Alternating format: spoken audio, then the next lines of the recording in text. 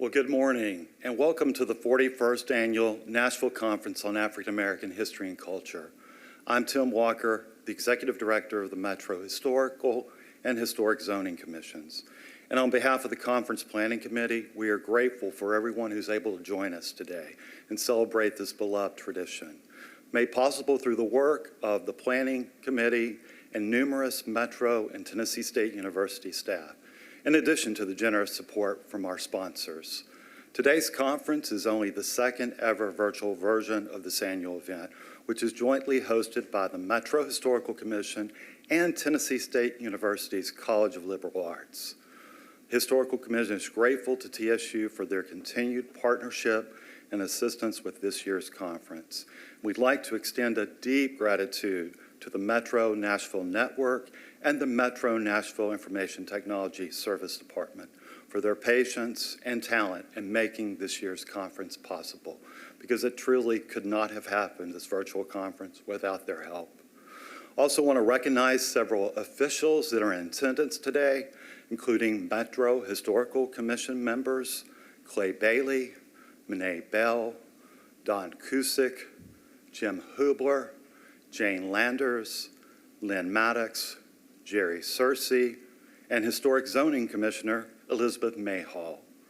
Also in attendance are Metro Nashville's Register of Deeds, Karen Y. Johnson, and former Executive Director of the Metro Historical Commission, Ann Roberts, and also joining us are Council members Angie Henderson and Freddie O'Connell. Thank you all for your support. It's much appreciated. Well, I'm happy to report on a couple of endeavors that the Historical Commission has been working on that recognizes the significant and myriad ways that African American men and women have contributed to Nashville's history and success. These projects have been completed since last year's conference or are currently underway. First of those is the Profiles book. Over the last year, staff has been working to update the book, Profiles of African Americans in Tennessee, its second edition, a compilation of 40 years worth of conference profiles and scholarship. In addition to incorporating over 20 years of new profiles, we also obtained new high-resolution historical images, created a bold new cover, and expanded the bibliography. A digital copy can be found on the new conference website, www.ncaahc.org, which is short for Nashville Conference African American History and Culture. The digital version of the book contains links to external scholarship and historical resources in the bibliography. And new images were sourced from a variety of public and private institutions as well as individuals. We want to extend special thanks to the National Public Library and Tennessee State University for providing many of these new images. Also in 2021, the Historical Commission approved several new historical markers recognizing the contributions of African Americans to Nashville and Davidson County history. These include markers for the history of Edge Hill, the Edge Hill community, John Robert Lewis, for which Fifth Avenue was renamed, Battle of Nashville U.S. colored troops, racial terror lynchings and the lynching of Samuel Smith, the Centennial Park swimming pool, Dr. Josie Wells, and the Blue Triangle YWCA. Also want to mention Metro Historical Commission Foundation's Nashville Sites Project, which was a session at last year's conference. The platform provides free, customizable, credibly curated, researched historical tours of Nashville. These tours were and are being developed through a partnership not only with our office, but Belmont University, MTSU, Vanderbilt, TSU, and Fisk University, with funding from Humanities Tennessee, the Tennessee Civil War National Heritage Area, and numerous private donors. Last month, Nashville Sites released its first driving tour, Jefferson Street. The tour takes you down one of our most important historically African-American residential and business corridors. I hope you go to nashvillesites.org to check out this new tour and other theme-based historical and cultural tours. And finally, I'm proud to share that in 2021, our office secured a grant from the National Park Service's African American Civil Rights Fund that will be used to develop important documentation surrounding Nashville's role in the civil rights movement.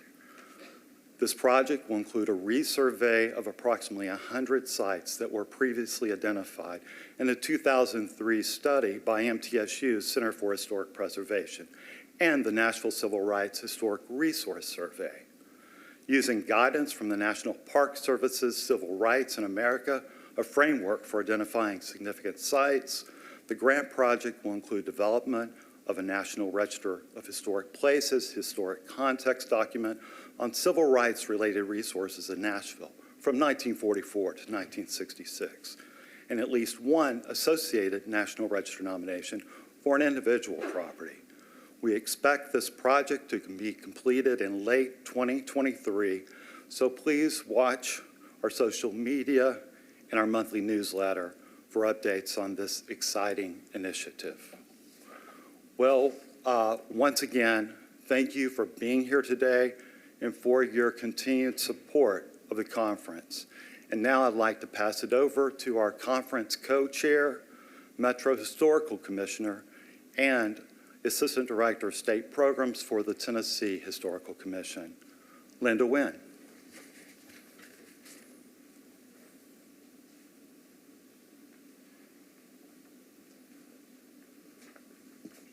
Thank you, Tim. And I'd like to welcome everyone to this virtual conference for the second year.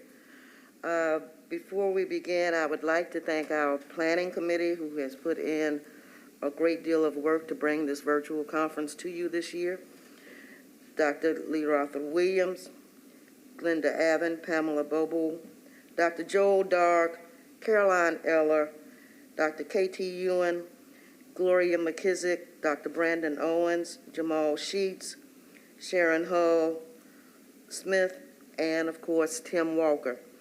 I also would like to say congratulations to committee member Gloria McKissick, who will not be here today, but she has received a Lifetime Achievement Award for building a stronger community. It is a presidential award from the Biden administration. Also, a scholarship will be named in her honor from the Committee of Edge Hill. I would like to thank the sponsors of this year's conference, the Metro Historical Commission Foundation, Spruce Street Baptist Church, TSU Friends of the Library, Friesen Foundation, and the Holy Trinity Episcopal Church. This year we have 6 new conference profiles for you. They are College Hill Neighborhood, Jackson Hicks Brown, Cassie Gardner Sr., Callie House, Minnie Lou Crossway, and the Morris Memorial Building.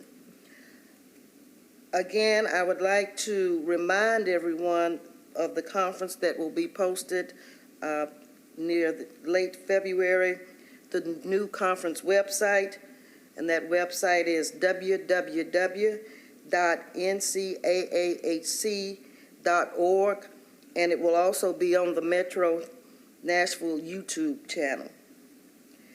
I would also like to take this point of personal privilege to thank my Tennessee Historical Commission colleagues in attendance, Rebecca Schmidt, Ellen Hurd, Holly Barnett, who is the new Deputy SHPO Assistant Director for Federal Programs, and Claudette Stager, who was the former Deputy SHPO and Assistant Director for Federal Programs, who recently retired.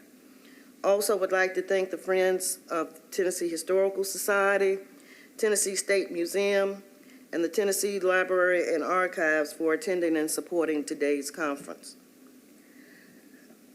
Just like the Metro Historical Commission, the Tennessee Historical Commission also erected several new markers in Nashville commemorating the African American history and heritage of the city and also the state. They include the Charles S. Johnson / Robert Parks Johnson at Johnson Hall on Fisk University's campus, John Robert Bradley, Mr. Baptist, Spruce Street Baptist Church, Walden College, the Montgomery County Negro Agricultural Fair / Pope Garrett Sr., Africana Town, headquarters of the USCT, and Clarksville Slave Market, all in Montgomery County, and State Representative John William Boyd, who was one of the early African-American legislators. We also have been very busy with our historic preservation grants and tax credit program. Some of those entities that received grants are Pickett Chapel, Wilson County Black Heritage Committee, Tabernacle Missionary Baptist Church window replacement, United Sons and Daughters Lodge, Bolivar in Fayette County, the McLemore House African American Heritage Society of Williamson County, and Dunbar Rosenwald School in Loudoun County. With the support and encouragement of the Tennessee Historical Commission, a historic redevelopment grant through EC, Economic and Community Development, was awarded to the Booker T Hotel in Humboldt, Tennessee. As far as tax credits are concerned, in 2020, the rehabilitation of the historic Calvin Johnson building was completed in Knoxville. Johnson was born enslaved and became a very prominent businessman in Knoxville, owning factories and commercial properties. The rehabilitated 1989 building in downtown Knoxville is the best remaining building associated with his life and career, and is now stylish apartments. The Tennessee Historical Commission continues to work with all of the state-owned sites, and we also continue to work with the Alex Haley Boyhood Home in Lauderdale County.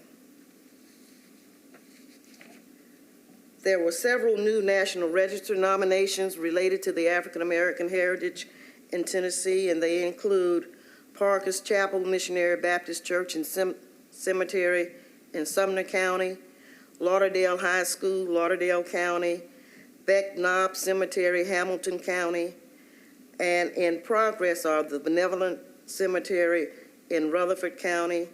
It was approved by the State Review Board just recently.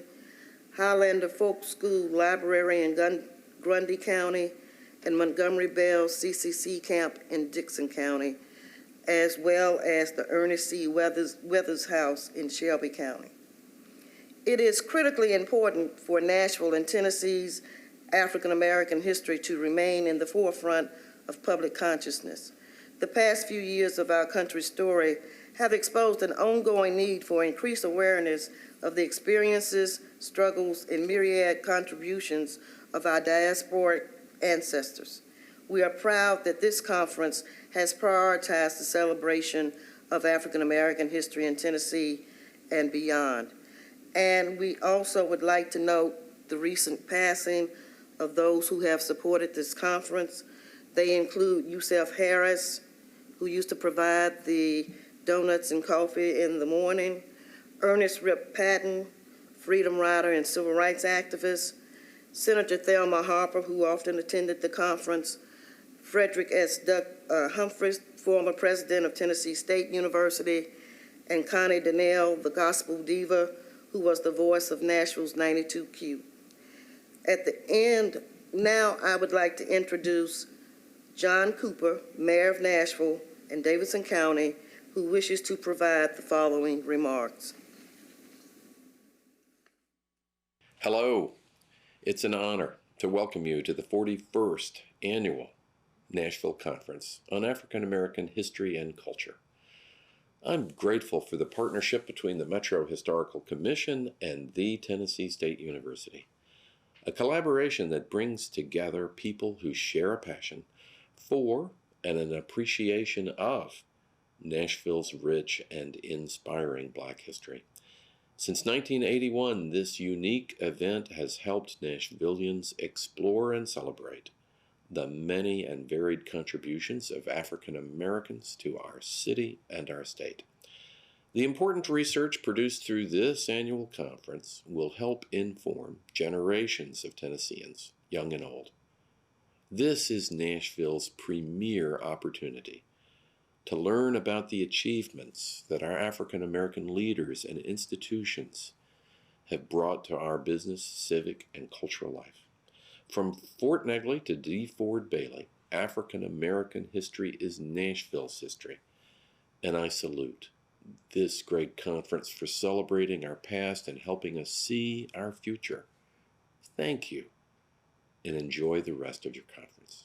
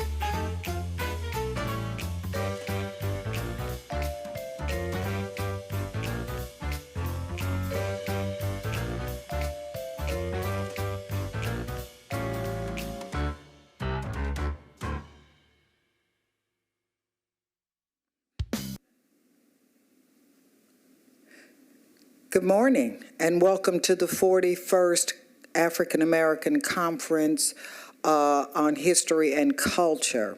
This is our 41st year. Our motto this year is Pioneers, Politics, and Preservation. All of our presenters today, as well as our profiles, are all centered around that theme. Again, pioneers, politics, and preservation. Our first session for today is presented by Dr. Earl Wright, who is a professor of sociology at Rhodes College in Memphis, Tennessee. He earned his bachelor's in history and master's in sociology from the University of Memphis. He earned his doctorate of sociology at the University of Nebraska, where he also founded a chapter of the Black Graduate School Association. During his career, he has served as faculty at Fisk University, Texas Southern University, the University of Cincinnati, and now Rhodes College, again in Memphis. He is the nation's leading authority on W.E.B. Du Bois and the Atlanta Sociological Laboratory. He is currently co-editor of the highly rated journal, Social Problems. Please enjoy his presentation today, which is entitled The Naked Truth and a Well-Dressed Lie, The Black and Southern Roots of America Sociology. Hello, I'm Dr. Earl Wright II, Professor of Sociology at Rhodes College in Memphis, Tennessee, and the title of my talk is A Well-Dressed Lie and the Naked Truth, The Black and Southern Roots of American Sociology.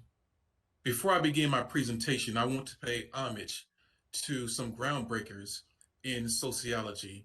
They were various African-American firsts who are rarely recognized for their contributions. First is James R.L. Diggs, the first Black American to take the PhD with a specialty in sociology, 1906 from Illinois Wesleyan University. The second person, Richard R. Wright Jr., no relation, the first Black American to take the PhD from a Department of Sociology, 1911, University of Pennsylvania. And last, but certainly not least, the first Black woman to take the PhD in sociology, Anna Julia Johnson. In sociology, we've been presented a well-dressed lie about who the significant contributors are to the field. These individuals have been exclusively identified as overwhelmingly white, overwhelmingly male, overwhelmingly heterosexual, and housed at elite institutions in the North and the Midwest. In an almost militaristic fashion, as graduate students, we were drilled to recount their accomplishments as if gospel. One such entity was the Chicago School of Sociology, guided by Robert Park and Ernest Burgess, that existed roughly between 1915 and 1930.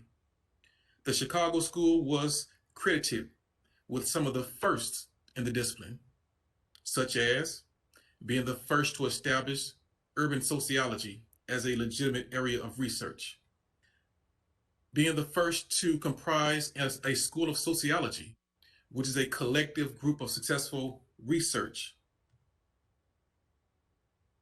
And lastly, the first to bring together in a fruitful way theory and research. Now, on some level, I knew as a graduate student that what I was experiencing and listening just did not feel right with me. It didn't sit well with me. I was uncomfortable with what I was learning. Then during class one day, as a master's degree student, I had a flashback to my childhood, and I figured it all out. As a child, I lived a great deal of my time with my grandmother. And in my grandmother's house, she had a bookshelf. And on this bookshelf, there appeared to be hundreds of books. In my child's eye, that is. In reality, there may have been about 10 or 15. 3 of those books stood out to me as a child in the late 1970s. The first, of course, no Southern household is complete without the King James Bible. That was a constant presence on that bookshelf. The next book, Roots by Alex Haley, and I was fascinated by this story of a kidnapped African being brought to North America and how his life story would be told generation after generation after generation. The only thing that prevented me from reading this book was the fact that the miniseries would be showing a few months later. So instead of taking months to read the book, I simply watched the film. But there was another book that stood out to me on my grandmother's bookshelf. It's a book written by a man with a funny name, with the word Negro in the title, and published in 1899. This book was called The Philadelphia Negro by W.E.B. Du Bois. What I realized soon after this epiphany and began to question is, why was this book ignored? Why is Du Bois's Philadelphia Negro not considered the first urban sociological study, since it was published in 1899, but the Chicago studies were published 20 years later? This began a lifelong interest in trying to uncover the accomplishments and contributions of Blacks to the discipline of sociology. And my journey would take me to several unexpected places. As sociology students, we are all taught about the accomplishments of William Graham Sumner, who taught the first course in sociology in the nation at Yale University in 1872. What is less known is that the first institution beyond Yale to fully embrace the teaching of sociology was the University of Arkansas. And even lesser known than that, First American School of Sociology, and one of the first to really engage in scientific sociology, occurred at the all-Black Atlanta University in Atlanta, Georgia. What is less known is that the first institution beyond Yale to fully embrace the teaching of sociology was the University of Arkansas. And even lesser known than that, First American School of Sociology, and one of the first to really engage in scientific sociology, occurred at the all-Black Atlanta University in Atlanta, Georgia. In my early explorations of the history of sociology, and also in trying to uncover this well-dressed lie that I was being told, I stumbled upon this area of research called sociology of the South. What is not taught in most sociology programs is that the was not first embraced by the elite institutions or the Midwest, but at schools like the University of Arkansas, at Emory University, and at Trinity College, now known as Duke University. And they embraced this idea called the sociology of the South. And according to Duncan and Duncan in 1934, the sociology of the South was a social philosophy that, in layman's terms, wanted to continue the pre-existing subordination of African Americans and formerly enslaved Africans. The question becomes, why was sociology first embraced in the Southern United States? In my recently released book, Jim Crow Sociology, The Black and Southern Roots of American Sociology, what I've come to find when examining the work of George Fitzhugh is that white sociologists wanted to establish or reestablish the racial order that existed during the years of Black enslavement.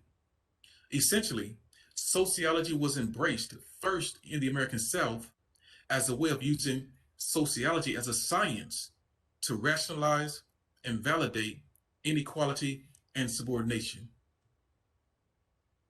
Two of the leading proponents are critical at this moment. One is George Fitzhugh, who wrote in a book, Sociology for the South, about the beneficial nature of slavery.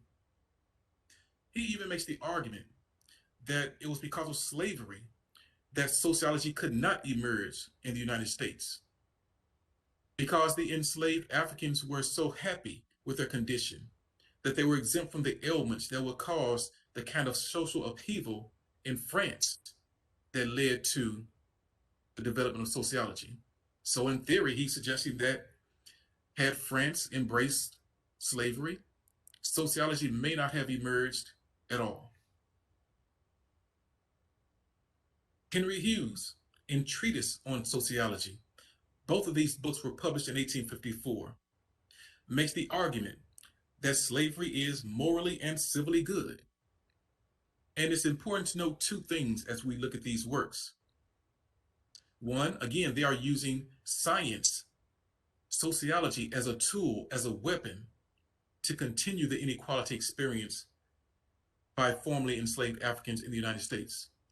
But second and most important, these books were used in university classrooms up until the early 1900s, the better part of 50 years.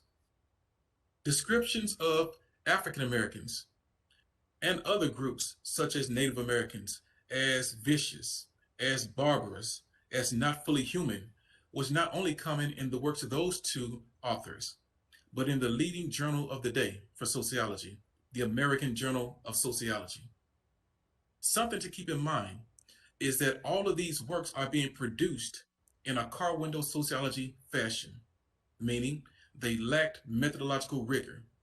There was very little to any science involved. Put in another way, many of these are simple academic musings. With the American Journal of Sociology being one of the leading proponents, one has a useful tool to compare their products with what Atlanta University and W.E.B. Du Bois were performing some years later that we will talk about in just a minute. Even the Chicago School of Sociology was not exempt from a lack of attention to methodological rigor. While they were lauded as the first American school of sociology, the first to embrace urban sociology, and many other accomplishments, Jennifer Platt argues that they gave very little attention to the methodology or how the data were collected, unlike their contemporaries at Atlanta University. Overall, when we look at the weaknesses of the first generation of American sociologists, three things come to light. One, they lacked methodological rigor. One, they were unscientific. And three, they embraced what we call scientific racism or racist theories and findings. After I came into an understanding of Du Bois's Philadelphia Negro and began to question why it was not listed as one of the first studies conducted in the United States, I wanted to find out why. What I ended up discovering is that there emerged, parallel with the development of mainstream white sociology, another type of sociology, Black sociology. Early Black sociologists, similar to sociology of the South scholars, viewed the emerging discipline as a tool and as a weapon, something they could use to push back against the atrocities they were experiencing, primarily at the hands of the nation's first domestic terrorist organization, the Ku Klux Klan. Unlike mainstream white sociologists, they used science. They were objective. They engaged in the empirical collection of data to support their positions. And by doing so, they are the ones who essentially created this discipline that we know as sociology. Black sociology is a theoretical perspective that developed from my interest and my research from three primary areas. One, the scholarship of W.E.B. Du Bois. Two, the Atlanta Sociological Laboratory and its research products. And thirdly, the works conducted by scholars at HBCUs, including Fisk University, Tuskegee, and Howard. The first criteria for Black sociology is that the research be conducted primarily, but not exclusively, by Black American scholars. And this is similar to Barbara Smith's standpoint theory, which suggests that you cannot conduct research or theory of a people if you are not of the people. Number two, that the research center the experiences of Black Americans. Prior to the research conducted by Black sociologists, the primary way of studying Black Americans was through a deficit perspective, which viewed them as a problem. The Black sociology lens seeks to instead look at how individuals are able to overcome their conditions, as opposed to being a problem. The third criteria for Black sociology is that the research be interdisciplinary, that you should not simply have sociology as the exclusive entity where data are collected and gathered. You should use history, political science, education, business, and other areas to gather data to help understand and improve the condition of Blacks in America. The fourth criteria for Black sociology is that the findings, whenever possible, be generalizable beyond Black Americans. The fifth criteria is that the findings, whenever possible, produce data that could have social policy implications. And what is ironic is that 100 years after Black sociologists began practicing Black sociology, this perspective is now embraced by mainstream sociologists. That is, that data should have social or public policy implications. When we look at the institutions that practiced Black sociology, three stand out: Atlanta University, Fisk University, and Tuskegee Institute. Sociology began at Atlanta University in 1895 by John Howard Hinks. And it's interesting, he was forced to teach around sociology. School administrators and local citizens understood the emancipatory power of this discipline in bringing facts and data to the arguments promoting equality. So frightened were they that they suggested that if anyone taught this liberatory discipline directly, they could be harmed. So sociology at Atlanta University was taught around, meaning from a non-deficit perspective, and through the use and not through the use of books promoting the inherent inferiority of Black Americans. But what is unique is that W.E.B. Du Bois in 1895 established the first American School of Sociology, the Atlanta Sociological Laboratory, and it ran from 1895 until 1917, and they made many substantial contributions to the discipline. Those contributions include the first study in religion in the United States, the first study of the family in the United States, and the first objective and scientific pushback against scientific racism, promoting the intellectual and biological inferiority of Black Americans. However, the most impressive and significant contribution of Du Bois and the Atlanta Sociological Laboratory were in research methods. And what were those methods?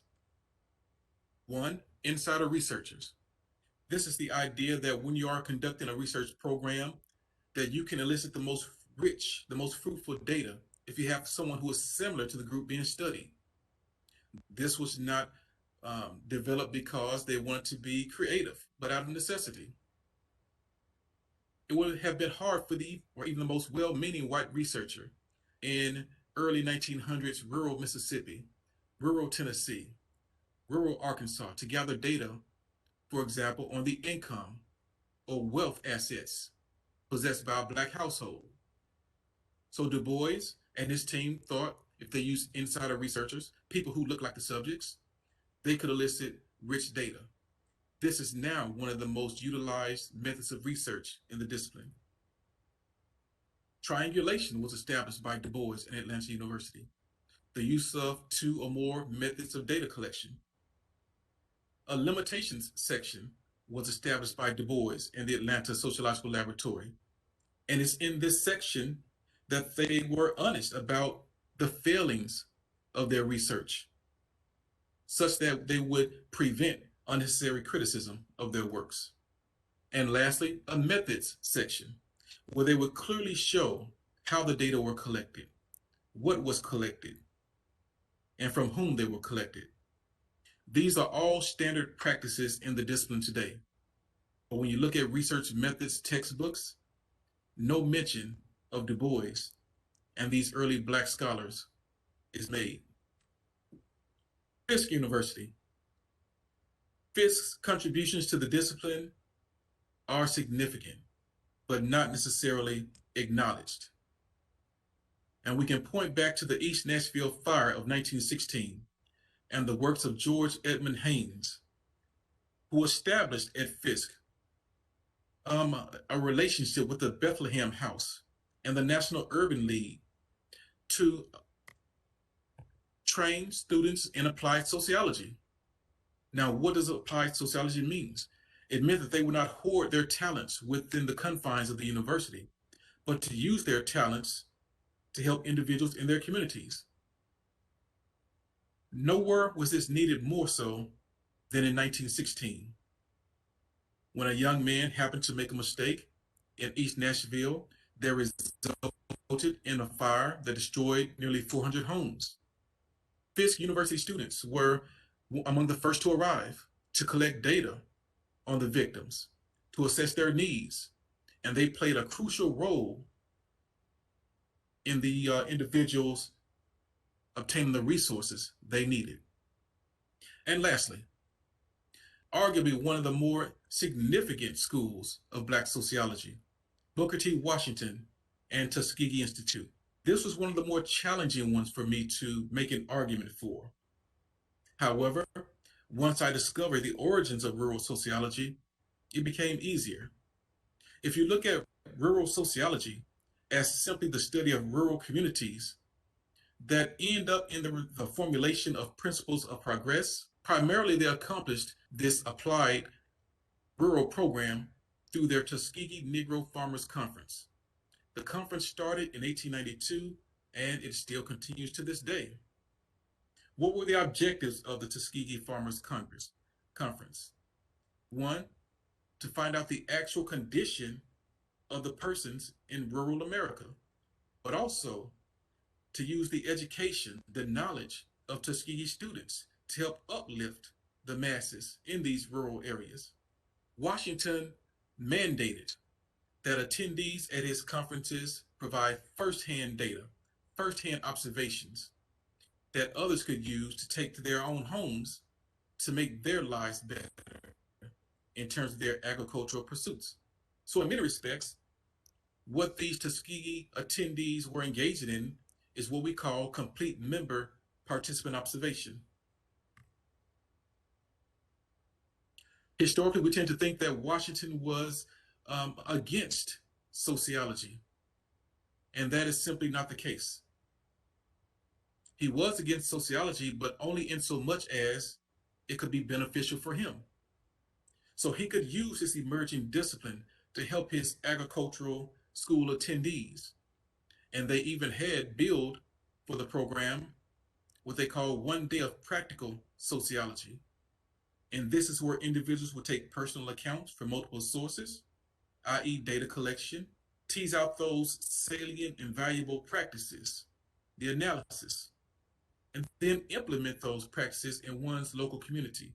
Some of the results they found led to the building of new schools, the shortening of school years, or in some cases, the lengthening of school days. Also, financial literacy was an important component of their 1 day of practical sociology. And of course, as with most things involving Booker T. Washington, he wanted to improve race relations. Washington recognized that not everyone would be able to attend the meetings. So they held community conferences throughout the United States to where they took the advancements that they had developed to far stretches of the United States, as far away as California to the west, Minnesota to the north, and New York State to the east. For persons living close to Tuskegee within walking or driving distance, they held short courses in agriculture that were free, where families could come together, could come to campus, and learn how to successfully become farmers. In what initially began as a class of 11 persons, at its height, they had almost 2,000 persons attending these courses. And again, seeking to be attentive to those who could not travel to Tuskegee, Washington created what he called a movable school.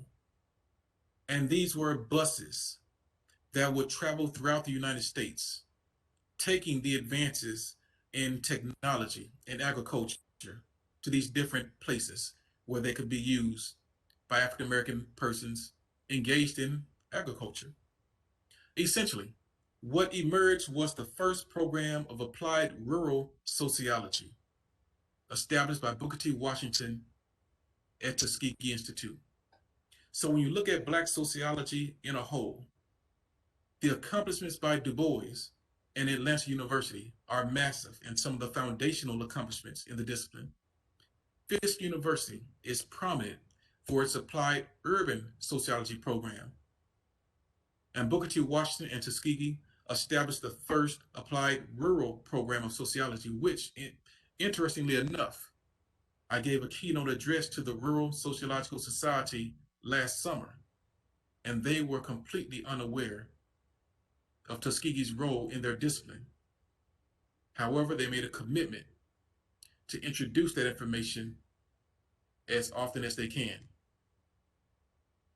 This all led me to write a final article titled Why Black People Tend to Shout. And I borrowed this title from a fellow Memphian, the late Ralph Wiley, sports columnist. And what he argues is that at a certain point, individuals become tired of gently or calmly speaking about their oppression. Sometimes in order to be heard, you need to shout. So I came up with 5 theories to explain why the works of these Black sociologists in Black schools have not been recognized. 1, academic obscurity. The idea that no one really knew of the research, they weren't aware of it. Well, when you consider the fact that Booker T. Washington never shied away from an opportunity to self-promote, this one is hard to explain. When you consider that Atlanta University kept records of who requested the monographs that they were publishing and to whom copies were sent, this argument is considered null and void. A second theory I use to try to explain the invisibility of Black sociology, the alleged ungeneralizable findings. Well, if you're looking at the research through the prism or the veil, as Du Bois says, of race, then you will not see that they are generalizable.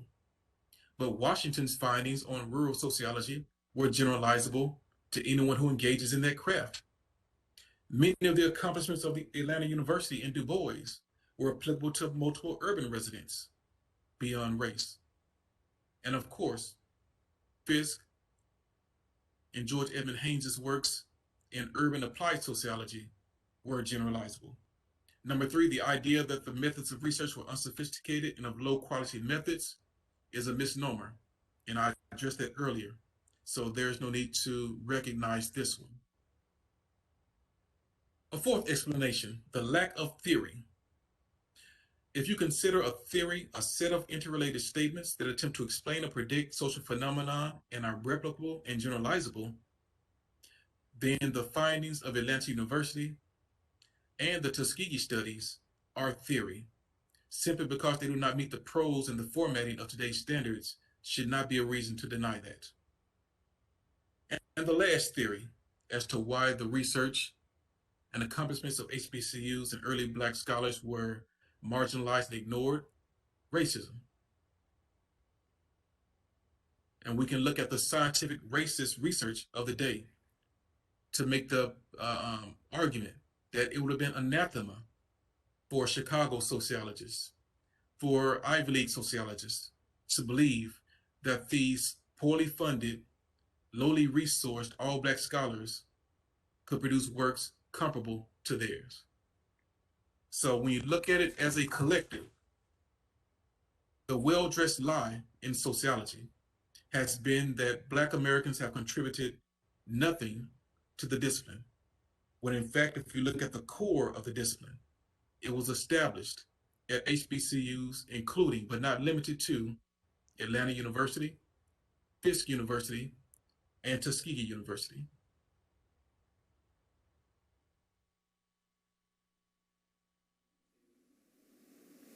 We thank Dr. Earl Wright for his presentation on the naked truth and a well-dressed lie, the Black and Southern roots of American sociology.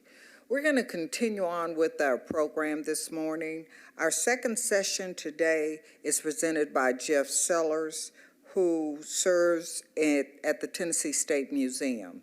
Mr. Sellers, for over 16 years, has worked in various capacities.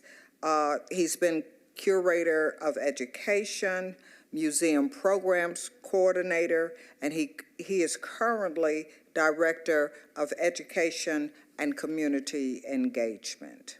He is the co-owner of Bearing Tree Learning, LLC, which is an educational publishing company that provides interactive floor maps to classroom. He is also owner of Echoes of Nashville Tours, LLC. He has been the recipient of many awards in Nashville and the Tennessee community. He holds a bachelor's in history, a master's in education, and a master's in history from Middle Tennessee State University. Continuing with our theme this morning, Pioneers, Politics, and Preservation, Mr. Sellers will present for us African Americans at Nashville City Cemetery, after which we will take a short break. Hello, and thank you for having me today to this wonderful conference. It's such a treasure for the Nashville history community to come, and I'm very grateful to be here today. My name is Jeff Sellers. For the purpose of this presentation, I am this year's president of the Nashville City Cemetery Association, and it's my pleasure to get to bring to you a presentation on African Americans at the Nashville City Cemetery, a burial ground for all. The Nashville City Cemetery this year is a very important year. It celebrates 200 years. On January 1st, 1822, the city cemetery opened. It was purchased, the land for the cemetery was purchased by the city of Nashville in 1820 as a public burial ground for all. And this was the case throughout its 200 years. This year, 2022, we celebrate that 200th anniversary. And so lots of things will be happening. We encourage you to join us as we commemorate the 200th anniversary of the city cemetery. It's important also to know that this is the final resting place for Nashvillians, as I said, of all backgrounds, black and white, rich and poor, famous, infamous, and even different religious beliefs. This is a cemetery that you will find that people are buried all together within these grounds. The Nashville City Cemetery Association, our mission is to protect, preserve, restore, and raise public awareness of the cemetery and those that are interred there. You can visit us at the NashvilleCityCemetery.org. We encourage you to do that, and if nothing else that you get from this presentation, we would like for you to join us and join our dedicated volunteers to help preserve Nashville history. Over the last 15 to 20 years, the City Cemetery Association has really dedicated its mission in that preservation effort to restoring and researching and memorializing those lives of the African American community that are buried at City Cemetery.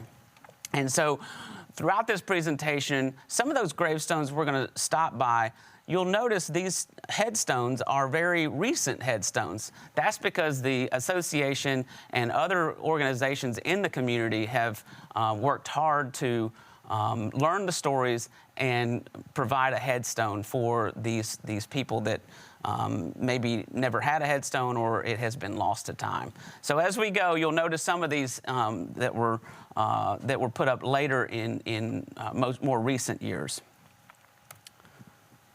Let's look at the GIS map of City Cemetery that was done in 2005. This is a really cool map. You'll see all the kind of pink highlights all around. Middle Tennessee State University's Geosciences Division in 2005, along with supported and funded by the Metro Historical Commission, marked every gravesite, known gravesite, with GIS. And as you'll notice, the map of this, the cemetery is sort of separated into different quadrants, different sections, and some are a little bit more, let's say, populated than others. And what I wanted you to notice down at the bottom is sections 24, 23, 30, and 31. You'll see that that's more sparsely kind of populated there. That area was known as the, quote, Negro lot of the city cemetery. So when that had been the traditional burial ground for African American interments here. You'll notice that it is not as sparsely populated, but that it is has less headstones and less markings there. That's largely because there is very few. Many unknown graves in that area. We don't quite know all of those. Those are unmarked graves. So there's a lot of work yet to be done here. I want to give us a quick quote from Carol Kaplan, as she, has been such a force with the NCCA board and as well as a historian for us. She says, right from the beginning, we wanted to show this cemetery is not just a burial site for the rich, famous, and white. We felt it was our job to bring them, meaning African Americans, back and let people know about them. And so she and others have really dedicated their work to making that happen. Of the 20,000 interments at City Cemetery, over 6,000 are African Americans. Which is a very large percentage of our interments are there. Roughly 2,000 of those interments are infant burials. It's important to know that both enslaved and free black Nashvillians are buried in the city cemetery. You'll learn a little bit about those when we start to look at some of the profiles that we talk about here. And then, as I said earlier, the Negro lot was segregated down to the southern portion of the cemetery in lots 23, 24, and 30 and 31.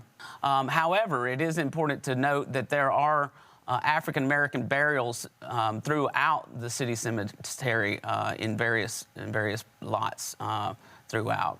So, having said that, let's take a quick tour of the African American story at City Cemetery. And what we'll do is we'll just do a quick profile of some of those names that have been buried there, and really kind of try to talk about and amplify, as I said earlier, their lives.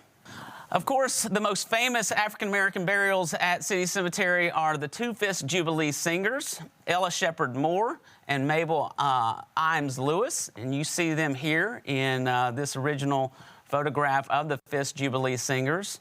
Miss Moore was the pianist for the Fisk Jubilee singers, and she was enslaved in Davidson County here in Nashville for the better part of her childhood, from 1851 until her father, Shepherd Moore, bought her freedom. He secured his freedom, and then he bought her freedom. And in 1856, they left Nashville and went to Cincinnati due to the racial unrest of that time. She will spend her time in Cincinnati during the Civil War. She was fortunate enough to learn the piano and have lessons on that. And she comes back to Nashville after the Civil War in 1866 and enrolls in Fisk, the free colored school at Fisk, there in 1868. By 1871, she joins with George White to found the Fisk Jubilee Singers.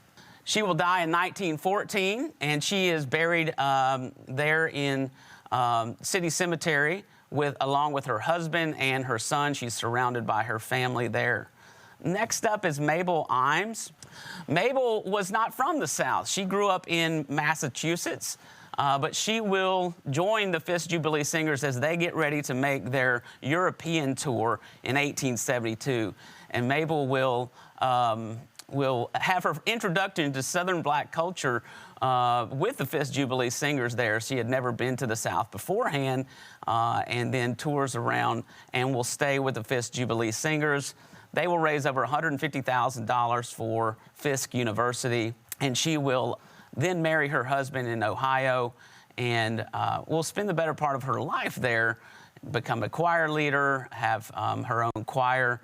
And when she passes away in 1935, she is buried here at City Cemetery in the Fisk lot, the lot owned by Fisk University, and she is given the honor of being buried there in the Fisk University lot. This is her headstone that you see.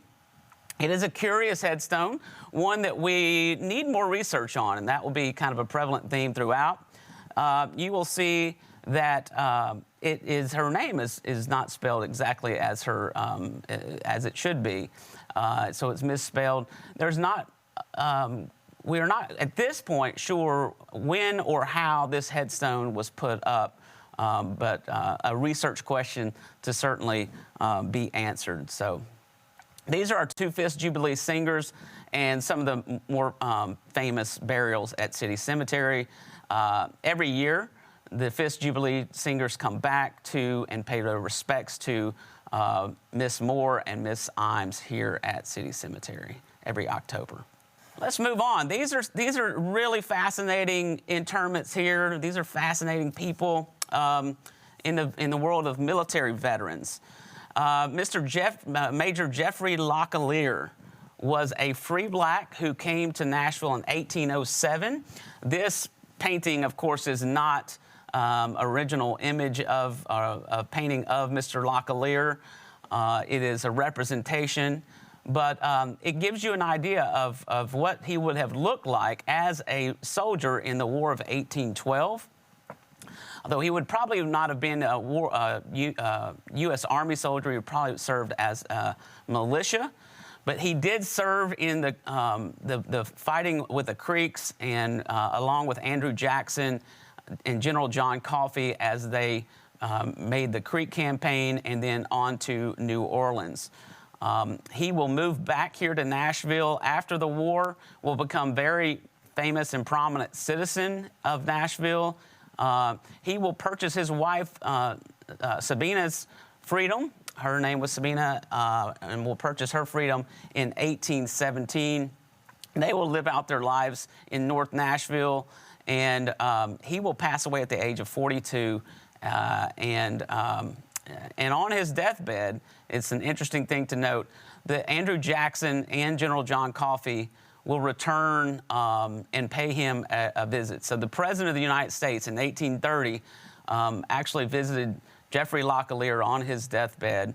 The newspapers of the era gave him just a resounding obituary of what kind of citizen he was. And as you see, this headstone has been marked and placed as a part of that City Cemetery Association's remarking and memorializing the headstone project. Next up is another wonderful story. This story is very fresh and new and newly researched, and I want to thank Tina Jones, who has done so much with the USCT efforts of Middle Tennessee and has a fascinating blog, and you can see more about this person's life here than I could ever share at this time. But Corporal Abraham McGavick was enslaved by the McGavick family. He was born in 1842. At the age of 4, he was sold away from his family. At the age of 19 to 21, he will enter service during the Civil War and join up with the 14th USCT. He will serve in Alabama. He will move back up here in December of 1864 for the Battle of Nashville. And he has this wonderful relationship with his mother, who he was sold away from as a young age. Somehow, they both knew how to read and write and actually corresponded with each other during the war. The 14th will serve proudly in the Battle of Nashville and will pursue the Confederate Army south towards Alabama. It is in that pursuit that Corporal McGavick will be wounded in the shoulder, and that wound will actually cause his death in 1868, and he is buried at City Cemetery. His mother wanted him buried, in her pension file, said that he would be buried at Mount Ararat, but for some reason, for some unknown reason, we have his interment at City Cemetery rather than Mount Ararat. I'm going to go through these next ones fairly quickly. The family of Reverend Nelson Mary of the First Baptist Church fame. Reverend Mary was one of the most successful, if not the most successful minister, African-American minister in the 19th century, was minister of what is now First Baptist Church, Capitol Hill. When he passed away in 1884, Reverend Mary was buried in City Cemetery until the folks from his church had him moved to Mount Ararat. However, his family still remains at City Cemetery, and you'll notice another one of those stones there. Let's look over to the right side now, and you'll see some more new stones there for old interments. These are the 3 enslaved individuals that were enslaved by the Polk family. That is James K. Polk and President James K. Polk. Elias and Mary were husband and wife. Elias served with the Polk family all the way to the White House, and his major claim to fame was that he had shaken the hand of John Quincy, every president from John Quincy Adams all the way to Grover Cleveland. It's kind of interesting. After the Civil War, Elias took kind of the what he had been trained on, what he had seen over the years through politics, through the Polks, and he will actually become a politician after the war. When he gains his freedom, he will become a politician and actually comes pretty close to serving in the General Assembly of the state of Tennessee. He will pass away and be buried here at City Cemetery in the 1880s. His wife, Mary, who was 40 years younger than him, will live 2 more years, and then she will also pass away and be buried at City Cemetery. The other stone you see on the far right is Matilda Polk. Matilda Polk probably has the claim of the longest lived person interred at City Cemetery. She lived a remarkable 110 years and was enslaved by the Polk family as well.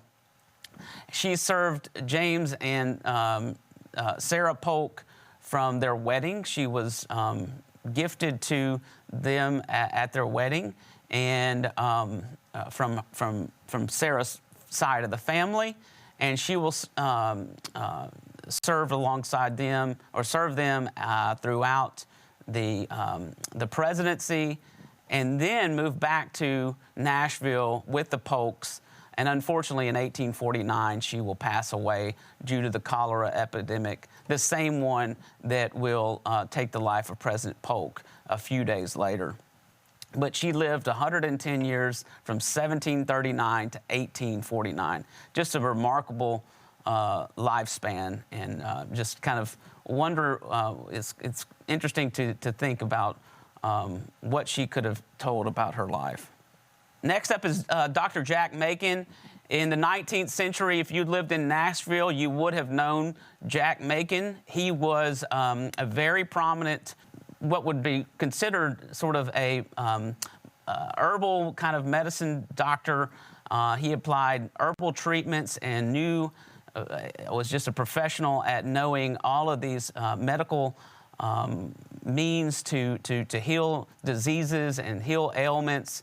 And although he could not officially practice as a doctor, many people, both white and black, went to Dr. Jack for their treatments. He will earn his freedom. He will gain his freedom. He will purchase his freedom in the 1850s. And as state law required, he would have to leave the state of Tennessee. However, many people that went to Jack Macon petitioned for him to be allowed to stay, and he was granted that petition and allowed to stay here in Nashville. He will die in 1860 and be buried at City Cemetery. Last but certainly not least is probably, and most people probably watching this know the story of Sally Thomas. She's probably the most famous of the enslaved individuals at City Cemetery. Sally, I won't go into all of her history, but is well documented in John Hope Franklin's book, but will secure the freedom of her 3 sons, and will work hard to do that as sort of in a quasi-slave style existence in Nashville. She is a laundress, and she will secure her son's freedom. Unfortunately, she will pass away in 1850 to another cholera epidemic and is buried at City Cemetery. This is, again, another tombstone that was erected in, I believe, 2009.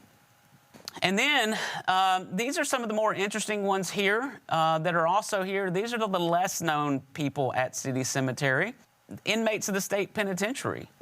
Many people, we have governors, we have mayors, there are all kinds of wealthy individuals, slaveholders, enslaved. But what we don't realize is that actual inmates of the state penitentiary were also buried here at City Cemetery.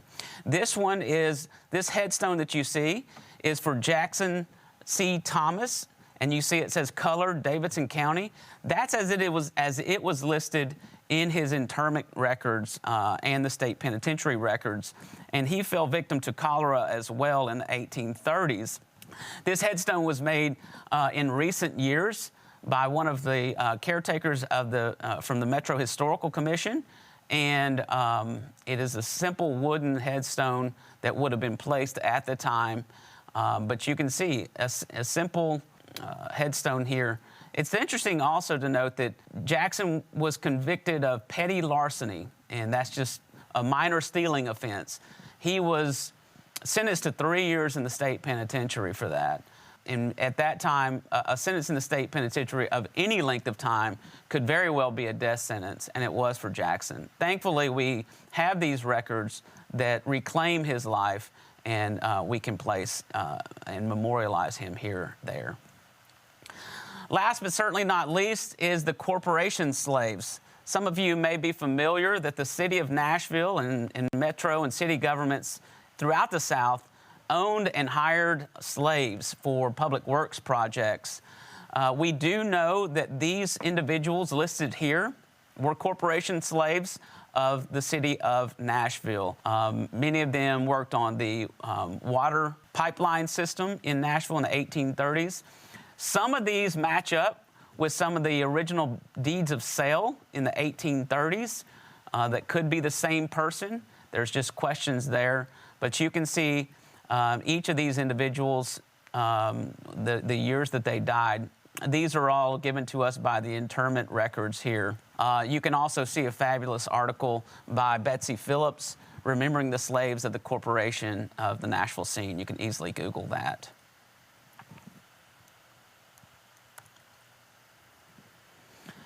You know, throughout the presentation, we've looked at the individual lives of African Americans, those that were famous, those maybe that were not famous, and those that have been lost to time, that we are trying to reclaim their stories at Nashville City Cemetery. And we invite you, as a part of this presentation, to please join us. If you are an active member of this community, which if you're watching this, that means that you are, and that you love history, you love African American history, please, we encourage you to come join us, walk alongside us in this project to reclaim these lives, to memorialize these lives, and to promote Nashville history here. Help us celebrate our 200th anniversary. We encourage you to go to our website and follow us on Facebook and Instagram. If you have any questions, you can email us here at Nashville City Cemetery assoc@gmail.com, or you can feel free to email me directly, and I'll be happy to connect you and get you involved in the Nashville City Cemetery Association.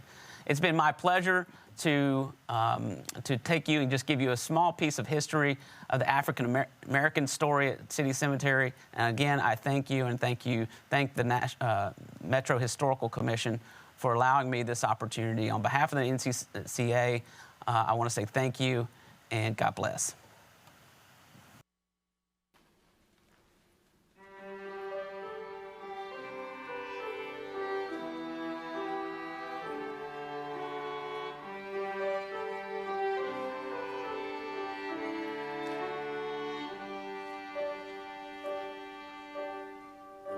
Search through the gloom, you couldn't see me, I couldn't see you, a heavy darkness filled the room. No, I couldn't see you, but still I knew that you were there, and you felt me too. Your song is in mine.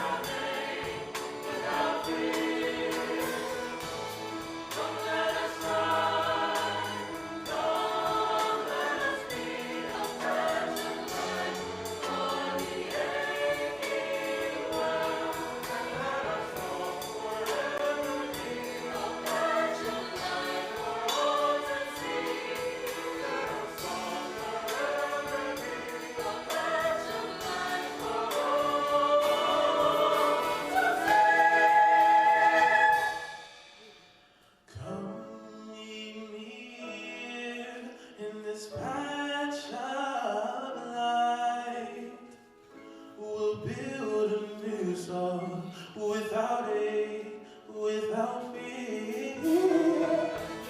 Come let us try, come let us be a patch of light for the aching world. And let our song forever be a patch of light for all to see.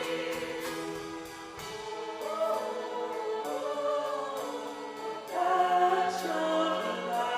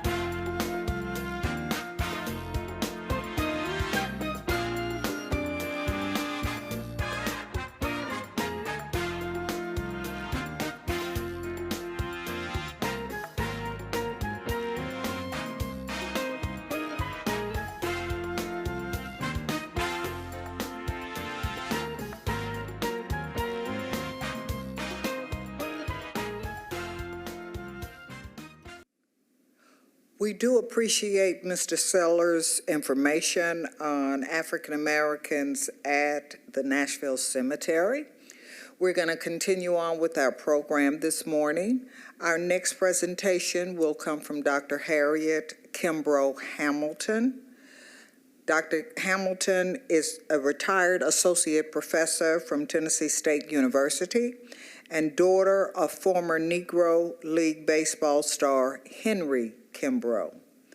She is a native of Nashville. She graduated with a bachelor's degree in health and physical science from Fisk University, a master's in sports administration from Florida State University, and a doctorate in sports and recreational management from Temple University. In 2015, she published her first book called Daddy's Scrapbook, Henry Kimbrough of the Negro Baseball League, A Daughter's Perspective. In 2020, Dr. Hamilton published her second book with her son Patrick Hamilton called Home Plate, Henry Kimbrough and Other Negro Leaguers of Nashville, Tennessee. This book was donated to every Nashville public middle and high school library by the Nashville Sounds Baseball Organization. Dr. Kimbrough Hamilton's latest Negro League project is to have Negro League team owner Tom Wilson voted into the Tennessee Sports Hall of Fame for the class of 2022. Here now is her presentation, The Legacy of the Negro Leagues in Nashville, Tennessee, and the contributions of Tom Wilson. Hello, everyone. My name is Dr. Harriet Kimbrough Hamilton, and I am the daughter of Negro League player Henry Kimbrough. And it is my pleasure to present the legacy of the Negro Leagues in Nashville, Tennessee, and the contributions of Tom Wilson. Before we begin our story in Nashville, we must go to the late 1800s, where professional baseball was integrated with players like Moses Fleetwood Walker, Bud Fowler, George Stovey, Weldy Walker, who was Fleetwood's brother, and Frank Grant, and so many others. But a recent note, Bud Fowler last week was voted into the National Baseball Hall of Fame. And that is because there have been a lot of controversy about who was actually the first player. We have always known, and the historical records have always pointed to Moses Fleetwood Walker. But there are now evidence that points to Bud Fowler, which is also very exciting. So congrats to his family for this accomplishment and Major League Baseball getting it right. So during this era, the late 1800s, the gentleman's agreement was formed. And this was an agreement between the owners and the players to eliminate, to ban, to deny men of color entrance into teams. And it worked. By the late 1800s, around 1897, I think, there were no African Americans, men of color, playing professional baseball. A Black man would not play in white baseball until Jackie Robinson, who played for the Brooklyn Dodgers in 1947. So that sets up our story because in 1920, a door opened. 4 Black players when Rube Foster, known as the father of the Negro Leagues, organized the Negro League, the first Negro League called the Negro National League. And in this league, teams and cities were represented in Annapolis, Chicago, Kansas City, St. Louis, Dayton, Ohio. Eventually, the Memphis Red Sox would also be a part of this league. And of course, eventually other teams joined as the league grew. Foster laid the foundation for the Negro Leagues, and it really flourished because not only did this league flourish for a time, there were other leagues that flourished, and we'll talk about some of them, particularly the one in the South. And you see a picture of that meeting that occurred February 13, 1920. These were the founding businessmen who owned the teams from the cities mentioned before.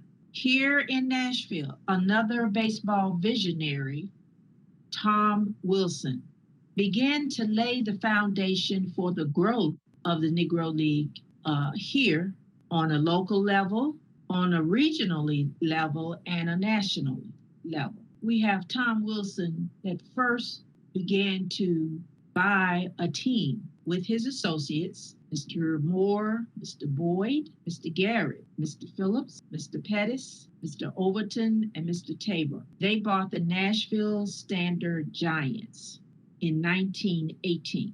And the team's name would soon be changed to the Nashville Elite Giants.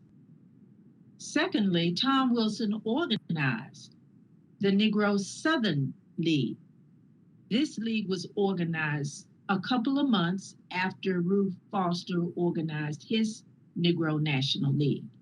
And Nashville Elite Giants was a very strong competitive team. They won titles in 1921, 1922, 1929, and 1932. And cities that were represented were Montgomery, Alabama, Chattanooga, Jacksonville, Knoxville, New Orleans, Pensacola, Atlanta, Birmingham, and later Memphis would join this league also. Mr. Wilson served as the president of the league, 1929, 1936, and 1937. The next thing that Tom Wilson did with the Nashville Elite Giants organization growing in popularity and traveling in the Negro Southern League, he built the first Black-owned park in the South. There is an historical marker on 2nd Avenue here in Nashville. The park was located several Well, let's say about a half a mile from the historical marker. They're in South Nashville, in the Black community of South Nashville. And the park served as spring training grounds for not only the Nashville Eli Giants, but for teams traveling through the South or coming into the South or leaving the South. So you had white teams also that came for spring training there. And it is on record that Babe Ruth, Lou Gehrig, and Roy Campanella came and played or trained in Tom Wilson's park. And what the park did was it was a social event, especially on Sunday for Sunday games. The African American community after church would come and see a great game. And there was also events that went along in the community during that time. So it infused financially the growth of South Nashville during that era. So we have the advertisement posters that showed and also let the community know who was coming to town to play. Here you have the New York Cubans coming to play the Nashville Eli Giants. Another team, the Pittsburgh Crawfords, in which Satchel Paige, this was Satchel Paige's team, coming to play the Eli Giants. But being a very shrewd businessman, Tom Wilson was looking for a bigger and better market. And he moved the Nashville Eli Giants from Nashville. In 1935, they moved to Columbus, Ohio. In 1936, they moved to Washington, D.C. And finally, they found a bigger and better market in Baltimore. And so they stayed there from 1933 to 1950, which is the longest running home field that they had. They played in the very, very strong Negro National League. This was the second Negro National League that was revived from Rube Foster's first organized Negro National League. And the Eli Giants won league titles in 1939 and 1949. And you, of course, have heard of the Pittsburgh Crawfords, the Philadelphia Stars, the Washington Homestead Graves, which was Josh Gibson's team, Newark Eagles, this is where Monty Irvin played, New York Black Yankees, and the New York Cubans. And although the Eli Giants played in Baltimore, their home base was always Nashville. Tom Wilson's team came to play to train spring training here. They played several games here in Nashville at the Sofodale when Tom Wilson demolished his stadium, but this was always home base. Now, Tom Wilson made several contributions to the Negro National League. First, he financed the first East-West All-Star game that was played in Comiskey Park in Chicago. And by this picture, you can tell that it was attended quite well. They had attendance up to 50, 60, 70, 80,000 attendees there. It was a very, very popular event that occurred in Chicago. And here you have a picture of all the teams, including the Eli Giants, teams from the South, the Pittsburgh Crawfords, and these were the All-Stars that were chosen. And this was 1936, I believe, I'm not sure. Here in Nashville, Tom Wilson became a promoter of various entertainment. when he demolished Tom Wilson's Park, he built the Paradise Ballroom. And here in the ballroom, there were several events that occurred. He promoted boxing. And here you see an article that talks about a boxing match that occurred in Nashville, March 28th. The center picture shows you a couple that is going to a social event at the Paradise Ballroom. And the third picture give you a look at the entertainment that came. Louis Armstrong, the Ink Spots, also Sarah Vaughan came to the Paradise Ballroom.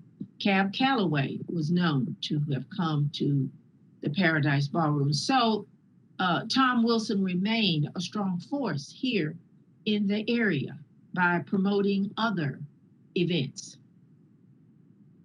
Here we have a rare video of the Baltimore Elite Giants playing against the Philadelphia Stars.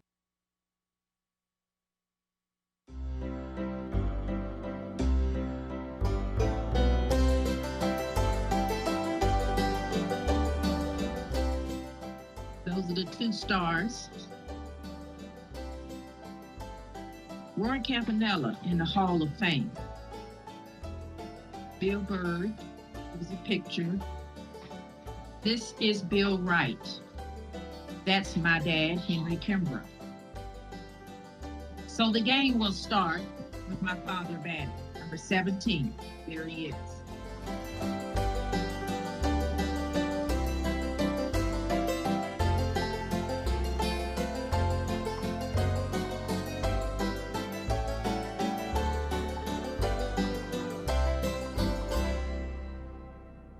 I always find that very amazing. It's like going back in time, so neat. I love watching that video. So we will talk about the other teams that filled the void after the Elites left Nashville. You had the Nashville Black Vols that was established in 1936, and that team later became known as the Nashville Cubs. And the team was owned by Dr. R.B. Jackson, and the team played in the Negro Southern League. Now, Dr. Jackson served as the president of the league in 1932, 1945, 1946, 1948 through 1950. And that picture is one of the players, Jim Zapp. I was fortunate to be able to interview Jim Zapp, and we became very good friends. And Mr. Zapp was known as one of the big-time home run hitters. He not only played with the Baltimore Elite Giants and the Cubs, he also played with the Birmingham Black Barons and went on to play in the minor league after Jackie Robinson broke the color barrier. Another team that played in Nashville and was part of the Negro Southern League was the Nashville Stars. And this is a picture of some of their players. Of course, when Jackie Robinson broke the color line, it was the beginning of the end for the Negro League. The fans was very much occupied with Jackie's progress in Major League Baseball, and attendance dropped, and eventually the leagues folded and the teams folded also. I would like to bring attention to some of the Nashville notable native sons that distinguished themselves as players in the Negro League. First, we have Norman Turkey Stearns, who is the only native Tennessean that's in the National Baseball Hall of Fame in Cooperstown.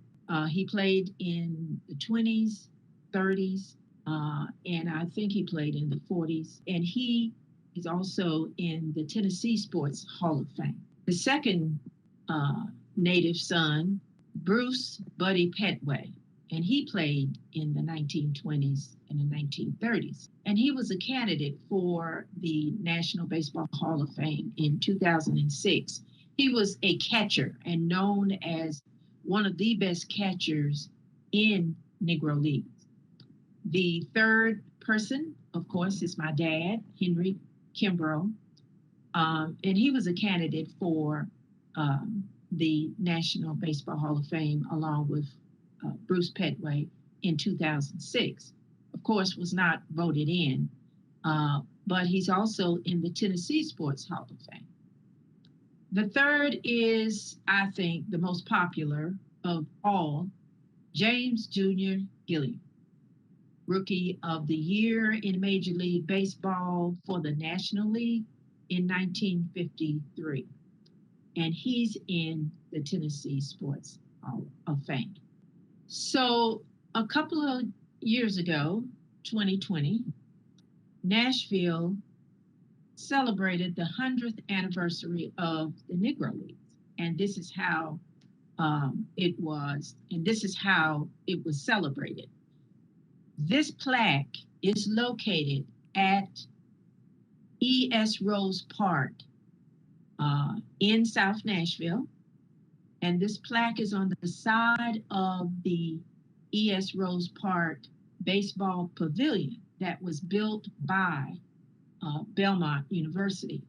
And it was Belmont, along with Nashville Metro Councilman and others in the city, that collaborated to have this plaque unveiled. And it's a beautiful plaque.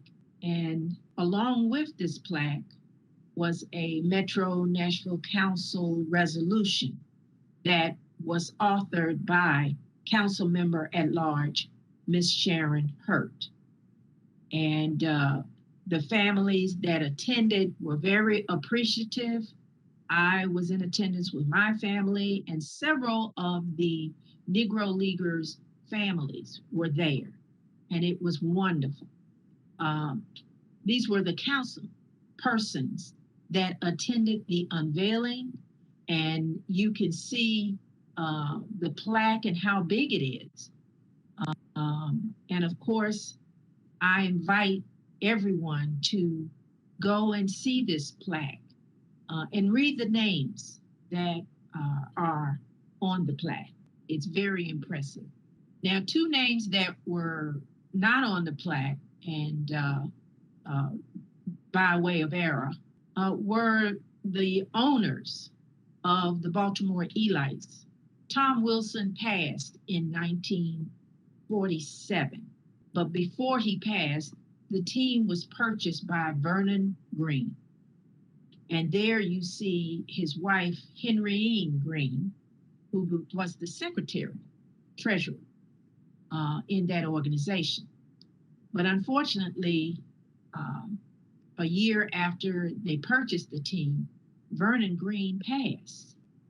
And the team was then in the hands of Miss Henrienne Green.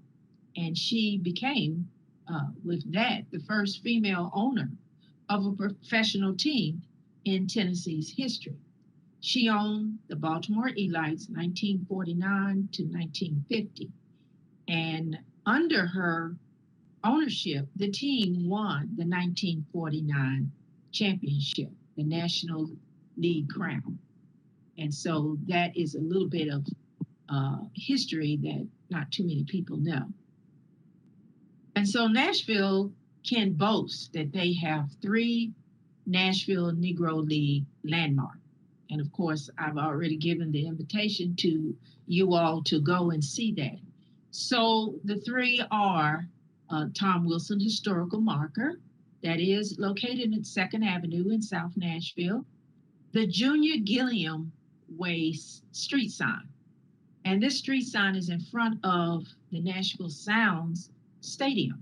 And that's my niece with her dog Blossom to show you where it is located. And the third, of course, is the Negro League plaque. And that's my son that is in front of that. I like to claim that the 4th Negro League landmark is the First Horizon Park.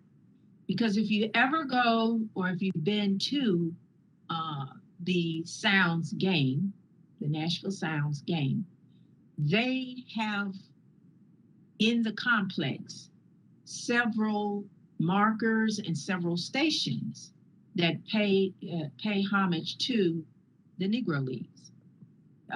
The first, you will see a Tom Wilson picture, and it will explain who Tom Wilson is and his contribution to the Negro League. Here you have the Nashville Elite Giant picture, very big picture in the complex. And there are also pictures of Turkey Stearns, Butch McCord, and of course, Junior Gilliam. So it's like a walk into a museum when you go to the park. It is a very good, information, is very good information of the Negro League and the past, and the Negro Leagues here in Nashville. The Sounds also donated copies of my second book, which is called Home Plate, Henry Kimbrough, and the Other Negro Leaguers from Nashville, Tennessee. And the book is a very basic book that introduces you to those Negro Leaguers, because the first book I wrote, it was about my dad. But the second book, you are basically introduced to all of them whose names are on that plaque, along with the Greens. And so I was very appreciative of the Nashville Sounds, who contributed the books to all of the middle and high school libraries in the Nashville public school system. So I am doing this presentation in memory of those Negro Leaguers, and I would like to introduce you to some of them, starting from the left, my friend Jim Zapp. Next, Ed Derrick, who is a pitcher. Doc Dennis, who was known as one of the best golfers in Nashville. Sidney Bunch. Ed Martin, who was a coach at Tennessee State and Vanderbilt University. He played for the Philadelphia Stars and was a pitcher, and not too many people know about Ed Martin's background. William Sue Bridgeford, who was an owner. He was the last owner of the Elite Giants. Elliot Coleman, Taylor Smith, Daniel Black, Clinton Butch McCord, Henry Kimbrough, and seated in front of them all, James Abernathy. So I thank you very much for being here and sharing the story of the Negro Leagues in Nashville, the history, their future, being on display at the Nashville Sounds organization, and their past being on display.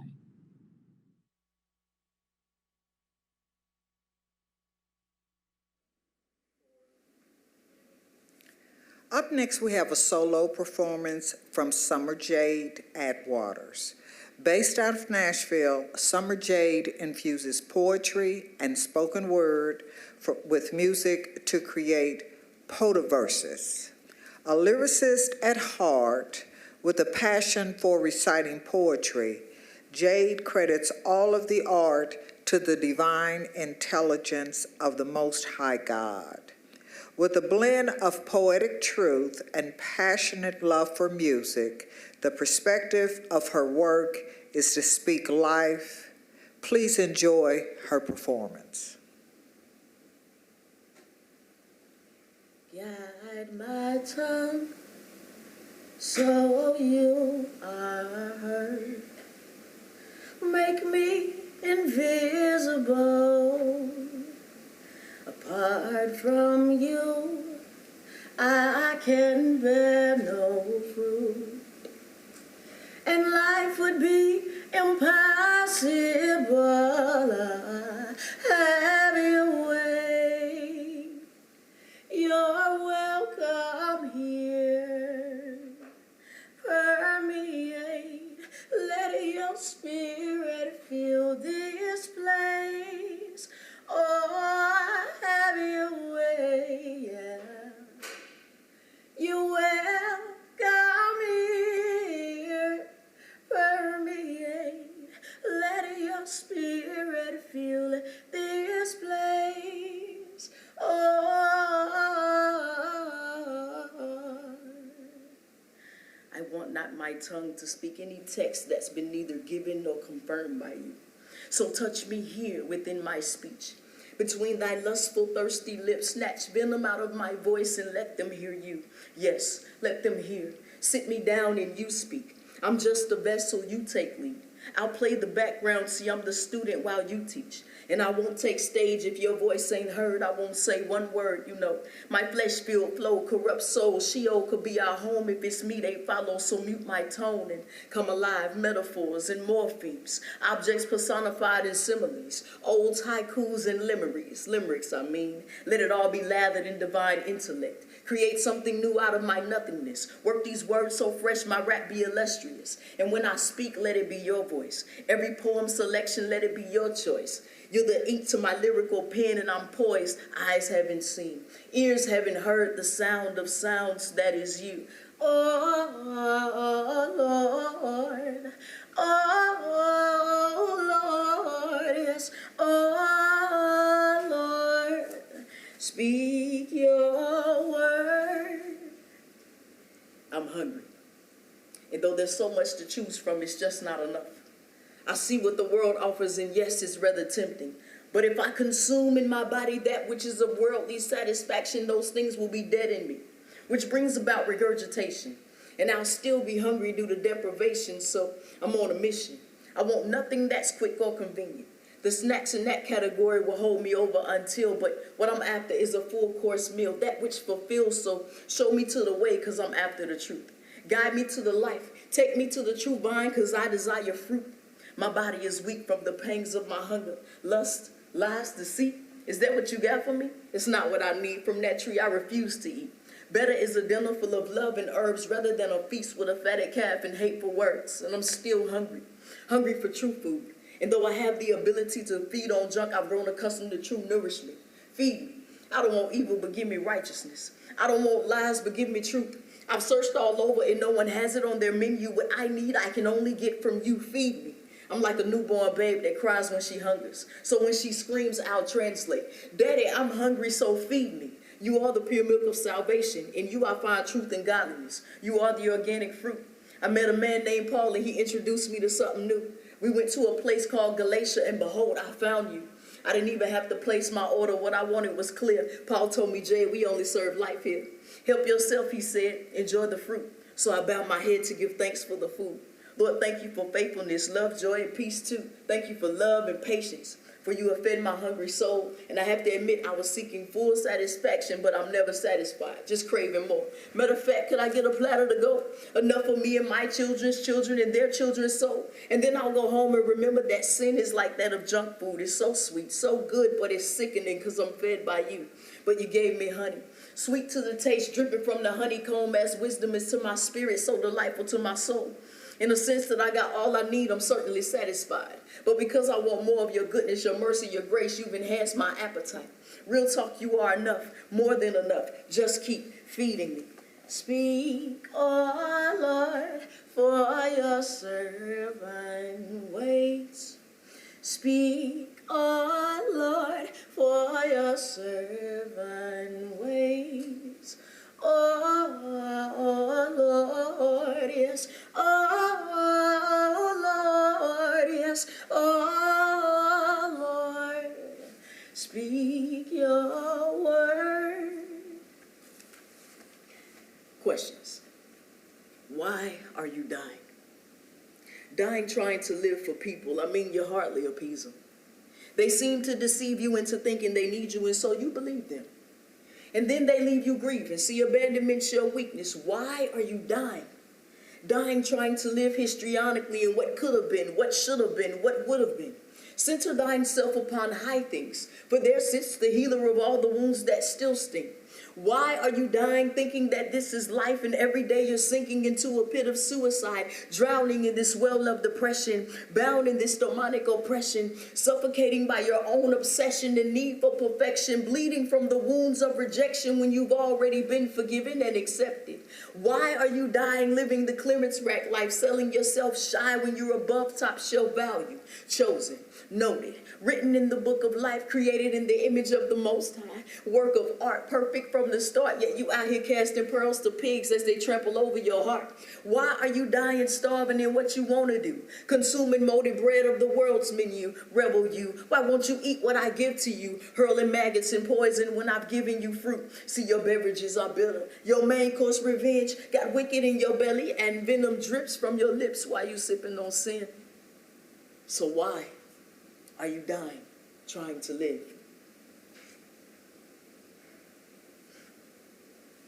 Do you mind if I give you love? Not just any love.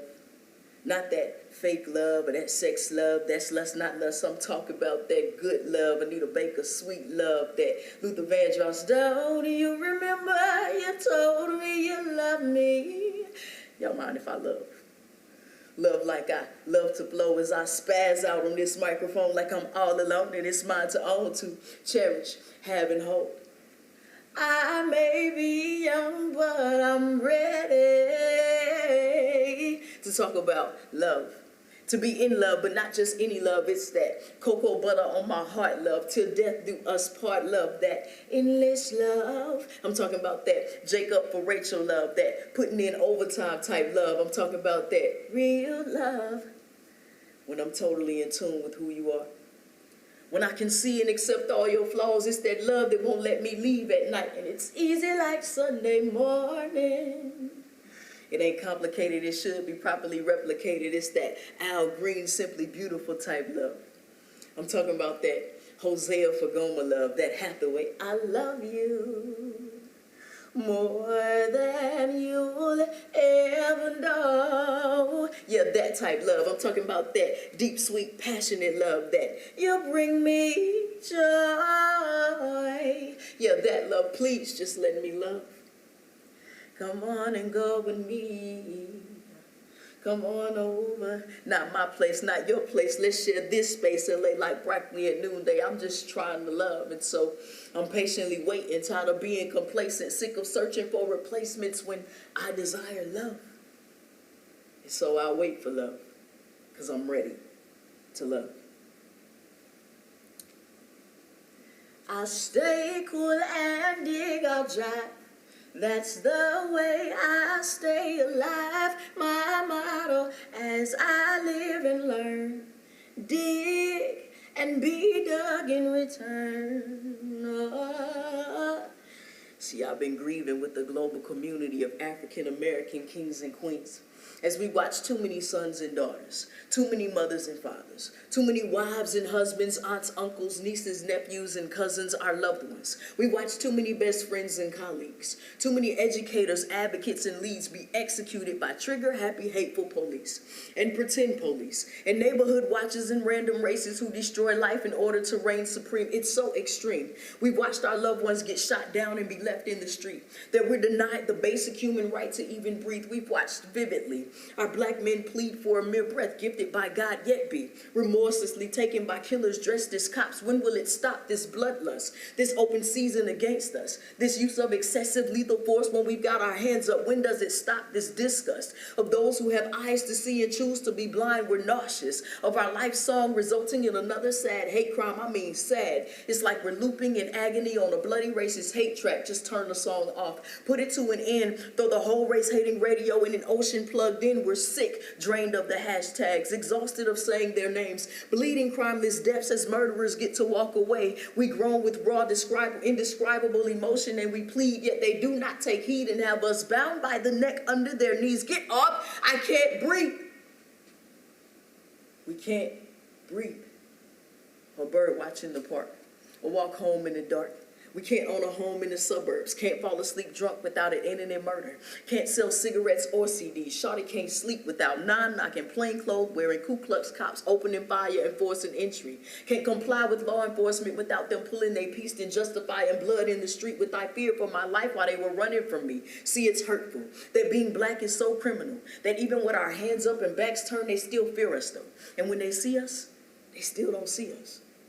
The truth is that our black power does not equal white oppression, yet they enslave us. Nor our black love equals white hate, yet they hate us. And unsurprisingly, their white power results in a hardened heart hatred of a people trying to make it among obvious and hidden races. See, we're angry about black and brown bodies riddled with bullets. We're angry about black and brown bodies asphyxiated over petty crimes while there are no consequences for the culprit. We're angry about black and brown bodies found hanging in trees, about black and brown bodies found lifeless after encounters with police. We're angry at how they so-called create laws to defend us, yet keep killers on the street. We're angry that they carry guns at their waist, but perceive our cell phones and hairbrushes to be the same. We're angry that our hair twisted up in locks could be means for getting shot. See, this criminal justice system is blotched with stereotypical mythical spots of thought and perception of those who look like them not. See, we always look suspicious, assumed to be resistant, gasping for air, and they still won't listen. We just trying to make it home at night, because we could still be victims if we do everything right. License, registration, no drugs or broken tail lights. We just die for not being white. And so I just sing Langston. I'll stay cool and dig to be dug in return. Oh, dig and be dug in return. You see my eyes and they full of sincerity. I tend to be honest when I like what I see. At times I admit that there is only lust in me, but I ain't perfect. I was born with sin inside of me. I can't front, my eyes don't lie. And everything I feel shows up when I cry. And even when I smile, you sort of see a glow. But if I feel no love or joy, you'll never know. God also made me physical, so my exterior is beautiful. If you ain't know I'm broken, what I carry is said to be terminal. It's because I didn't pray nor forgive like I'm supposed to. As a result, I'm a soul no one can get close to. You know the saying, what you see is what you get is self-explanatory. But with me, what you see, it doesn't tell my story. You can't tell in my speech, it's so authentic, true. I'm real when I speak, but you're still blocked from the main entrance. You can't tell with my swag, because it's all you see. Where everything lies is within the heart that beats for me. It shows my honesty and my sensuality. Other than that, ain't nothing soft about me. If you get to my heart and break it, you know you're killing me. I might as well be dead because you took the life of me. And when I recover, I'll go hard, but you still see death in me. I guess I died and went to hell because shawty got burned. Struggle with weakness in my heart on my journey back to earth. But don't get it twisted, soft and weak are separate things. My soft heart meant that there's a meekness, a kindness, a love that defined me. I had no real strength because I bled internally, but it's cool. Still ain't nothing soft about me. But my heart, if you reach it, it's a privilege to see its history.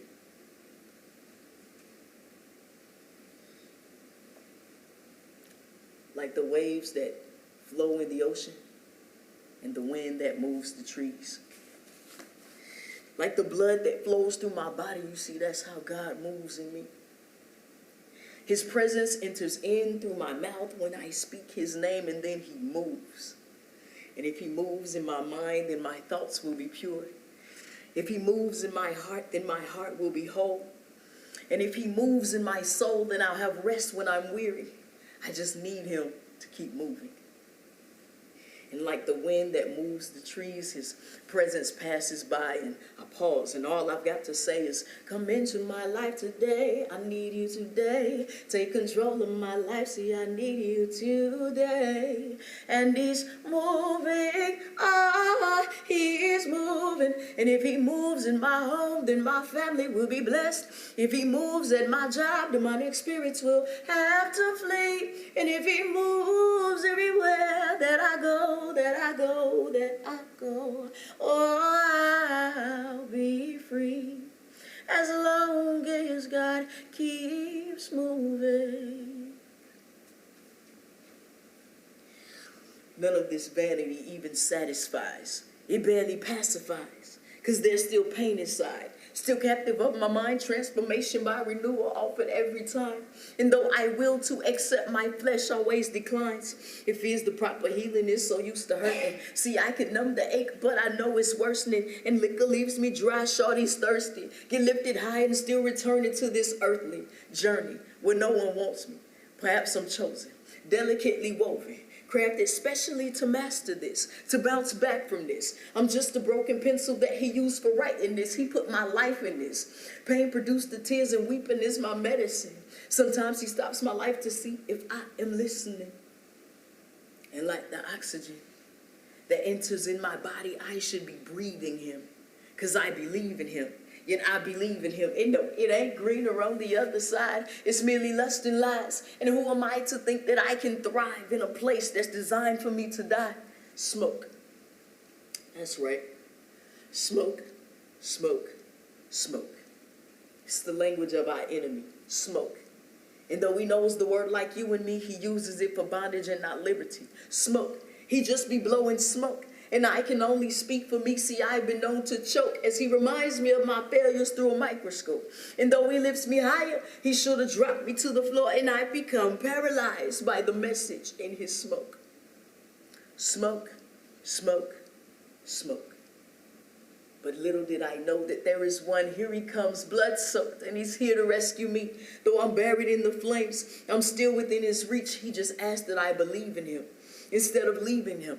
For there is love, there is healing, there is freedom, and it's found in him. He wants to know if I am seeking him.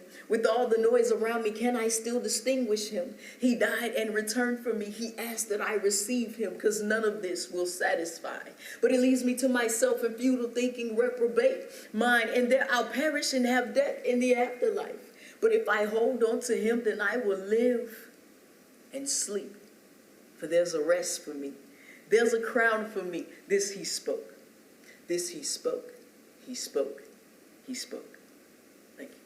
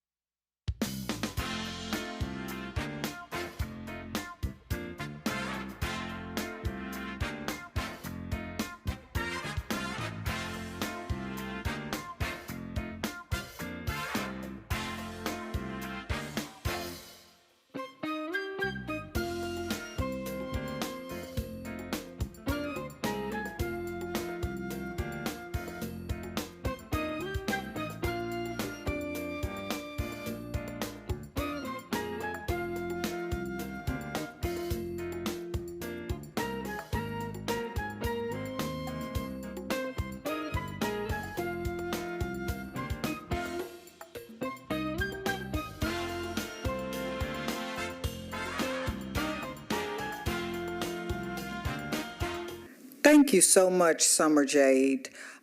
Summer is here with us live, and there are a few people behind me.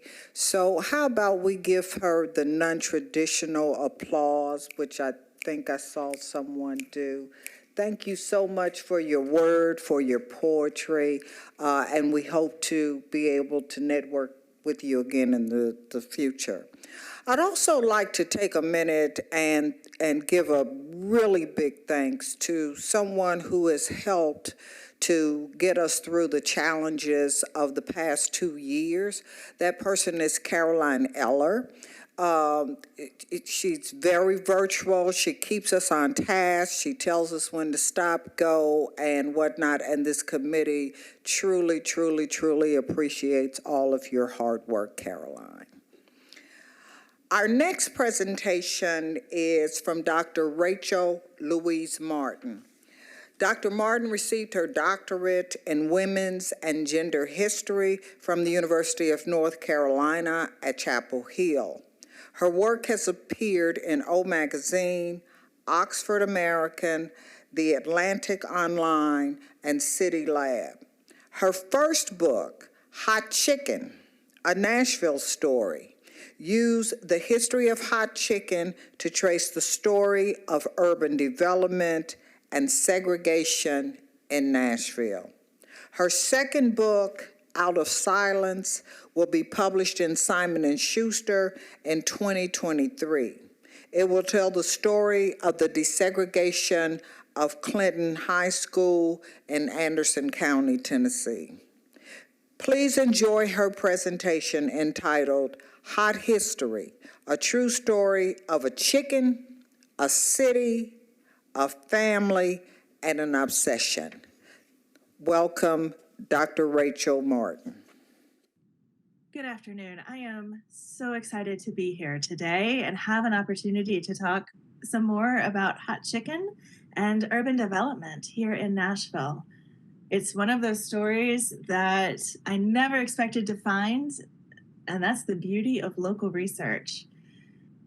It means that I also have the opportunity to talk with people who come from my hometown, who are interested in the same issues and concerns I am, both about our past and where we're headed in the future. So, again, I'm so grateful for the chance to tackle some of these questions with y'all today. Since publishing my book about Hot Chicken, one of my friends' favorite games, especially if they don't live here in Nashville, is to send me screenshots of all of the random places they find Nashville-style hot chicken. Of course, there are all the restaurants from Australia to New York to Denver to Vancouver that are doing it. But I even got one picture recently of a Target ready-to-eat salad mix that is listed as Nashville-style hot chicken. It's everywhere, y'all. It's taken over the world. And it's crazy to think that this dish that started here, right in Nashville, is now one of those quintessential gourmet foods where everybody knows exactly what you're talking about. It's the must-try Southern food on all of the lists people put together for our culinary scene. Everybody from Esquire to USA Today to Southern Living to Forbes and Thrillist like to talk about it. We still have the requisite list of food celebrities coming through Nashville, testing themselves, seeing just how hot they can manage to eat it, and then giving us the gory details of what happens afterwards. Which is a phenomenon I'll never fully understand, but here we are. It has become such an important part of the Nashville food scene and the Nashville cultural scene. It's as Nashvilleian as country music for many folks. The amazing thing is, I didn't even know it existed until 2013. Yeah, my roots here are 3 generations deep. My dad grew up here. My grandparents were here. But we were living on the wrong side of town. As a white person here in Nashville, hot chicken wasn't something that was overly present in my neighborhoods.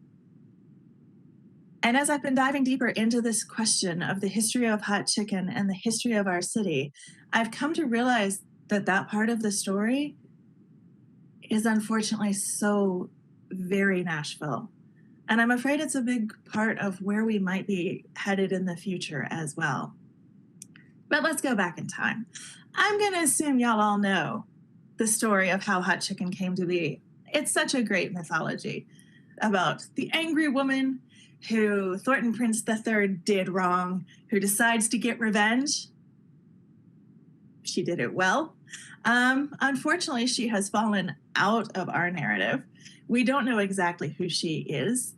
There are a number of possible options, but her voice, her name is gone from history. But the Prince family has kept her chicken alive for somewhere between 70 and almost 100 years.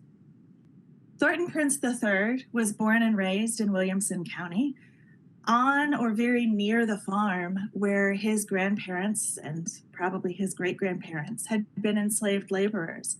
In all likelihood, his grandmother had been the cook for that family, both before and after emancipation.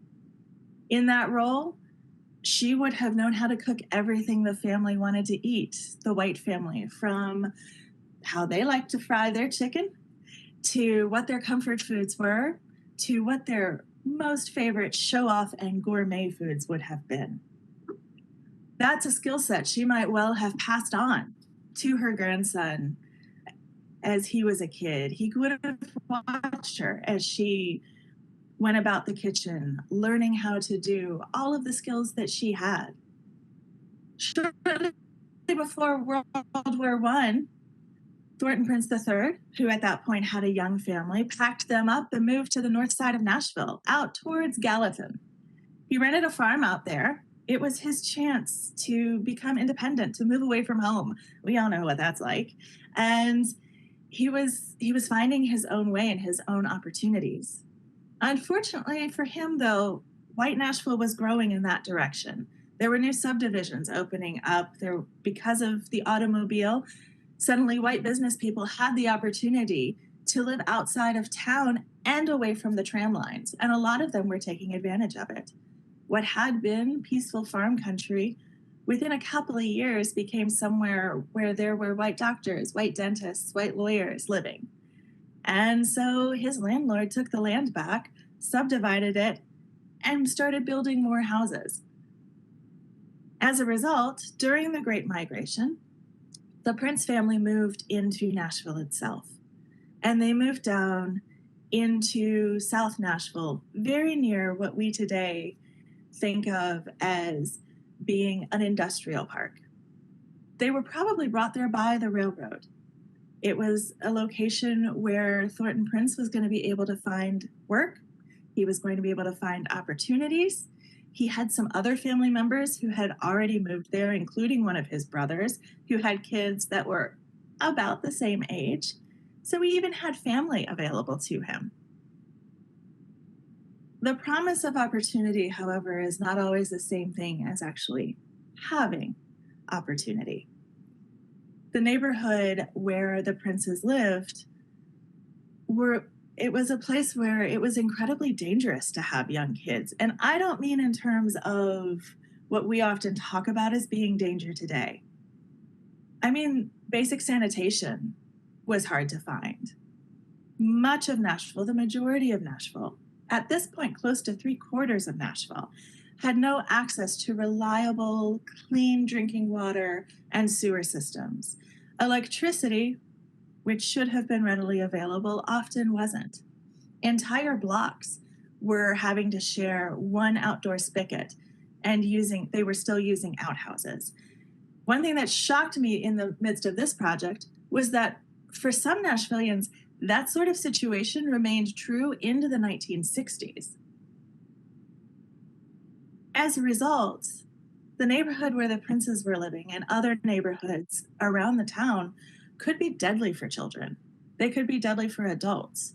Plagues and illness spread as quickly as it still does today, but in ways that were so incredibly preventable. The city knew what needed to be done, but doing things like installing a sewer system was going to mean displacing mass numbers of people. During the Great Depression, the federal government began providing money for those sorts of programs to start up. It was another one of those moments when the town had the chance to reinvent itself, to turn itself into the sort of place where opportunity was widespread and readily available for everybody in Nashville, where everyone in Nashville had a shot at having a healthy, supportive life, where all children were going to be able to thrive and grow into who they had the ability to be. But we have a bad habit. We have a bad habit here in Nashville, and we have a bad habit around our nation. The leaders of the town decided they knew what was best. There was a young developer who had written Nashville's first zoning code. His name was Gerald Gimray, and he had the education. He knew what urban planning was supposed to look like.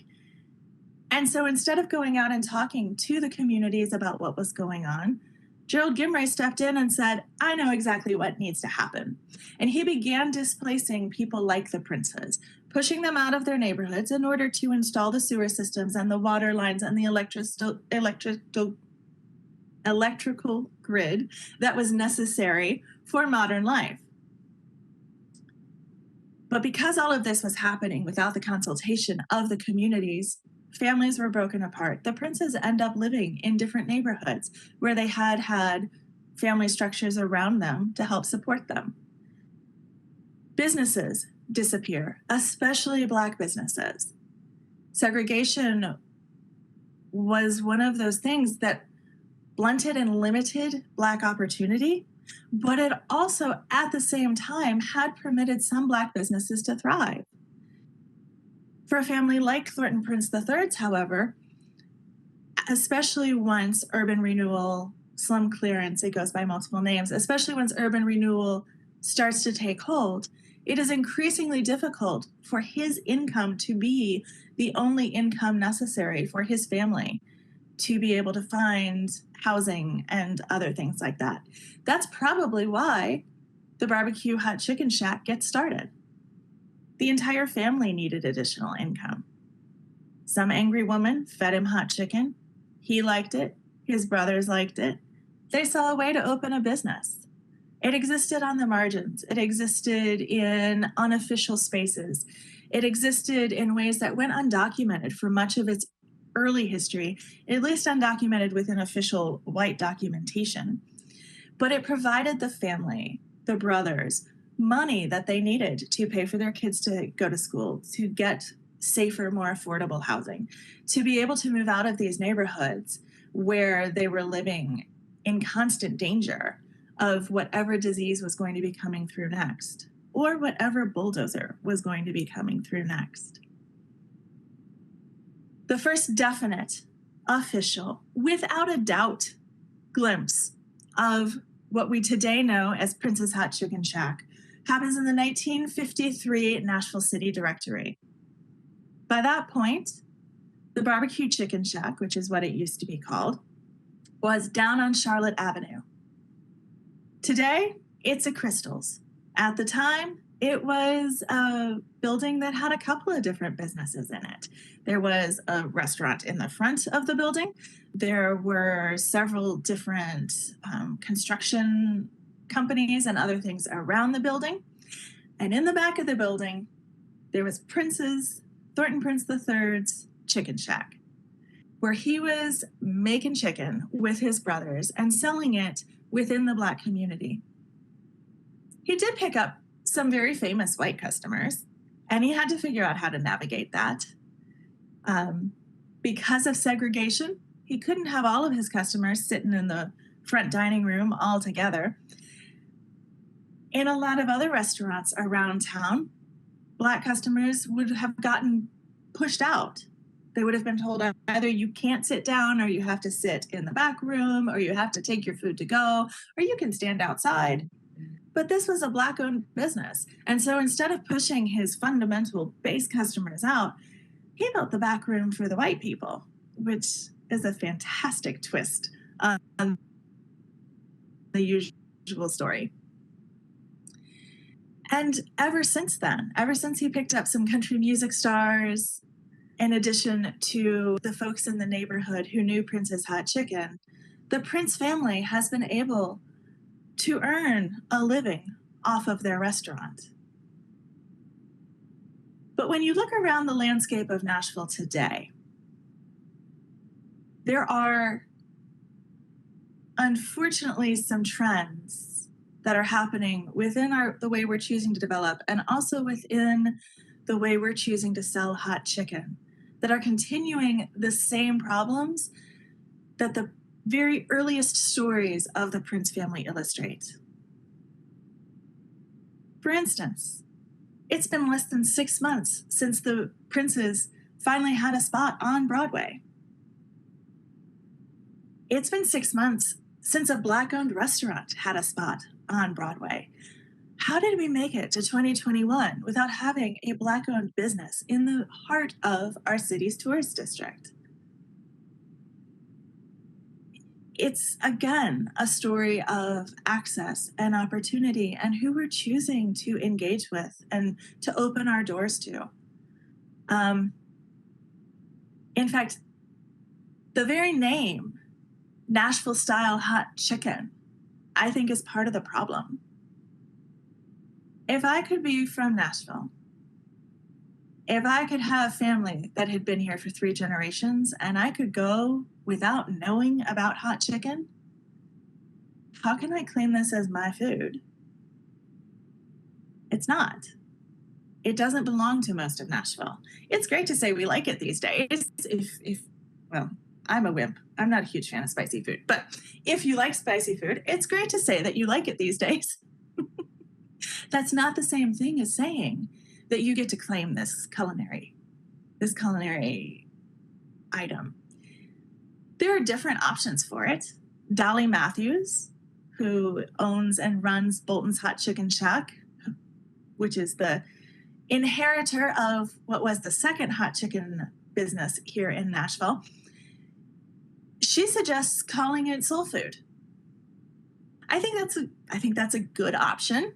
I think it recognizes the Black roots of this food, but I'm not sure it goes far enough. I think perhaps a better name for it is to acknowledge this is Prince's style hot chicken. They deserve the credit. They deserve the credit for keeping this food alive for decades when no one else was interested in it. They deserve the credit for being the people who helped put Nashville's culinary scene on the map. Yeah, it's their chicken, not mine.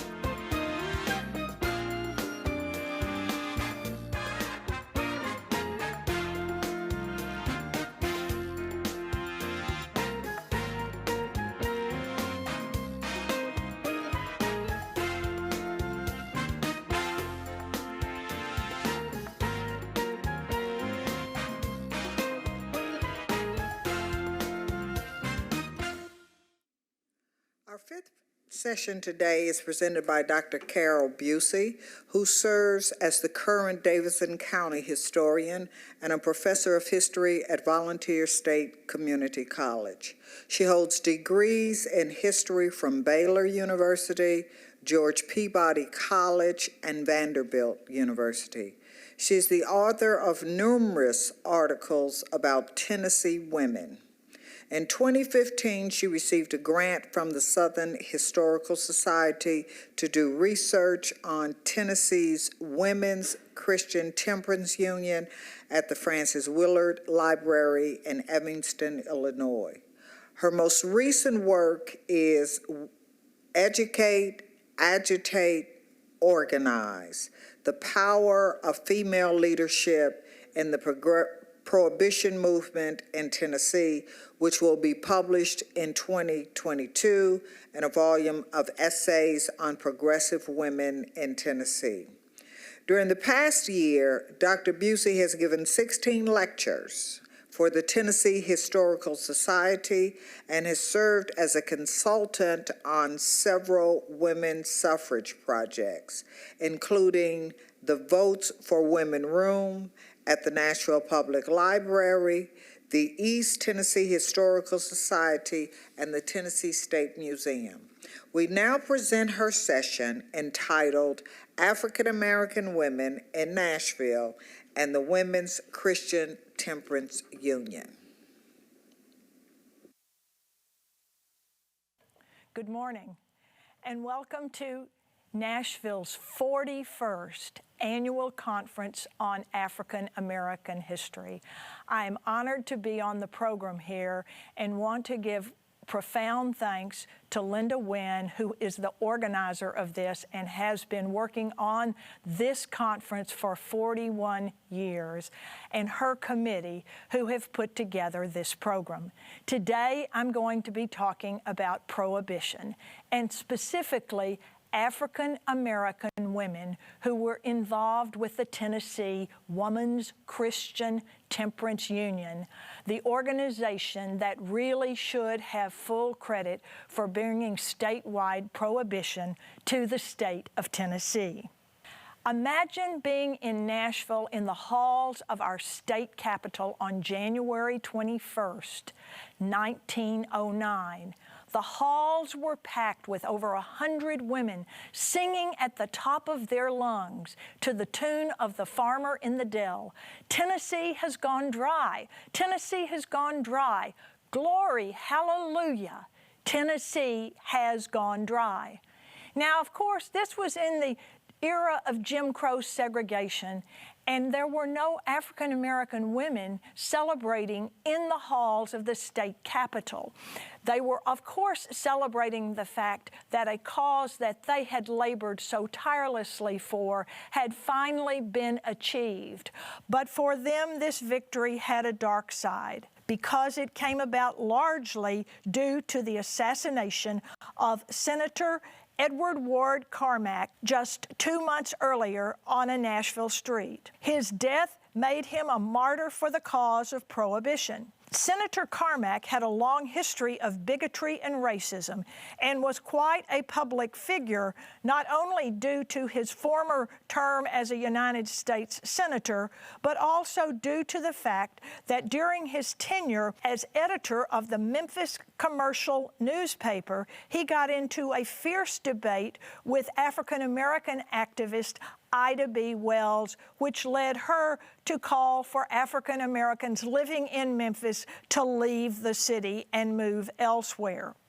The cause of prohibition had not been embraced by Senator Carmack while he was editor of the newspaper, and then later when he was a U.S. congressman and then a U.S. senator. It was not until he ran for the Democratic Party's nomination for governor of Tennessee in the summer of 1908 that he became such an ardent prohibitionist. Now, there were a lot of women, African American women, for whom this was indeed a dark day.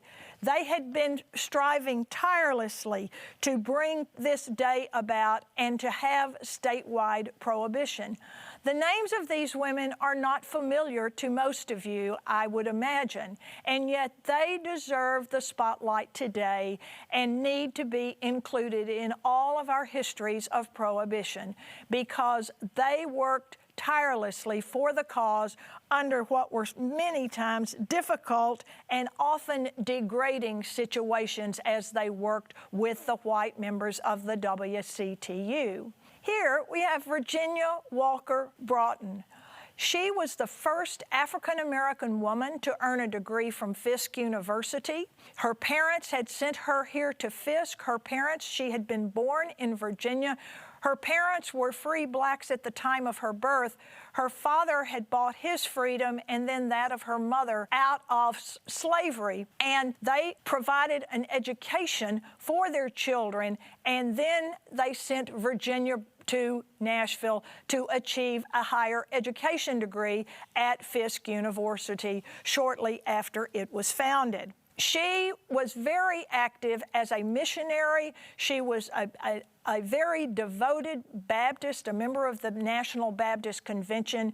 She went across the South, especially in the Mississippi River Delta, campaigning for prohibition and urging women to come together in these churches and demand some power and some right within the actual denomination. She encouraged women to read the Bible from a woman's point of view, and she felt that many of the ministers, who were indeed male, took the passages of the Bible emphasizing submission and applied that solely to women, and she felt that women needed to have an equal position within that denomination. She was one of the first women in the South to take such an important stance. She wanted the Bible to be read from a woman's perspective. She was an activist as early as the time she graduated from Fisk. But we also know that African American women were concerned about drinking, alcohol, temperance, prohibition as early as the 1830s. This was not a new cause to Broughton or any of the other African American women.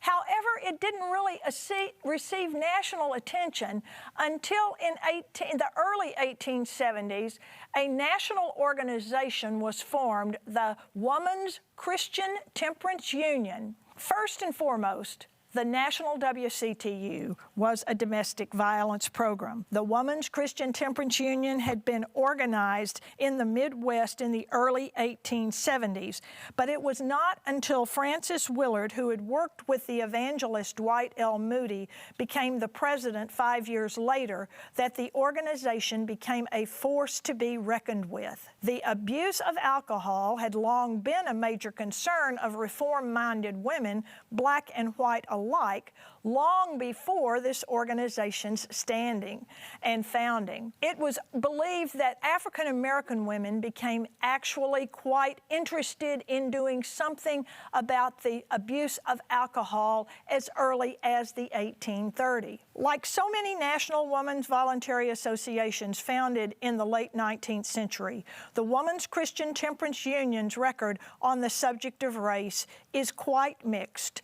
And when these harsh lights shine on it, the record of the WCTU is disappointing, but not necessarily surprising. Frances Willard had a vision for the organization and created a comprehensive agenda with appointments that eventually totaled 40, focusing on various issues that she was able to intertwine with the issue of prohibition, her overarching cause. She attracted a large following. She believed that there was a great deal of untapped potential among women if they could come together across denominational differences and lines with prohibition as their one common goal. She was in and out of Tennessee numerous times during her tenure as president. Although Frances Willard, like many white Americans, claimed not to have, as I quote, an atom of racial prejudice in her body, She was a dynamic and charismatic leader, but certainly not an egalitarian when it came to the subject of race. When asked if the WCTU was going to include African American women, she replied, "Everything possible will be done for the colored people, but that it would be a separate and distinct form of work from the work with white people." When asked if the WCTU could do this, she certainly felt that it could function with two organizations separate and inherently not equal. She created a department within the national organization to help African Americans start unions across the country. Lyde Meriwether, a Memphis woman, became the president of the Tennessee Women's Christian Union in 1884. This was a great victory for Frances Willard because she really felt like Tennessee had great potential as a WCTU state. She worked very hard to bring statewide prohibition about, but it was not possible to happen during her tenure as a referendum to create statewide prohibition in 1887 failed with the people of Tennessee. Not only was Meriwether organizing local unions in Tennessee for white women, Meriwether was determined to organize women across Tennessee of all races to join her crusade against alcohol. She invited a group of African American women in Memphis to attend a WCTU meeting at the all-white, prestigious, society-driven New Century Club in Memphis. Undoubtedly, this was a first for Memphis, as historian Marcia Riddell has guessed. All of the African American women who attended this meeting, ironically, were graduates of Fisk University. All were married to clergymen in the city of Memphis, and all had children. In their capacity as pastors' wives, they were the leaders of the local communities of women in Memphis as well as in the larger denomination. She invited these women to come. They had a meeting, organized what became known as a colored union, and elected Lucy Tappan Phillips as the president. Lucy Tappan Phillips was married to a CME minister in Memphis. He had a church. She worked actively with the women in that church to support a variety of causes to uplift the people there and to provide social services for those in need. Phillips had been born in Arkansas. She had come to Nashville with her parents during the Civil War. She graduated from Fisk in 1880, and at that point, the year of her graduation, she married the Reverend Charles Henry Phillips.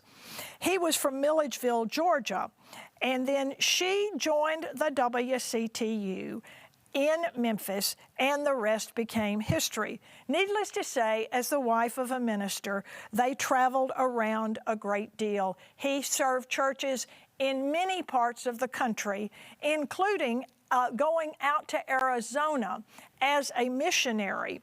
He and his wife worked tirelessly there and founded a church that upon Lucy Tappan Phillips' death was named the Lucy Tappan's Memorial CME Church. This was a great honor to her. She had moved around. She had lived in Washington, D.C., and in Washington, D.C., she had already met Frances Willard. She became the assistant district organizer for the WCTU there, and it was in 1889 that she was elected a delegate to the National WCTU Convention. Her husband became a bishop, and they continued to travel until near the end of her life. They settled back in Nashville, where she died in 1913. From the beginning, African American reformers were working for prohibition and doing what they could to overcome the boundaries set forth by the Jim Crow laws of rigid segregation.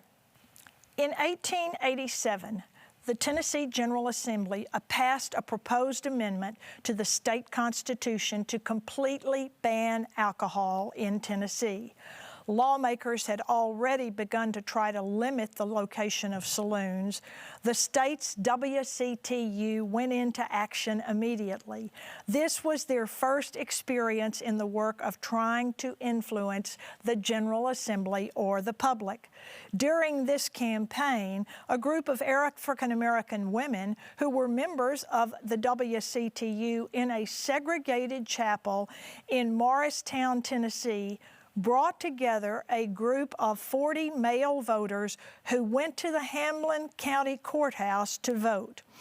The women remained at the courthouse throughout the day, singing hymns and praying.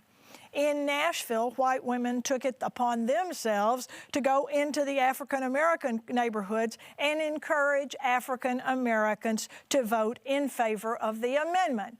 You can imagine what the response undoubtedly was to African Americans with these white women coming in and telling them to vote for prohibition. Dr. Bobby Lovett said that some African Americans saw prohibition as simply another way for whites to take away yet another right, the right to drink. Others saw selling alcohol to African Americans, which was often backed by white financing, as yet another way to subject the race. So as you can see, African Americans were divided on this, and especially when white women were coming into their communities and telling them what to do. These people had a certain sense of nationalism, and they were determined to take care of their own communities. On Election Day, women across the state abandoned those age-old customs and traditions and went into the polling places where they served coffee, prayed, sang, urged men to vote. But in spite of all of that activity, the amendment was defeated. Yet it was a learning experience for the Women's Christian Temperance Union.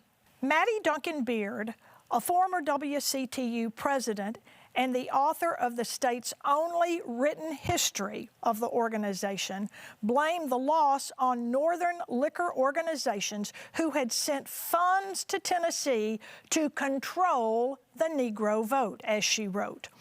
In her history, she concluded that vote buying and outside money won the day, saying that many whites in Tennessee believed that the African Americans in the WCTU might have even voted against the amendment. In 1887, the National Convention of the WCTU was held in Nashville. Its membership had soared to 2,500 by that time, and delegates from 38 states came.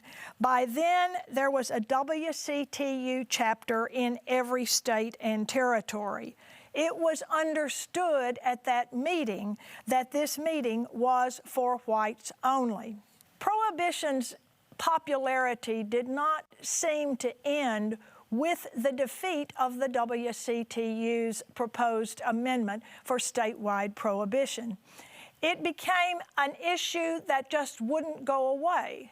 However, Edward Ward Carmack, a former United States senator, had not really supported prohibition in any way until 1908, when he decided to run in the Democratic primary for governor of Tennessee. He had finished his Senate term, he had come back to Tennessee, and he had gotten involved in statewide politics. He suddenly became a crusader for prohibition, and that won him the support of all of the white women in the WCTU. They really felt that he could win the position of governor. For the African Americans, as I mentioned earlier, it had a much darker component. His debate with Ida B. Wells in Memphis in 1892 had been read by all of the African American WCTU women and men in Memphis, as well as across the state. In 1892, 3 African American men had opened a grocery store in a mixed-race neighborhood in Memphis. It was called the People's Grocery Store. It, however, did compete with a grocery store nearby that was owned by a white man. When the white man became concerned that this grocery was providing unfair competition to his grocery store, he began to complain about it. Tempers were raised, threats were made, but on a night in 1892, a mob came to the People's Grocery where the 3 owners were sleeping in the store to protect their store. There was an attack, guns were fired. The 3 men who owned the store, as well as several other African Americans, were taken off to the jail, where they were quickly dragged out of the jail, these 3 grocers, and taken out to the edge of the city where they were shot several times. This put Ida B. Wells, the editor of the Memphis Free Speech and Headlight, into a great fury. Thomas Moss, one of the owners of that store, had been one of her close personal friends. She wrote in the pages of her newspaper scathing articles about the unfairness of lynching in this country, a country based on personal freedoms. She also wrote in her paper that African Americans living in Memphis should leave the city. This action created a great deal of anger on the part of Carmack, the editor of the Memphis Commercial Appeal. For that reason, he started writing very personal articles criticizing Ida B. Wells, including referring to her as that black wench. He urged white people to take action against her and her newspaper. While she was out of town, her newspaper office burned. She herself left Memphis, never to return, and lived in Chicago. But this experience caused her to organize a national and eventually international campaign against the practice of lynching. She was a dynamic speaker. She began getting invitations to speak in African American churches all over the country, North and South alike. She began writing tirelessly about the atrocities of lynching, publishing this booklet, Southern Horrors, The Lynch Law in All Its Phases. She became a speaker on the international speaking circuit, and in England, while on a tour there to speak, she criticized openly the practices of the WCTU, but directly aimed her criticism at its president, Frances Willard. This led to an exhausted and very public debate.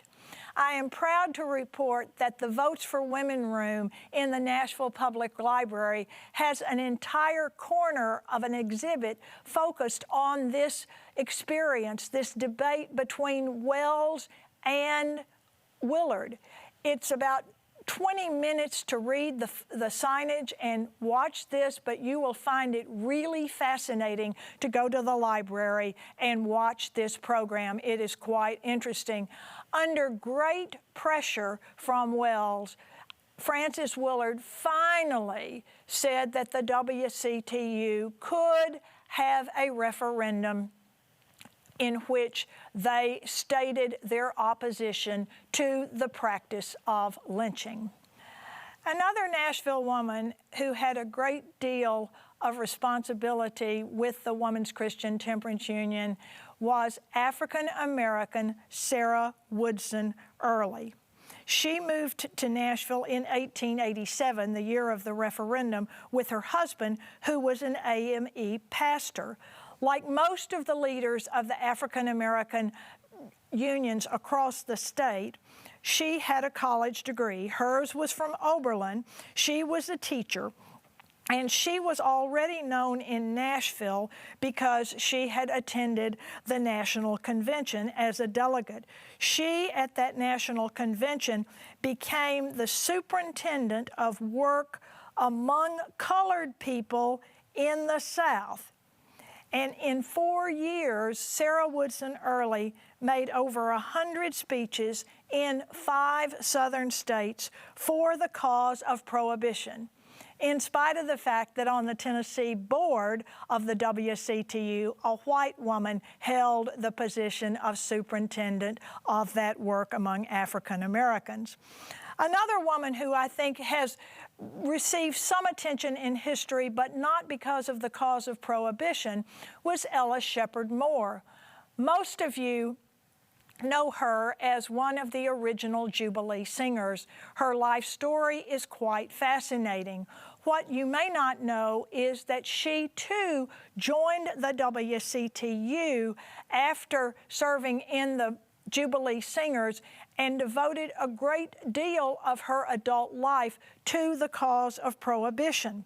When the Centennial Exposition was held in Nashville, Ella Shepherd Moore sat on the board of the group organizing the building for African Americans, the Negro Pavilion.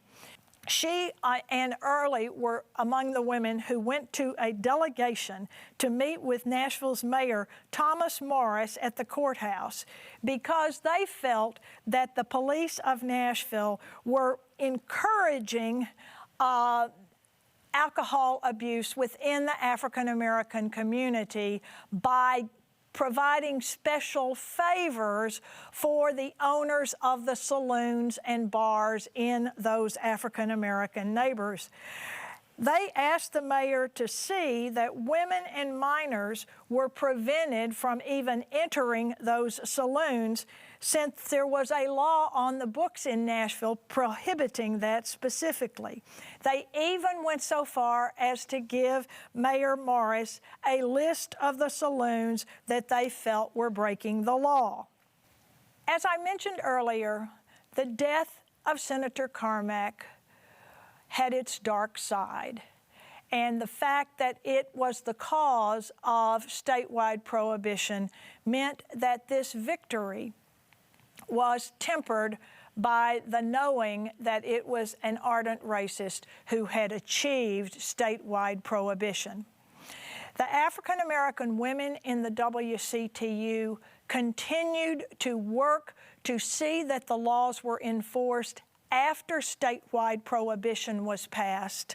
They had some relations with the president of the state WCTU, Selena Moore Holman from Fayetteville, but the interaction between Holman and the African American women was often somewhat tense, I believe.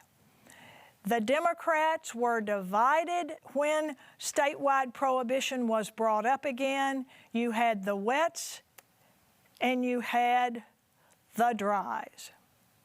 And so suddenly during this debate, we have the Democrats dividing, and yet the dries won the day due to the assassination of Senator Carmack. Here we see women embracing a cause.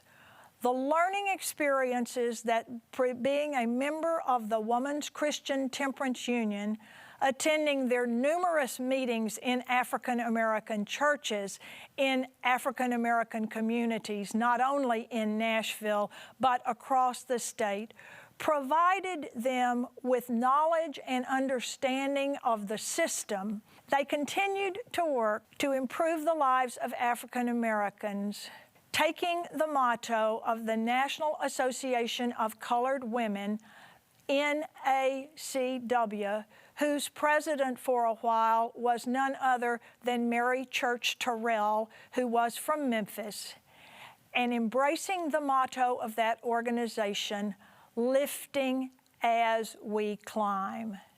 They worked for women's suffrage. They worked for many, many other causes, including enforcement of laws. And hopefully, their history will begin to be told. Our sixth presenter today is Dr. Sekou Franklin, a professor at Middle Tennessee State University.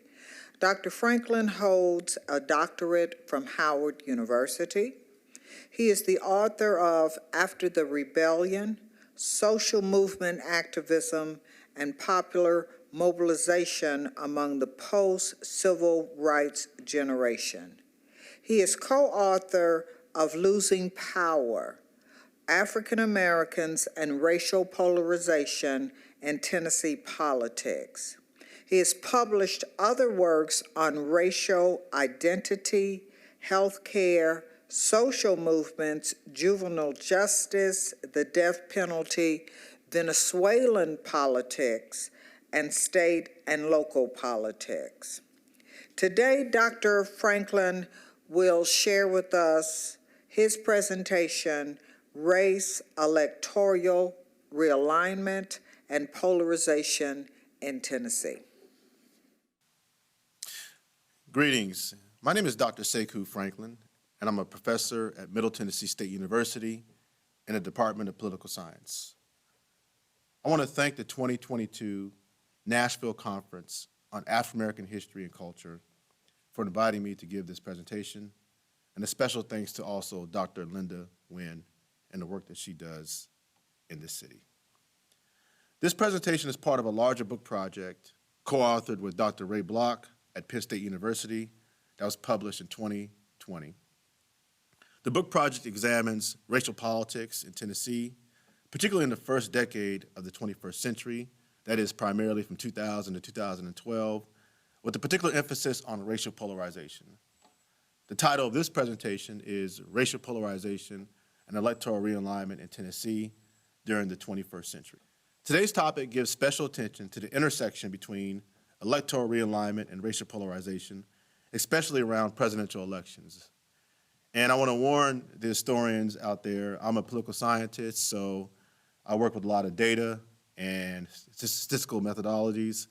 So this chapter is really guided by that. I'm going to try to skip over those parts or scan through those parts quickly and focus on the substance that's at least attractive and attainable for many folks in the audience. But I do want to warn you about that.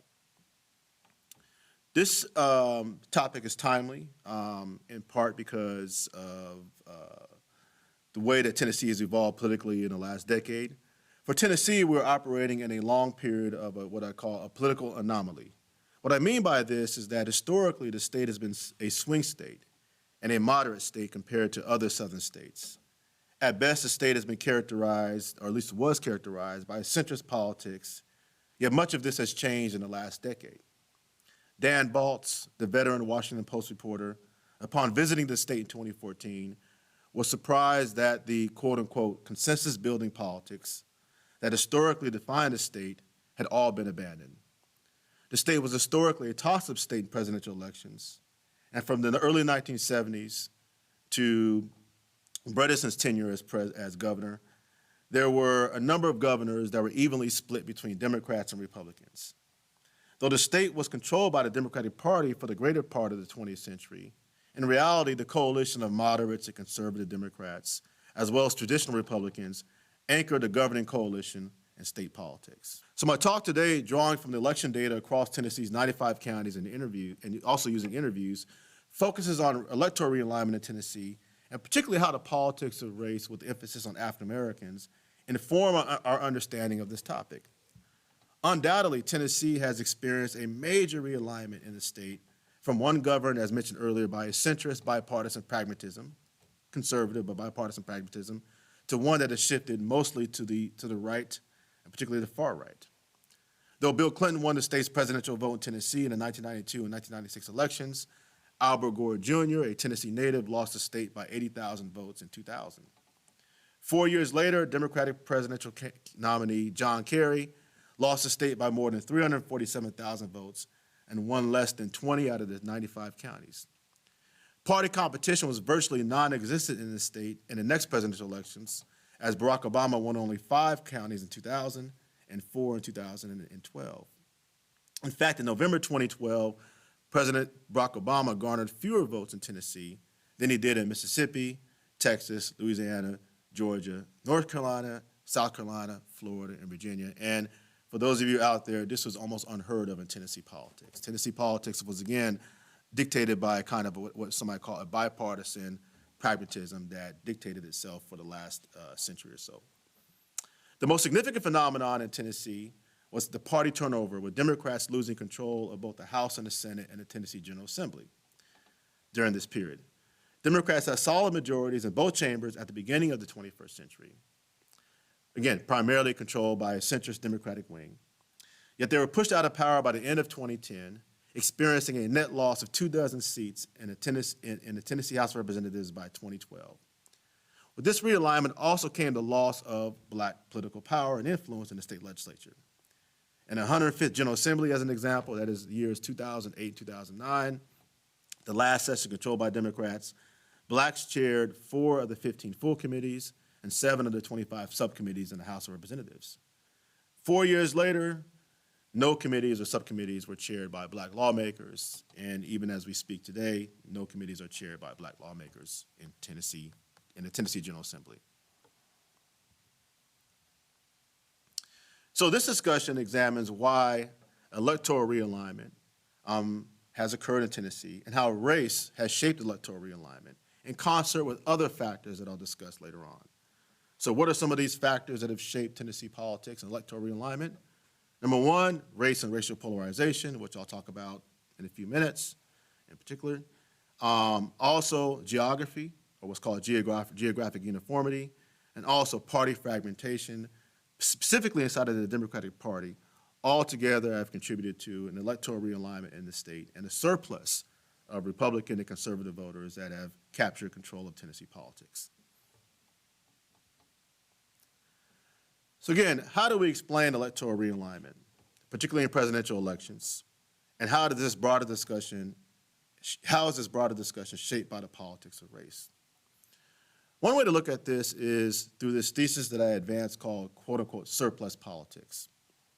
Surplus politics describes what happens when electoral realignment produces a surplus of constituents who become viable recruits for a governing coalition.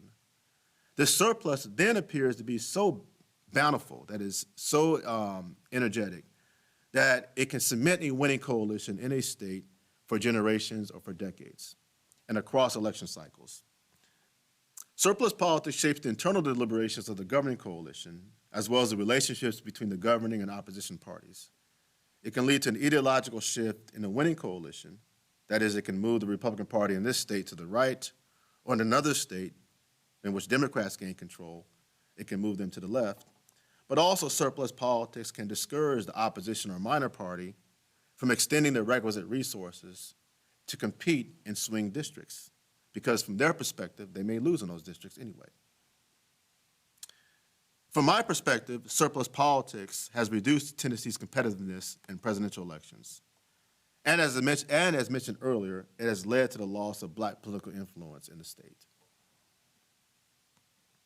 To gain a better understanding of surplus politics, I want to go much deeper into this theoretical concept.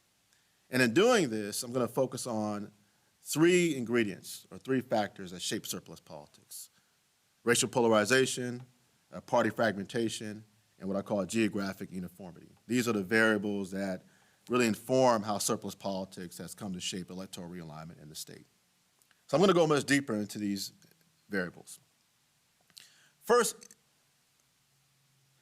any mention of Southern politics ultimately brings up the issue of race and governance. Many scholars dating back to V.O. Key's work and coming to the present situate race or racial polarization as critical to realignment, both partisan and electoral realignment. Some, however, differ on the degree to which race is a motivating factor. Schaefer and Johnson, for example, claim that economic development or the expansion of the white middle class is the main reason why the South has become more conservative or more Republican, perhaps more so in relationship to race being the explanation. Others claim that the Voting Rights Act contributed to the defection of whites from the Democratic Party, and the consolidation of the white vote inside of the Republican Party, which contributed to the realignment of the South from a Democratic to Republican-dominated region. From my perspective, race is critical to understanding electoral realignment and the surplus of voters gained by Republicans. But race does not operate in isolation. It converges with concerns about geography and party fragmentation. But let's just focus on race just a little bit.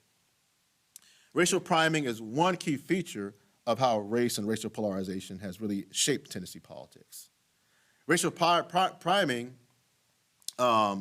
is the use of racial codes, dog whistling, and animus as a way to mobilize voters, particularly white voters, to support the Republican Party. One example of this is in the 2006 Senate race pitting Harold Ford Jr. versus Bob Corker, in which there were many examples of racial primarying, including a racially coded pamphlet distributed in East Tennessee urging whites to, quote unquote, vote early to preserve your way of life. There was a radio commercial criticizing Ford with African-sounding drums beating in the background, and an internet advertisement assigning different skin color shades to Ford. These are examples, measured by political scientists and social scientists, of racial priming that is particularly designed to use race as a wedge issue in presidential elections and Senate races and gubernatorial races. In 2008, in Tennessee, there was a controversial mailer that was distributed throughout the 2nd District of the Tennessee General Assembly, that's in East Tennessee, that targeted African-American Representative Nathan Vaughn, which you can see on your screen. It was called, quote unquote, the Blackbird Mailer, right? And here you can see that it's a mailer with the heads of Vaughn, President Barack Obama, and Speaker of the House Nancy Pelosi on the bodies of blackbirds. Many believe that this mailer was used to stimulate white racial resentment in the election. And just for the audience to note that racial priming is not only studied by social scientists, but it's focus group tested. It's part of the kind of strategic framework of campaigns. It's often used as a way to inject race in the campaign. Vaughn, who you see on your screen, whose district was more than 90% white, lost the general election by less than 350 votes. Regardless of the explanation, most scholars agree that one can't understand electoral realignment in the South without accounting for race, and particularly racial animus. But race by itself is not the only variable affecting surplus politics. It dovetails with two other factors, the first of which is geography, or what one might call geographic uniformity. Geography has been central to party politics in Tennessee. Republicans have a geographic advantage, in Tennessee in particular, that converges with racial politics. Currently, most of the Tennessee's counties are rural or small, under 100,000 people, and overwhelmingly white, with black majorities only existing in 2 of the 95 counties. In the decade following the Voting Rights Act of 1965, geographic uniformity actually helped white Democrats, that is white Democrats, win elections and build biracial coalitions. But now it's been disadvantageous to Democrats. In homogeneous or uniform counties, white candidates can run what's called, quote unquote, segregated campaigns that specifically appeal to whites in majority white jurisdictions and others in majority black jurisdictions. And it is in these jurisdictions, particularly rural counties, in Tennessee in particular, in which electoral alignment has been the most dynamic, especially regarding state elections. For example, Republicans in Tennessee's House of Representatives had a net gain of 27 seats between 2010 and 2010, based on a statistical procedure called ecological inference analysis. I found that Republicans that won seats in 2008, 2010 in particular, came from counties whose average white population exceeded 90%. In layperson's terms, how does one partially interpret the turnover in the Tennessee General Assembly? Well, Republicans had their most significant gains in formerly yellow dog Democratic Party counties that had a supermajority white population. Finally, I consider the long-term consequences of what's called party fragmentation, or the diminishing influence of the Democratic Party, as well as internal divisions in the Democratic Party. There are different reasons for this. That is, there are different reasons why the Democratic Party became much more fragmented and less cohesive. Right? Perhaps even more important was the reinvigoration of the Republican Party's state parties from dormant or competitive organizations in the 1970s to very competitive organizations today.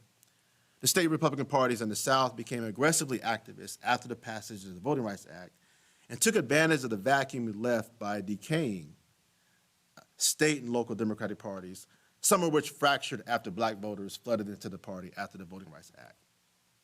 In addition, the democratizing impact of the Civil Rights Movement altered the Southern political order. By reducing institutional barriers to political participation that not only prohibited blacks from voting, but also prohibited some whites from voting. By reducing those barriers, the Civil Rights Movement undermined, in a good way, undermined the segregationist one-party system in the South, thus inviting healthy two-party competition. With the erosion of the one-party system in the South after the Voting Rights Act, Republicans were then able to build a political apparatus that could mobilize a surplus of new voters, many white voters, many voters that fled the Democratic Party, and exploit the racial fragmentation inside of the Democratic Party. Fragmentation can also be assessed by examining what is called the coattails effect, or the extent to which the Democratic Party was able to extend its success, or the success of this leading candidate, into the next election, what some refer to as electoral or party coattails. In coattail elections, where Democratic Party leaders had the chance to extend their influence across the state, they were only competitive in 3 elections from 1996 to 2012. We're looking at gubernatorial, Senate, and presidential elections collectively. And so here's a graph looking at voter registration data, and what it demonstrates is that the percentage of Tennesseans registering with the Republican Party far outpaced Democrats. In counties that experienced the worst voter registration rates, the Democratic Party vote in 4 presidential elections was 41.5%. Right? That is, Democrats underperformed in those counties. Right? Democrats also underperformed in those counties that experienced the highest increases of registered voters, only garnering 36.5% of the vote in these counties during presidential elections. In other words, Democrats underperformed in Tennessee presidential races, and they also underperformed in terms of voter registration rate in those areas, in part due to what I call party fragmentation. In reality, the Democratic Party gave less attention to a changing electorate and became increasingly fragmented after the 1970s.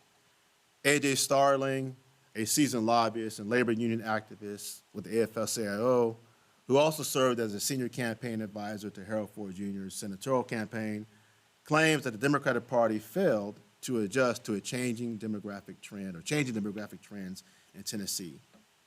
The last successful statewide Democrat in Tennessee was Phil Bredesen, who, after losing a competitive gubernatorial race in 1994, was elected in 2002 and then reelected 4 years later, right, and lost the Senate race several years ago, which demonstrates that his influence also has declined.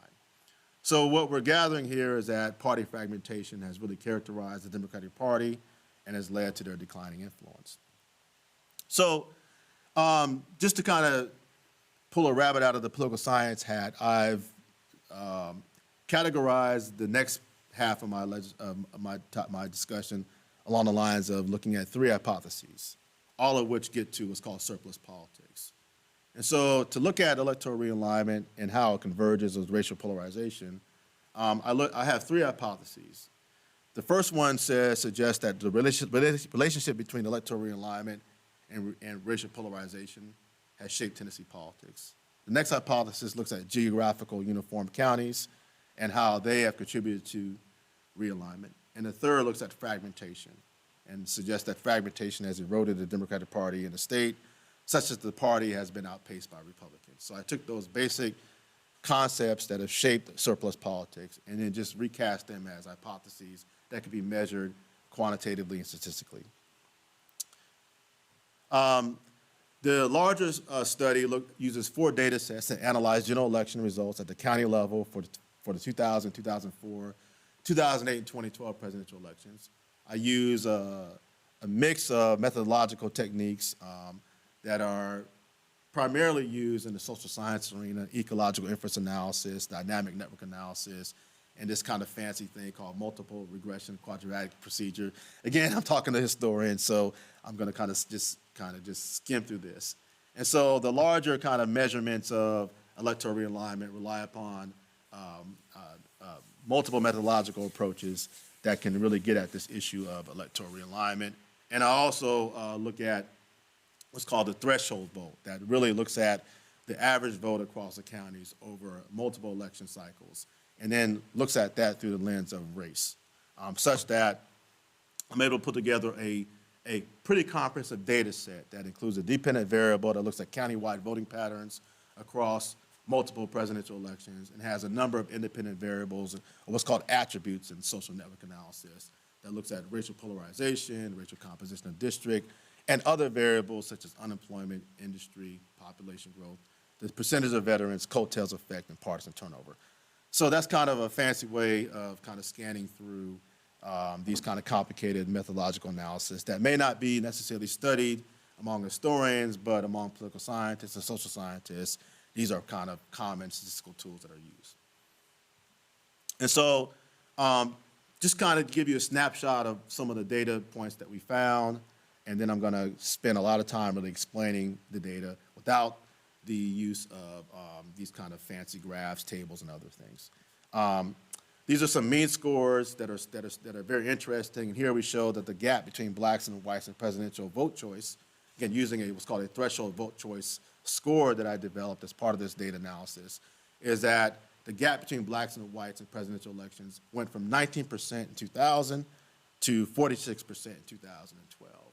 And we can see that in those counties that had larger black populations, the racial gap is less at the very bottom of the screen, and those counties that had a larger white population, you see more homogeneous scores there. So all that being stated, that we find that race is a dividing line when it comes to looking at the presidential vote across multiple election cycles, but that dividing line has actually increased in the last 12 years, or increased between 2000 and 2012, which does give some indication that race and racial polarization is shaping the electoral realignment process.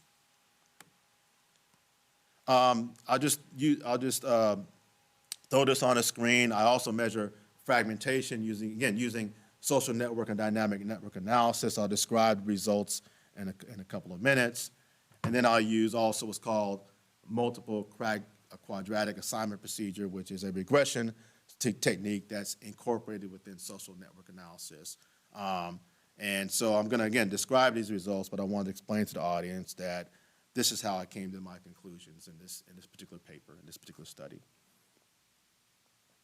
So let's just kind of walk through the three hypotheses if we can.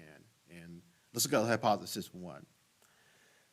We could confirm our first hypothesis. That is, we could confirm that race did influence electoral realignment as exhibited by vote choice for the Democratic Party president. The more racially polarized blacks and whites were in their voting habits in a respective county, the more likely that county was to vote for a Republican Party candidate. We also saw that homogeneous white counties, again, using that data that's reported from those earlier slides, we also saw that homogeneous white counties were more likely to vote for a Republican Party candidate during this period. Race as a distinguishing category was more dynamic in the 2000, 2004, and 2012 presidential elections, again, drawing from the data points in that earlier slide. And through interviews, I also found that some prominent African Americans believed that the racial atmosphere in the state of Tennessee during this period had become much more polarized.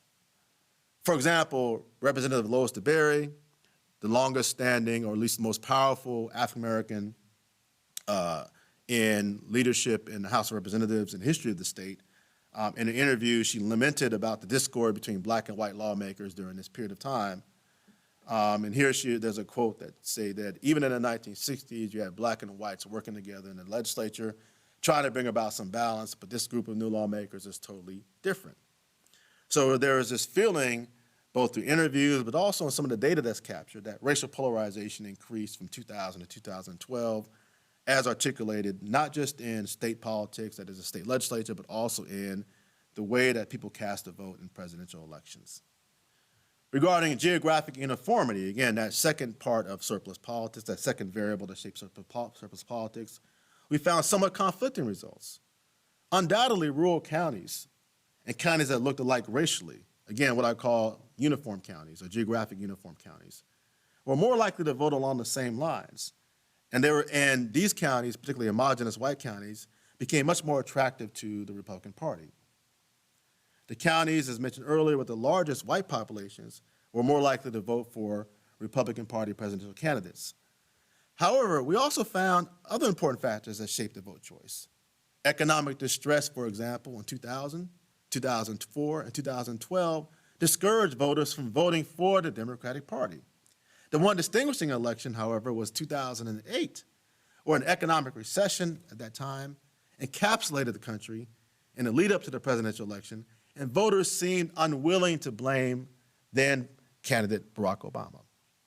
So we see economic distress is also intervening in this space of geography. We can also confirm our third hypothesis. The results show that fragmentation among Democrats is particularly high, again, drawing from those earlier slides, the data points from those earlier slides. In all election cycles, Democrats experienced high variations of fragmentation, right? Hence indicating discontinuity among counties of voters backing the Democratic Party. The John Kerry campaign in 2004, however, seemed to have a more united Democratic Party, or at least one that operated more cohesively, more competitively across the state. Just one note about this. Albert Gore most likely took Tennessee for granted in 2000 and assumed that his native son status would carry him to victory. Thus, he probably didn't spend as much resources in the state as he should have. Consequently, we can argue that in that 2000 election in particular, there was no evidence that a candidate's coattails proved to be significant in influencing the vote choice. But we can also suggest that despite the victories of people like Bredesen, for example, in 2002 and 2006, his coattails did not also shape Democratic Party success in the state elections as well. And the Democratic Party overall appeared to be much more fragmented in their vote for both the presidential candidates and other candidates in the state. So let me conclude by stating that this research attempts to explain electoral realignment in the state, especially its relationship to race. Tennessee has historically been characterized by a center-right, bipartisan pragmatism that has masked party identification. Right? More recently, the state has shifted considerably to the right as Democrats lost control of both chambers in the state legislature. And the 2012 election gave Republicans a supermajority control of the General Assembly for the first time since the 19th century. The election and the Republican Party victories in 2008 and 2010 also meant the loss of black political power in the state legislature. I identify several factors that contributed to electoral realignment. Race remains a permanent feature of Tennessee politics, and it appears that racial divisions, at least in terms of elections, have worsened in the state. Yet race overlaps with other factors that have given the Republican Party a quote-unquote surplus of prospective voters. Geographic uniformity and the fact that Republicans have won victories in rural and overwhelmingly white jurisdictions, many of which were former Democratic Party strongholds or yellow dog Democratic counties. This has also fueled electoral realignment. Taken together, racial polarization, geographic uniformity, and party fragmentation have shaped realignment politics in Tennessee. It has also forced the Democratic Party to reassess its electoral strategies in its statewide races and its party machinery on a county-by-county basis. Conventional wisdom suggests that electoral realignment was an outgrowth of an anti-Obama wave in the South and racial resentment among white voters. Without a doubt, Obama's presence on the national ticket made it more difficult for state and local Democratic Party candidates in Tennessee. Still, the findings that I reported in this book suggest that realignment preceded the Obama campaign. All signs further suggest that this realignment is not over and that the Republican Party is continuing to solidify a stronghold in state politics. What this means for black politics and black political influence and power is an important concern considering that most blacks align with the Democratic Party. So I want to thank again the conference organizers for hosting this event. I want to thank you for giving me time to talk about a chapter in my book on electoral realignment, and I want to encourage you to, as a shameless plug, to also purchase this book called Losing Power, authored by myself and Ray Block Jr. Thank you. Our second performance comes from the Tennessee State University Maestro Singers. The Maestro Singers are the premier chamber choral ensemble at TSU. They are an audition choral ensemble, and many members also participate in TSU's larger choral ensemble, the University Choir. The original Maestro Singers were formed in the 1940s under the direction of Dr. Eddie T. Goins, but dissolved in the late 1950s. After Dr. Goins' death in 1979, the Maestro Singers re-emerged. The current Maestro Singers consist of 12 to 16 members and is open to both music majors and non-music majors. Please enjoy this musical treat, after which we will take our last break for the day. Let's have a young Jesus listening. Let's have a young Jesus died. Pray in the young Jesus listening. Pray in the young Jesus died. Let's have a Jesus listening. Let's have a young Jesus died. Pray in the Jesus listening. Pray in the young Jesus died. Let's have a young Jesus listening. Let's have a young Jesus died. Pray in the young Jesus listening. Pray in the young Jesus died. 'Cause I'm on my way. Yes, I'm on my way. And I've got to get to glory, got to make it someday. Everybody, let's have a union. Let's have a union. Pray in the union. Pray in the union. 'Cause I'm on my way. Yes, I'm on my way. And I've got to get to glory, got to make it someday. Everybody, let's have a union. Let's have a union. Pray in the union. Pray in the union. Jesus died.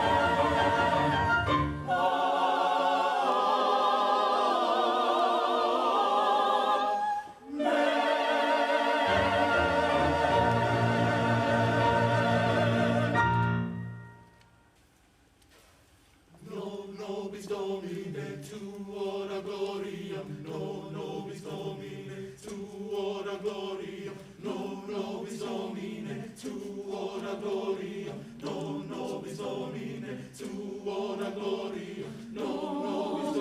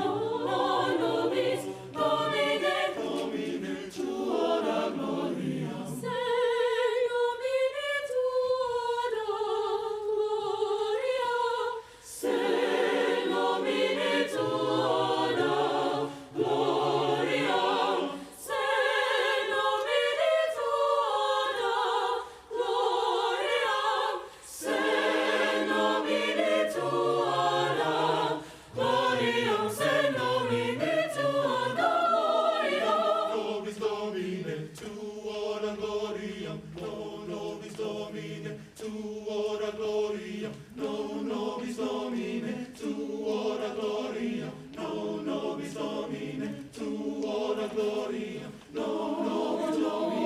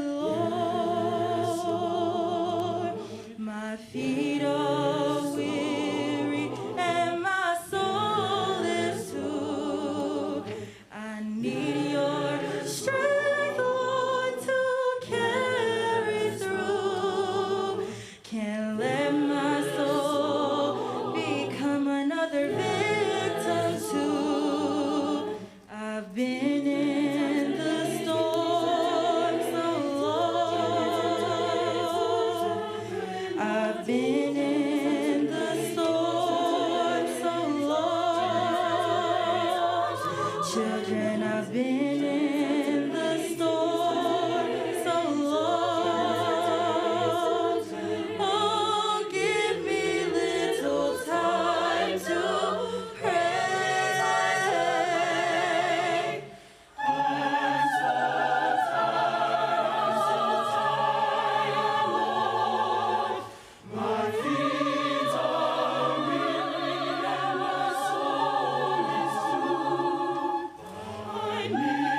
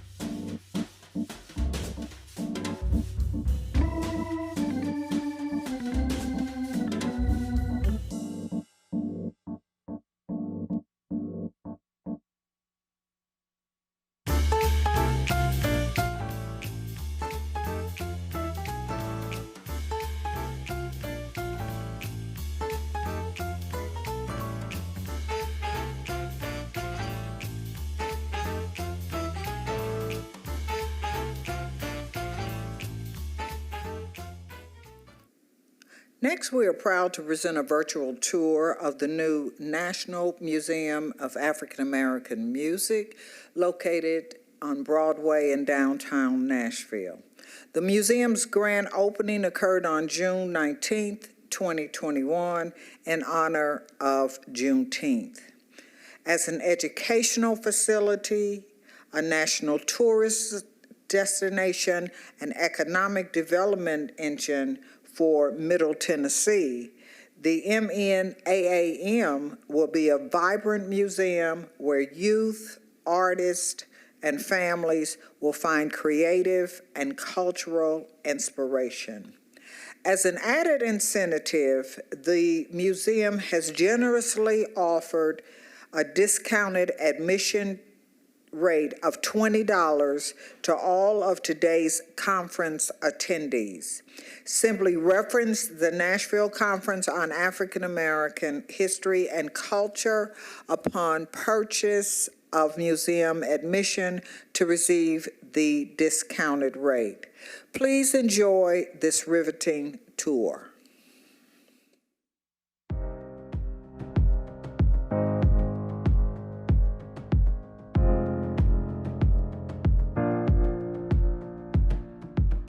Hello, and welcome for the first time inside your National Museum of African American Music. This is the first time we're showcasing the museum to the public, and who better to be the first to see this remarkable space than you, our key supporters, the people who help bring this building, this vision to life. With the help of our exceptional curatorial team, we'll walk you through the museum, showcasing our 6 galleries and the Rivers of Rhythm Interactive, which ties the museum together. Before we begin, though, I want to say thank you to each and every one of you. Your contributions, your support, your guidance is what got us to this point. And today, I can truly say we would not be here without you. And so with that, let's get started. Welcome again to your National Museum of African American Music.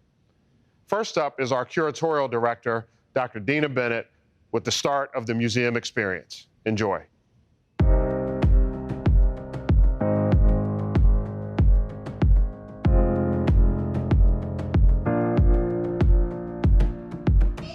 My name is Dr. Dina Bennett, and I'm the curatorial director of the National Museum of African American Music, the first national institution dedicated to studying, preserving, educating, and celebrating more than 50 music genres and subgenres that were created, influenced, and inspired by African Americans.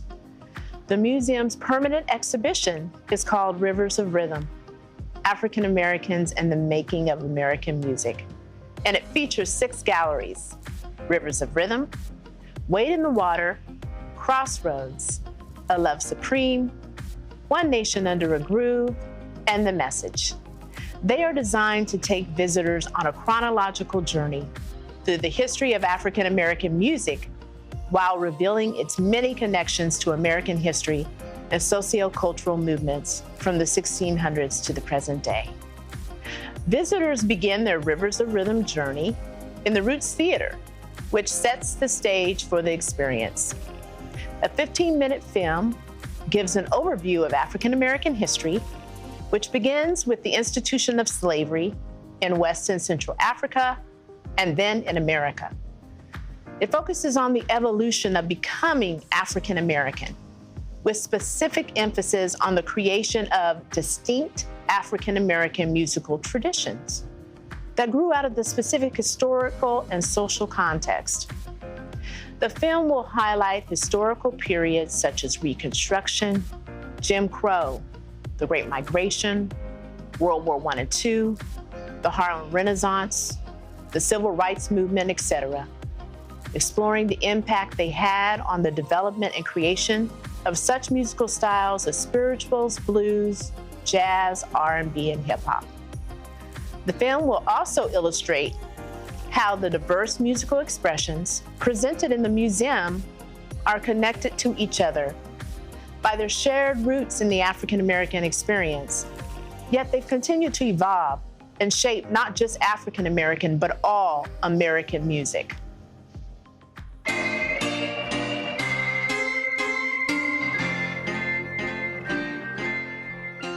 Because the sacred experiences of African and African-derived peoples are the foundation out of which African American music emerged, visitors will begin their museum journey in the Wade in the Water Gallery.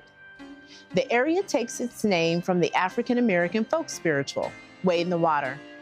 It chronicles the history and influence of religious music from elemental aspects of indigenous African themes that survived during slavery to the formation of African American spirituals, hymns, and eventually gospel music. This gallery includes 2 interactive touch points that provide up close and personal encounters with African American religious music. The first interactive is called Personal Gospel, and it offers animated stories of faith and inspiration with audio, inviting visitors to experience the power of gospel music on people's lives by telling their own personal stories. The second interactive is Singing with the Choir. It presents an interactive video experience in which visitors sing along with a pre-produced performance of Dr. Bobby Jones and the Nashville Super Choir. The visitor will learn the lyrics and movements of a selected song, experience the engagement and uplifting power of singing with the gospel choir, and experience gospel music as a collective expression of communal participation.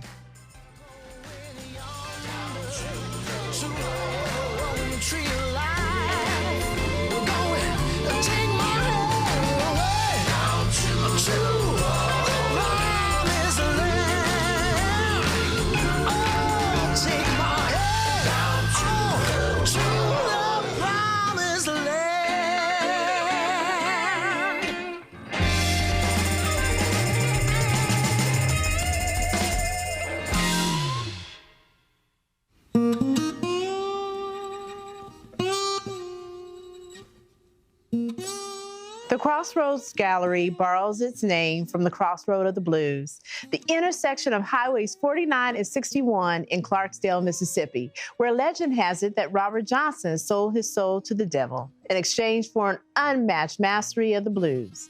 The gallery chronicles the influence and history of the blues, a genre of secular music that arose after the Civil War out of the Black experience in America. Its humble origins are rooted in the 19th century work songs and field hollers sung by sharecroppers and lumber mill workers of the Deep South and the Mississippi Delta in the post-slavery era. Visitors will encounter female blues singers who recorded race records in the 1920s in this gallery. They can explore the influence of the blues on white country music, the rhythm and blues sound of the 1950s, and the blues revival of the 1960s, in which many blues masters were rediscovered by young white audiences in America and in Britain. The narrative ends with a further look into contemporary blues, its modern masters, and its deeply embedded role in diverse forms of music. Highlights of the Crossroad Gallery include a film that recounts the story of the Great Migration and how it took African American music from the Deep South through Tennessee and into the rest of the country, making it part of the national musical culture.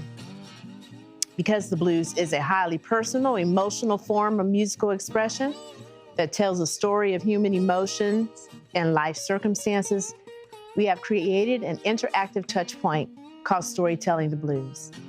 This provides an opportunity for visitors to build their own blues songs through 6 different animated song story selections and storytelling visuals, including characters with accompanying lyrics and the choice of rural or urban settings. As the visitor progresses through this interactive, they come to understand the song structure of the blues, its mood, context, lyrics, and they gain an appreciation for the blues as an emotional response to personal experiences that uses universal themes. Visitors can download their unique individual songs and visual stories to the RFID bracelets that they'll receive when they purchase their ticket to the museum.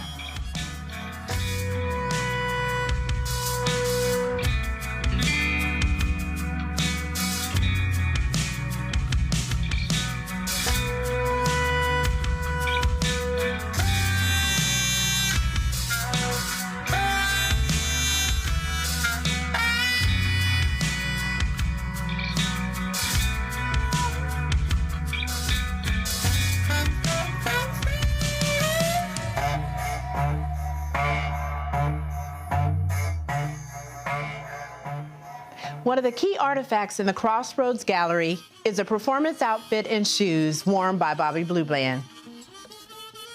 Bobby Blue Bland, often called the Lion of the Blues or the world's greatest blues singer, blended gospel, blues, and R&B into a unique and distinctive vocal style. Often accompanied by a blues band with a strong horn section, his smooth and sophisticated storytelling of the blues yielded hits such as Farther Up the Road, I Pity the Fool, and Turn On Your Love Light. The performance outfit and shoes are the courtesy of Mrs. Willie Martin Bland.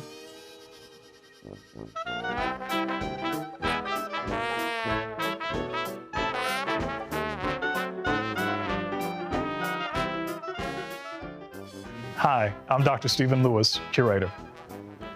A Love Supreme traces the history of jazz, beginning with its African roots and its early development in New Orleans. From there, we trace jazz's growth and development over the course of the 20th century, discussing topics including the Great Migration, the Harlem Renaissance, jazz in World War II, the birth of modern jazz, and jazz's influence around the world. Some of the artifacts on display in this gallery include one of Louis Armstrong's trumpets, a dress worn by Grammy Award-winning jazz vocalist Dee Dee Bridgewater, and a saxophone owned by contemporary jazz saxophonist Kirk Whalum. The title of this gallery comes from John Coltrane's classic 1960s album, A Love Supreme, which remains one of the most influential jazz recordings in history.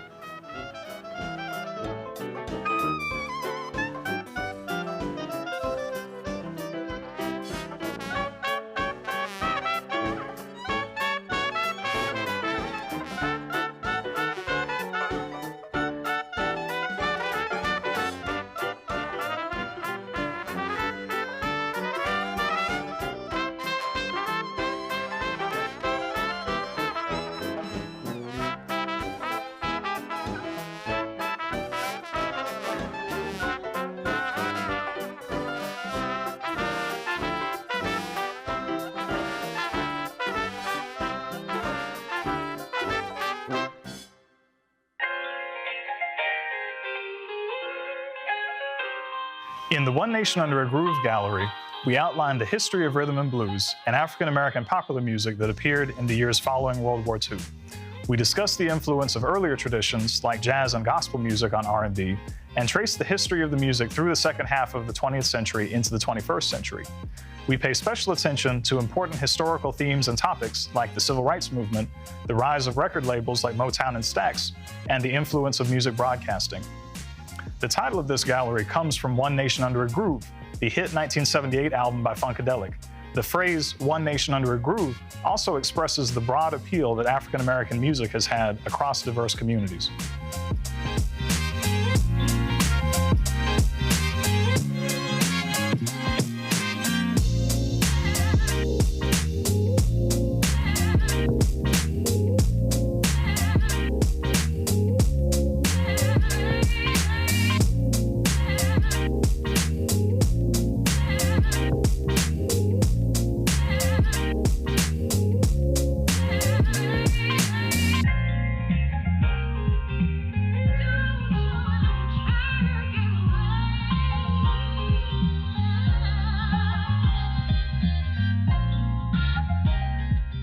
One of the notable artifacts on display in this gallery is this robe and wig worn by George Clinton. Clinton's robe features an image of the iconic mothership, which was often featured during Parliament Funkadelic performances.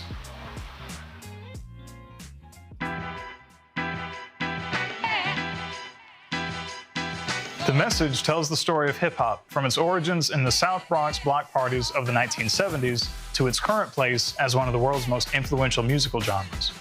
In The Message, we cover topics including the growth of urban youth culture in 1970s New York City, the devastating impact of urban renewal policies on inner-city communities, the influence of new technology on music, and the influence of hip-hop moguls like Jay-Z, P. Diddy, and Kanye West. This gallery's name comes from The Message, a classic recording by Grandmaster Flash and the Furious Five. For many historians, The Message was the first hip-hop recording to feature prominent social and political commentary. The name The Message also evokes hip-hop's connection to the African-American oral tradition.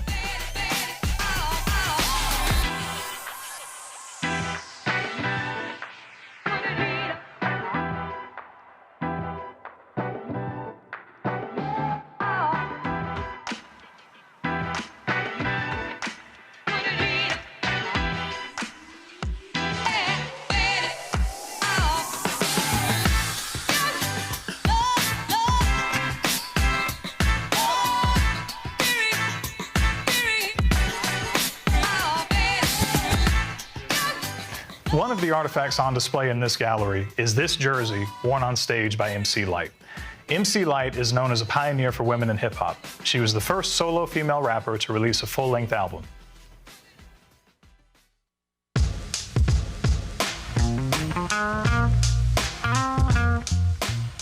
Welcome to the Rivers of Rhythm Gallery. During the planning and design stage, we identified key messages and thematic goals for the exhibitions and developed a museum concept that would use rivers of rhythm as a design metaphor for the permanent galleries. Drawing inspiration from the Langston Hughes poem, The Negro Speaks of Rivers, we decided that the concept of rivers symbolized migration and movement, as well as discovery and wonder. Paying homage to the majesty and wonder of four of the world's greatest rivers, Hughes connects the historical journey of Africans and African Americans to the birth of civilization. And so it is with NAMAM. Its exhibits are designed to connect the historical journey of African Americans to the birth of American music. In the Rivers of Rhythm, visitors can explore digital timeline tables that feature touch panel interactives designed to weave together themes that run throughout the museum, placing the African American music here in context, and to show its essential role in shaping our American identity. The timelines draw strong connections between historical events and music and lyrics, significant cultural moments, combine clusters of songs with an interactive playlist that introduces the music of that moment. The gallery's central goal is to help visitors understand how African American music has intertwined with history and culture to form their American soundtrack. The Rivers of Rhythm Gallery also functions as a performance space for periodic film experiences called Takeover Moments, musical interludes that will be projected on the walls. At timed intervals, the pathway will transform into a fully immersive environment in which lighting, images, and music sync together and envelop visitors in a spectacular, transforming musical experience. This interactive will present 3 takeover moments that feature iconic performances across musical genres. So as you can see, we are all excited. We're just overjoyed to be able to finally share this special place with you. And I can't wait until you're safely able to join us here in person. I want to again thank all of you for being with us, not just today, but throughout our journey. This place has been a long time coming. We've had ups and downs along the way, but our collective effort has allowed us to persevere even through the unimaginable. And I'd also like to thank everyone who helped us today, our staff, our board members, and the wonderful crew with 353 Media as well. All of you make up this special place. NAMAM is a place for all of us to come together, no matter what your background may be, no matter what music you like or where you come from. NAMAM is a place for us to unite behind a common goal, one vision, one song, one museum, one nation under a groove. Thank you so much for coming.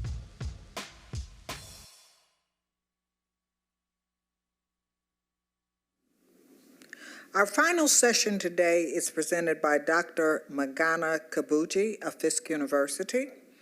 He is the Andrew W. Mellon Postdoctoral Fellow at Fisk, where he is teaching and researching on African American literary and cultural studies. His work has been featured in national publications including Diverse Issues in Higher Education and HBCU Digest.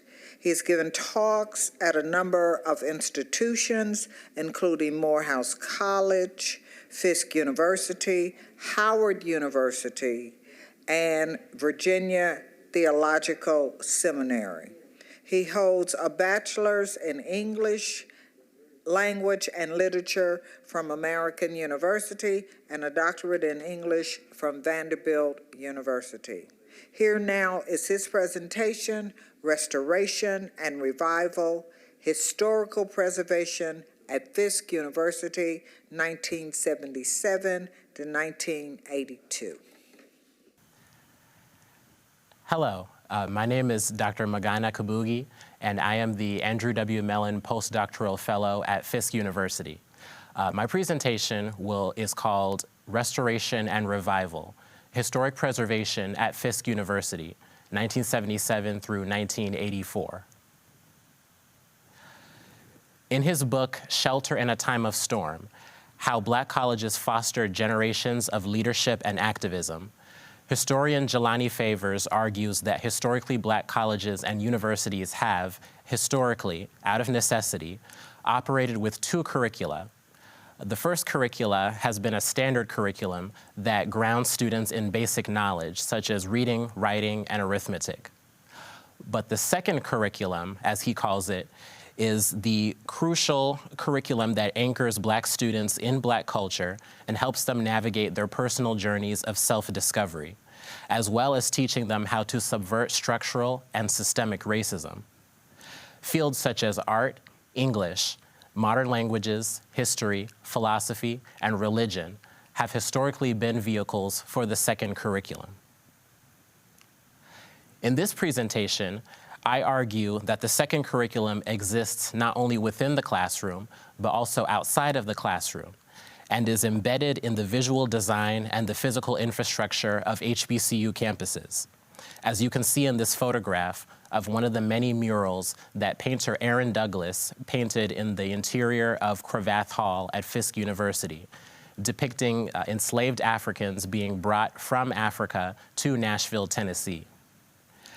As buildings age, it becomes imperative for campuses to preserve their artistic and architectural legacies. This presentation explores the strategies used by President Walter Jewell Leonard during his presidency at Fisk from 1977 to 1984 that facilitated the historic preservation at Fisk University. On the left here is the late New York Times journalist Judith Cummings, who in July 1975 wrote a feature story on Fisk that shocked alumni, students, and the country. In her article, Fisk U, Cutting Faculty and Salaries, she stated that Fisk, which had been prospering financially during the civil rights era, was undergoing, quote, a painful examination of its programs and priorities with an eye toward cutting costs, and that Fisk was anxiously searching for new money sources. The university's financial doldrums also affected the upkeep of several campus buildings and forced delays in maintenance. With these issues in mind, the Fisk Board of Trustees selected Walter Jewell Leonard, who at the time was the Chief Diversity Officer and Special Assistant to President Derek Bok at Harvard University, to be Fisk's new president. Leonard brought to Fisk a keen appreciation for the Black humanities and cultural production, and saw Fisk as, quote, a Rembrandt within a splintered frame, a frame which does not help the masterpiece itself. We have to restore both the picture and the frame, to repair the small nicks, to brighten up the paint, and to present this new picture of Fisk in the best possible light.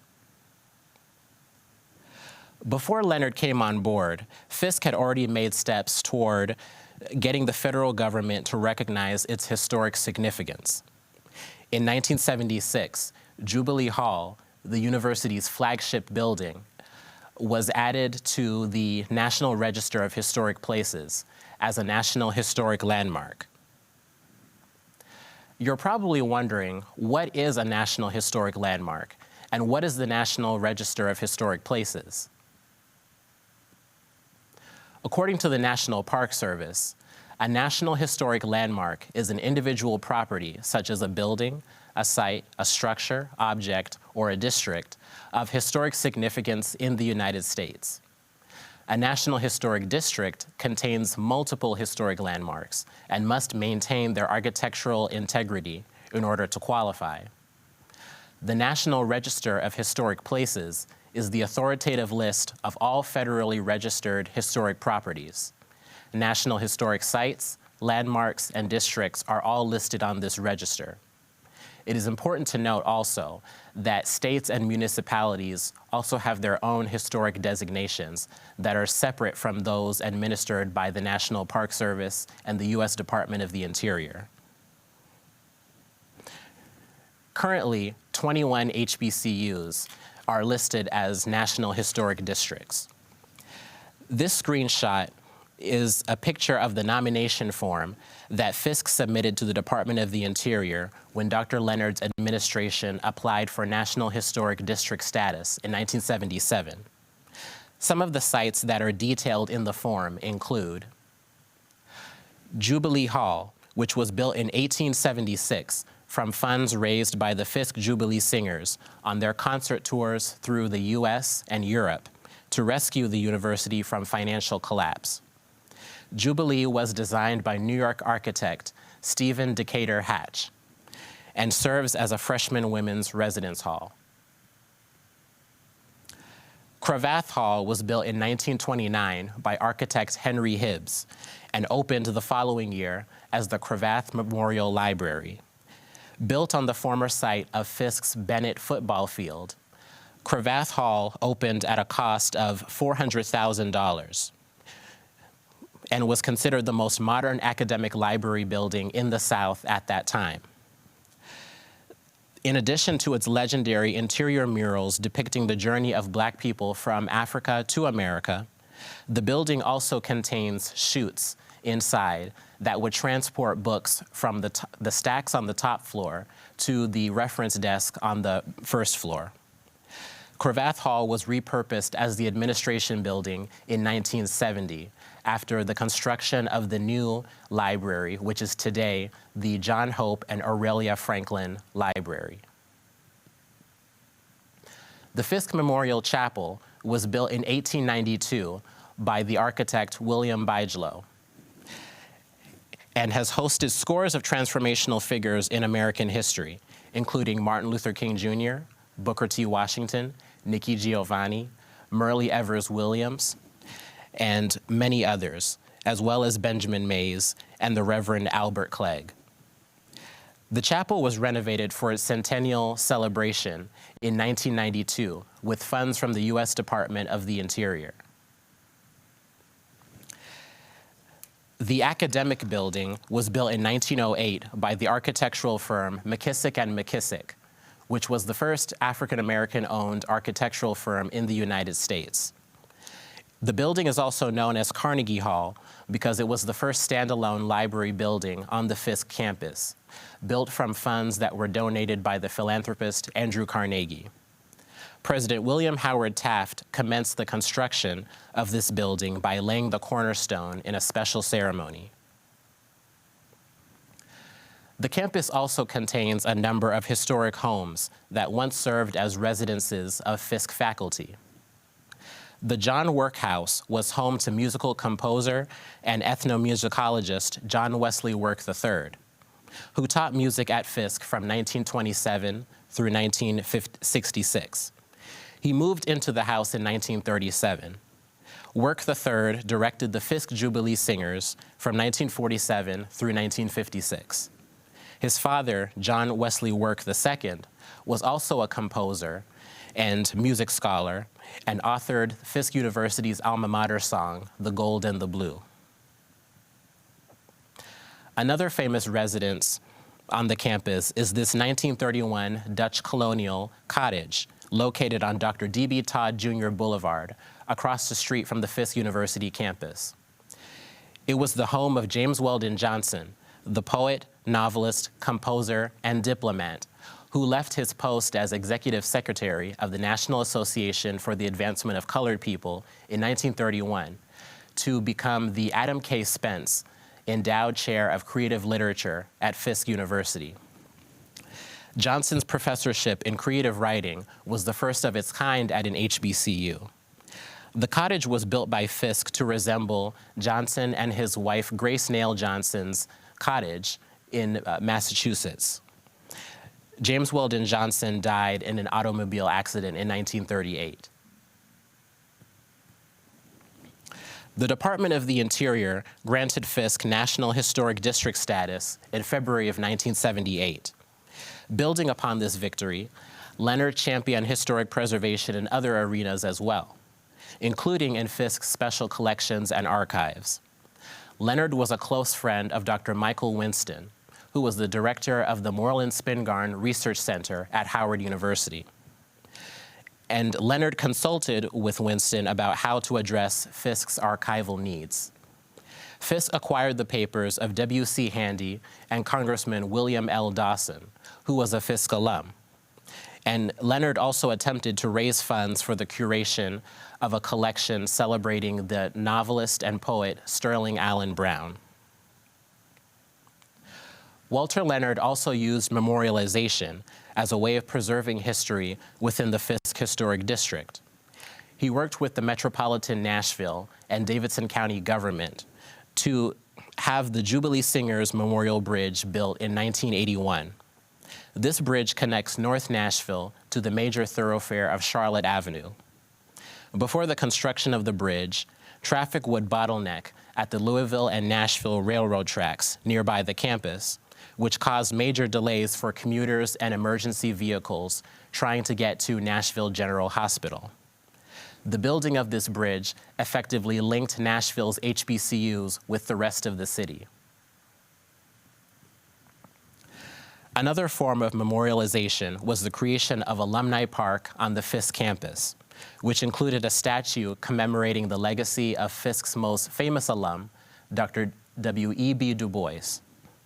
The statue was designed and constructed by the gentleman on the right, Nashville sculptor James Miles, who worked on it in the back room of Craighead Barbershop, which is located on Jefferson Street.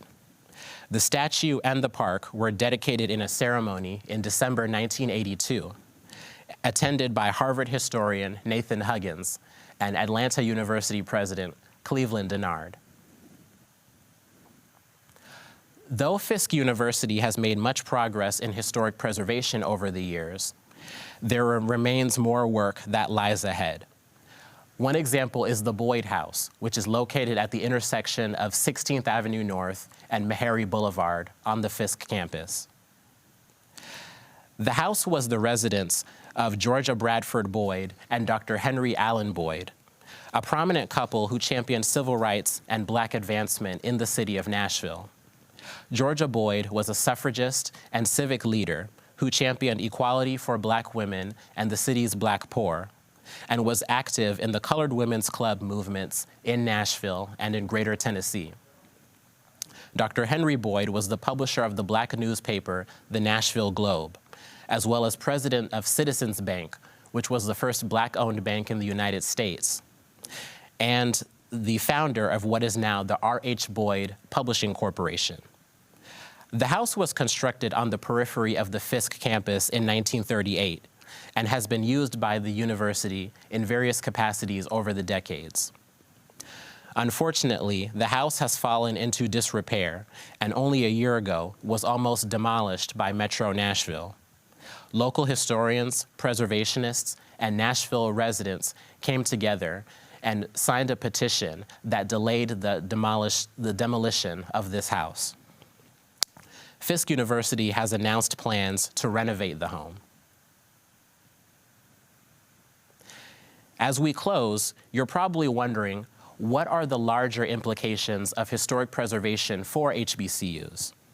Historically Black colleges and universities are not only intellectual resources and engines of economic and social mobility, but they are also repositories of Black culture, showing America where we have been and how we can be our best selves. The second century of HBCUs is closer than we think. Cheyney University of Pennsylvania, which was founded in 1837, turns 200 in 2037.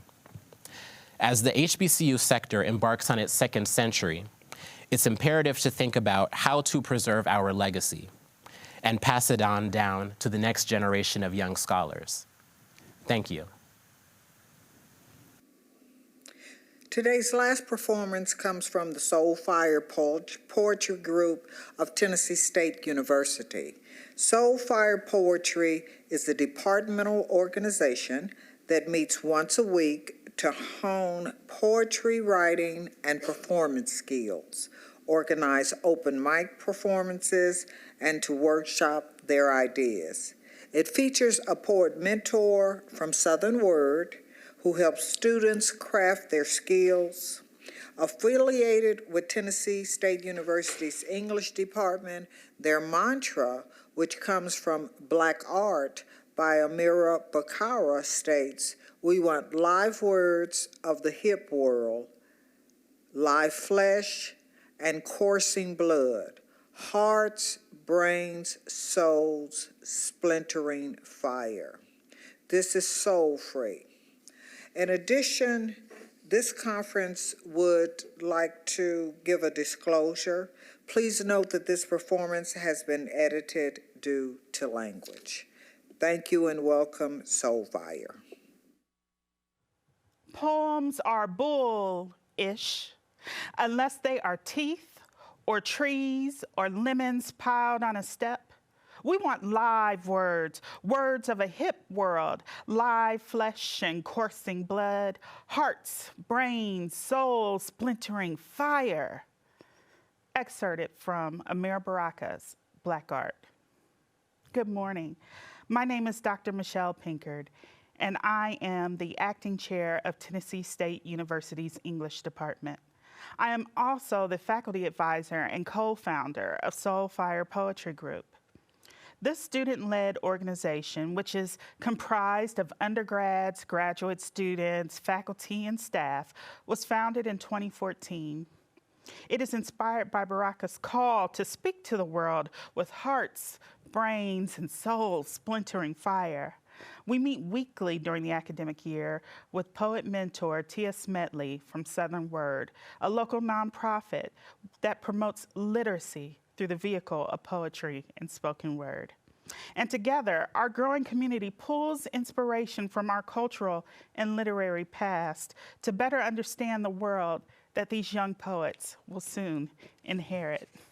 To that end, if you're like me, you're a little bit worried about what the future holds for our future leaders and thinkers, philosophers, writers, and poets. Most of our poets were born between the fissures of 9/11 and the first Black president. They are coming to age during a pandemic and the implications of George Floyd. And yet, they are being empowered and learning how to empower through language, through poetry. The old adage about writing is our charge and our motivation to comfort the afflicted and to afflict the comforted. These young poets are challenging you to find your place in that spectrum between afflicted and comforted and to analyze your place within it. In the process, you may hear language and ideas upon which you do not agree. Our first poet, for instance, embodies a persona whose obscenity is the point, whose ideas thread the very fabric of our histories. Our second poet explores the cultural legacy of trauma from a gendered perspective. And our last poet explores the ability to transcend pain, to persevere, to thrive beyond pain. No, it is not all pretty, but it is, as Langston Hughes once wrote to future Black poets in his very famous essay, The Negro Artist and the Racial Mountain, the thesis of which is not to write for an audience's pleasure or displeasure, but to note that we know, quote, that we are beautiful and ugly too. The tom-tom cries and the tom-tom laughs.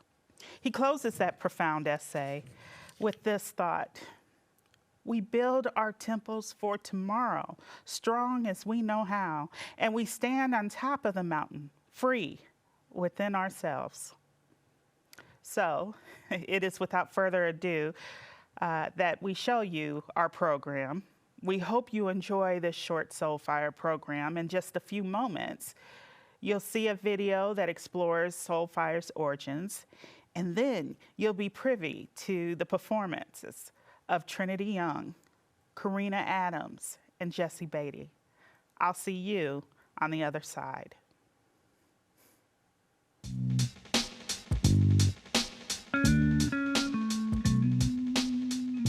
This is an extracurricular program, not a class. And for that purpose, we don't have to worry about the intimidation of a grade or rules about writing or certain expectations that might create blocks. Instead, we want to break down barriers and allow students to explore their ideas, their feelings, their creativity in a space that's free from judgment, and hopefully that provides an opportunity to create brilliance, which I think it has. I love poetry because, man, I found hip-hop at a young age, and hip-hop is just composed of poetry.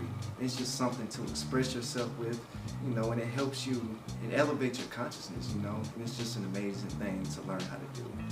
Southern Word, we are committed to literacy through the vehicle of poetry and spoken word, and really into not necessarily turning people into poets per se or platinum selling spoken word artists, as much as we are into helping people become more excellent with their communication. Okay, the classroom setting, I love this setting. I came a couple of weeks ago, and it's just full of love, enthusiasm. Everyone here uplifts each other.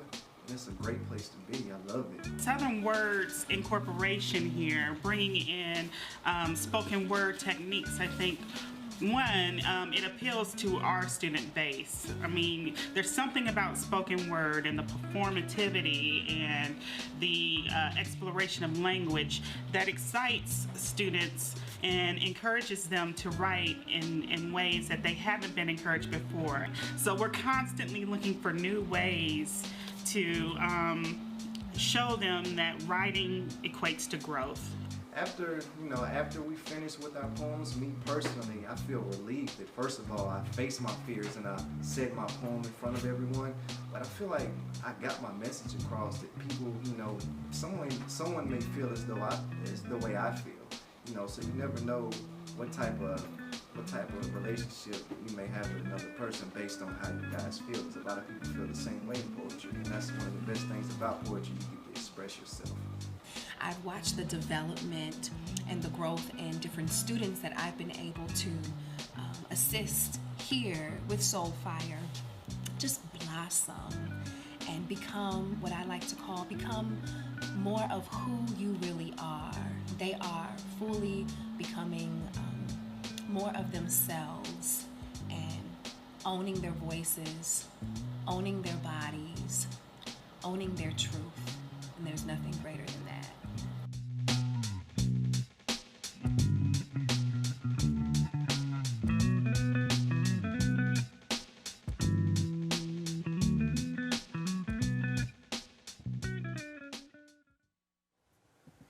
Hello everyone, my name is Karina Adams. I am currently at Tennessee State University studying Health Information Management. My poem is titled A Black Woman Depression Poem, and it is about the ongoing cycle of depression and oppression.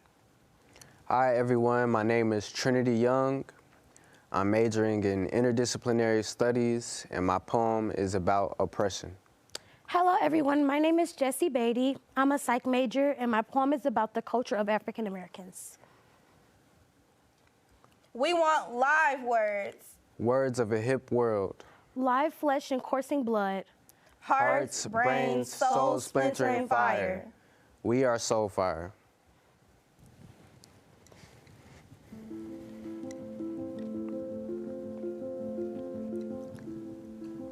You can be anything you want, just not yourself. Get your degree so we can put you on the shelf. Come work for me, pension plan, build your wealth. You should rent, don't buy land and stress yourself. Stay in a box, don't expand and stretch yourself. But look, here's a raise, a higher shelf. Your history, it should stay a mystery. I get what you need, play it safe before you in too deep. If you knew your story, you would never work for me. Let me tell your dumb just how much you're really worth to me. Back in the day, we seen y'all building pyramids, agriculture, gold in abundance, happy black kids. So I learned from you. I studied at your feet, mixed some shit around, took it back to Rome and Greece.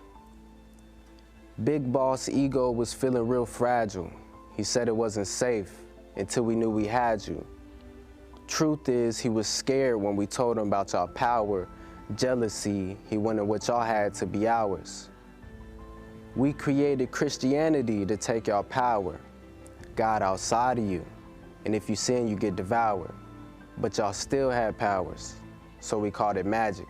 Said that's the devil's work, and God punished with a madness. But fear in your minds, and then we shipped it to the masses. Make sure your savior white, so you respect our Jesuit badges. We use your own stories against you, cause we knew we could never win a real war against you. But if y'all fought yourselves, we could just come in and rinse you with the blood of Jesus, confusion, the mark of the sinful. But we would never mention that we was the ones who planted that inside your system, raped y'all mothers, beat y'all fathers, and killed y'all sisters, then trained y'all to think that that's just life inside the system. Destabilize the family so we could kill you from a distance. If we had y'all minds, we could take advantage of your persistence. Told you you alive to build this country and its systems. We didn't want to hurt you, but you just kept resisting. And I mean, listen, we even into slavery, so you owed me. You still had to pay me. You uncivilized things still had to raise me, because after all your work, we still felt like babies. Gave you a say in low wages, politics and industry with a preferred segregation.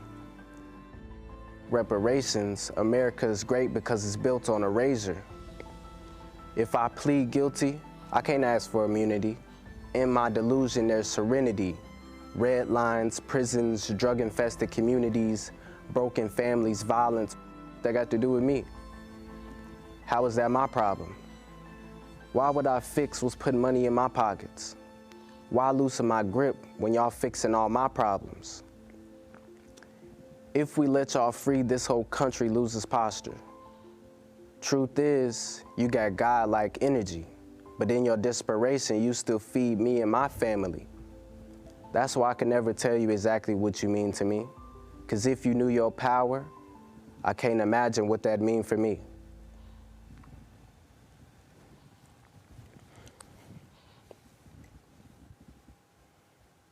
I can't seem to shake it.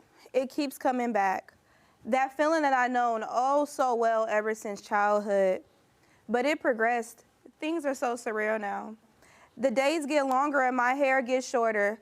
The walls come closing in, and if I by chance get smushed by these four walls, then I might have a chance to breathe again. My counselor wants me to talk. If I open up to her, then probably I could find a solution to this feeling. Yeah, this feeling. It's pretty indescribable. It's like carrying a new soul for 9 months, just for it to come out with a stiffened body and stuck face, full of the remorse you piled up for years against yourself. Those shattered mirrors, missed meals, and skipped showers. For some reason, as you held that lifeless being, you felt jealousy. It got to experience its emotions and left when times got rough. But you pity it. After all, it did carry your baggage. Carry, oh yes, carry. Like Tamar Rice's mother had to carry his unalloyed corpse back to their home and prepare a funeral for her guiltless son, who deserved nothing but a life full of laughs, or at least the opportunity to reach adulthood. The feeling of how the police that murdered that innocent youth got to walk away free. The only comfort in that feeling you can find is being able to relate to your ancestors for once.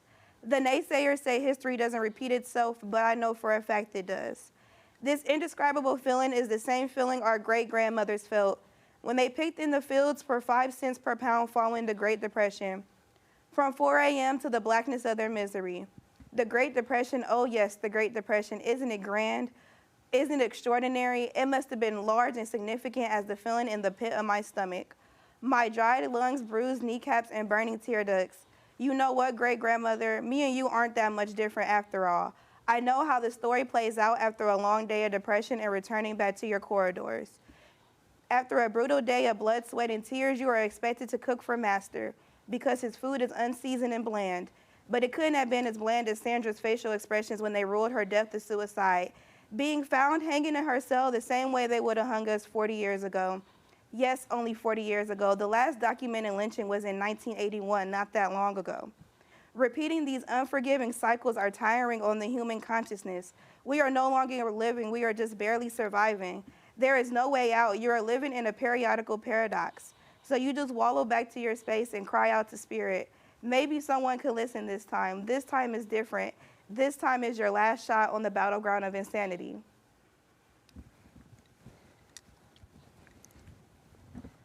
I am so proud to be a part of a culture that cultures the world around us. My culture is so sweet yet so sour, devoured by the world around us every hour. I have the African American urge to put my future daughter hair in bobos so they can click clack as she runs around barefooted like my ancestors did in Mississippi. The African American urge to be so strong in my blackness that it does not fade away, that it's here to stay, that it leaves a trace throughout the day. What's left to say? We're the offsprings of quick-witted mothers and strong father figures, accustomed to silly little triggers with phrases that are so much bigger. The universal experience of being told you're either in or you're out because the AC is on a hot summer day. The stern look of a motherly figure that leaves you without any doubts. The reminder that your mom isn't one of your little friends, that she put you in this world and that she could take you out. A culture so full of life that it goes without drought. I am a part of a culture that requires thought. Created a space so lively and lovely it causes the world to halt. We come from a culture of Aretha Franklin's and Malcolm X's. To see us is to love us without a strand of question. We are the group of people who are always helping no matter what is happening. We are bamboo hoops and melanated skin, college-led homes and entrepreneurial thoughts. We are so much more than what we are portrayed. Standing tall even when we are betrayed. The world is unable to throw us away. We are dark skies on a late night. We're the wind on a good day. We are dance, song, and tone. We're beyond the imaginable. A culture that is unable to be grabbed. Full of cookouts and laughs, HBCUs and PWIs. Greek organizations and continuous tries. I state this without ill intentions, that we are a culture that is worthy and holds dimensions.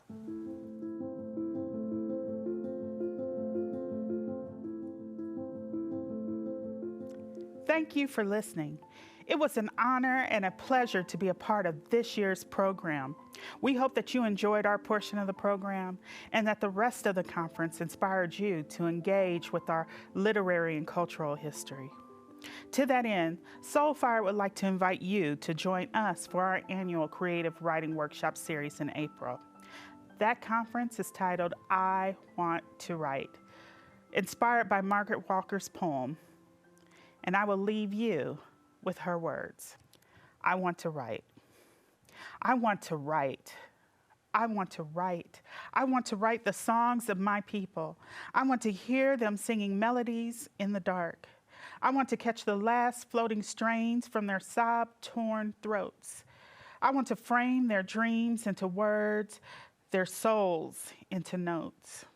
I want to catch the sunshine laughter in a bowl, fling dark hands to a darker sky and fill them full of stars. Then crush and mix such lights till they become a mirrored pool of brilliance in the dawn. Have a great day.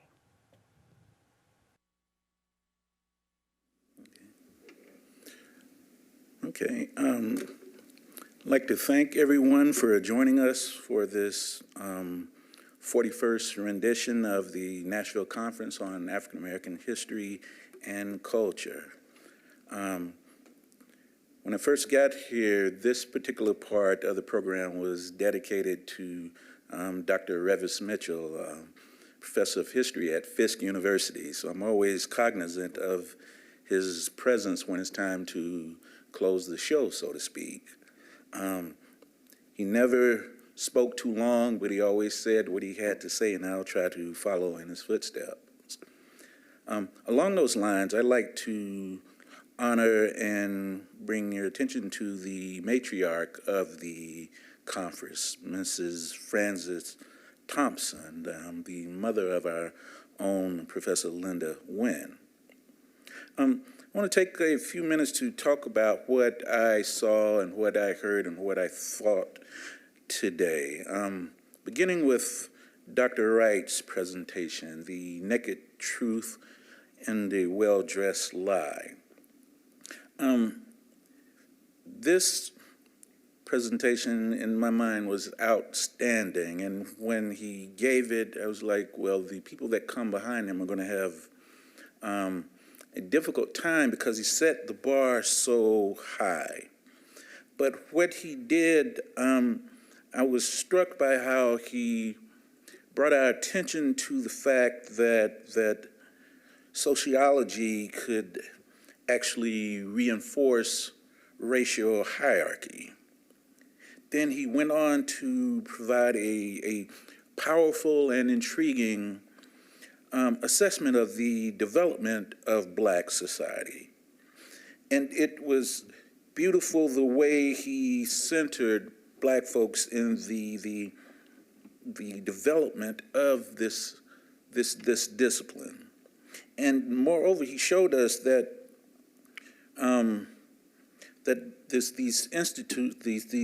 our institutions, our HBCUs played prominent roles in it. So when you talk about sociology, you need to cast your eyes on Tuskegee, or you need to come to North Nashville and look at what Fisk was doing during that time. Then as we moved on in the program, we reached a point where we were addressed by my friend Jeff Sellers. Jeff looked at cemeteries, which, excuse the puns, you might think that it's a dead subject, so to speak. But what he did in his presentation, which I thought was beautiful, is that he was able to reanimate some of these bones that were buried in the cemetery. That is, he suggested that these remains of African Americans had stories to tell, had truths that we should observe. Consequently, when we go by the city cemetery and we're going to try to use it as a historical source, we should look at it as a space where we can oftentimes reclaim a narrative of the past. And it should also serve as a site where we memorialize those giants upon whose shoulders we stand. And then there was Dr. Hamilton's presentation. Known her for a couple of years now, and I'm always captivated by her discussion of Negro Leagues baseball. And it was initially when I heard that she was going to present, I thought about her maybe giving us a lot about her father, which she did, but moreover, she demonstrated just what a big deal Negro Leagues baseball was in the city. And also she suggested in the paper, in her presentation, that we pay attention to Tom Wilson and the Nashville Elites. I didn't know how to pronounce that word until I talked to Dr. Hamilton. But what she demonstrated with Tom Wilson was that he brought an activity to the city that African Americans loved. But more importantly, she demonstrated that this man was a genius when it came to African American business. That is, she presents him as one of the most successful entrepreneurs in this city. And then we had Summer Jade Atwaters, who gave us spoken word intermingled with a song. As I observed her presentation, I was affirmed and inspired at the same time, and I got carried away with her songs, with her words and songs that celebrated love, that shared her thoughts about righteous anger, having a righteous anger about what we are observing in society today. And we had Rachel Martin. Dr. Martin gave us the inside story on hot chicken. And it came as no surprise that early on she emphasized the fact that hot chicken had gone global. But what she did in this piece that I think was so intriguing, and the thing that really contributes to our understanding of Nashville history was that Hot Chicken, her account of Hot Chicken gave us an insight into the history of race relations in the city. That is, when she pointed out the absence of black businesses on Broadway, I was struck by that. But also she said something really powerful in that, you know, Nashville had, for all intents and purposes, taken credit for Hot Chicken.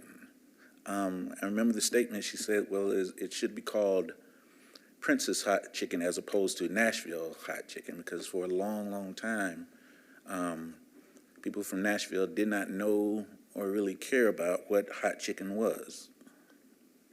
Then as we proceeded in the program, we reached a point where we were addressed by the Metro historian, Carol Busey, one of the best lecturers, I humbly submit to you, in the Music City. And she talked about African-American women and the WCTU. What is important about what she did with this presentation is she placed black women at the center of the WCTU movement. And in doing so, she presents a community that in some instances had some divisions about whether or not temperance was the way to proceed. But I feel as though if we are going to talk about this going forward, you can't really talk about the temperance movement unless you place emphasis upon the names Broughton, Phillips, and Early. And I'm going to submit to you, these names are names that should ring out in all of our Nashville classrooms when we get to the period of the Progressive era. Then we had the honor of being addressed by one of the premier political scientists in Middle Tennessee, Dr. Sekou Franklin. Dr. Franklin is a professor that is very much engaged in the community, but what I have always admired about him was that he was a master teacher. And we caught a glimpse of that today, because I felt as though his exploration of the impact of racial polarization in today's politics was brilliant. I thought that he laid out the implications of party fragmentation on the Democratic Party in a very intriguing and thoughtful way. And then he talked about race and how it impacted Tennessee politics, how it still impacts Tennessee politics. So we were fortunate that we were able to get this presentation from him today, and that you had a expert in the field who could make things plain. Then we had the virtual tour of our our Museum of African American Music, one of the newest and most welcome institutions in the Music City. And what this presentation did was it gave us just a snapshot of what you could explore in the museum. I been there a couple of times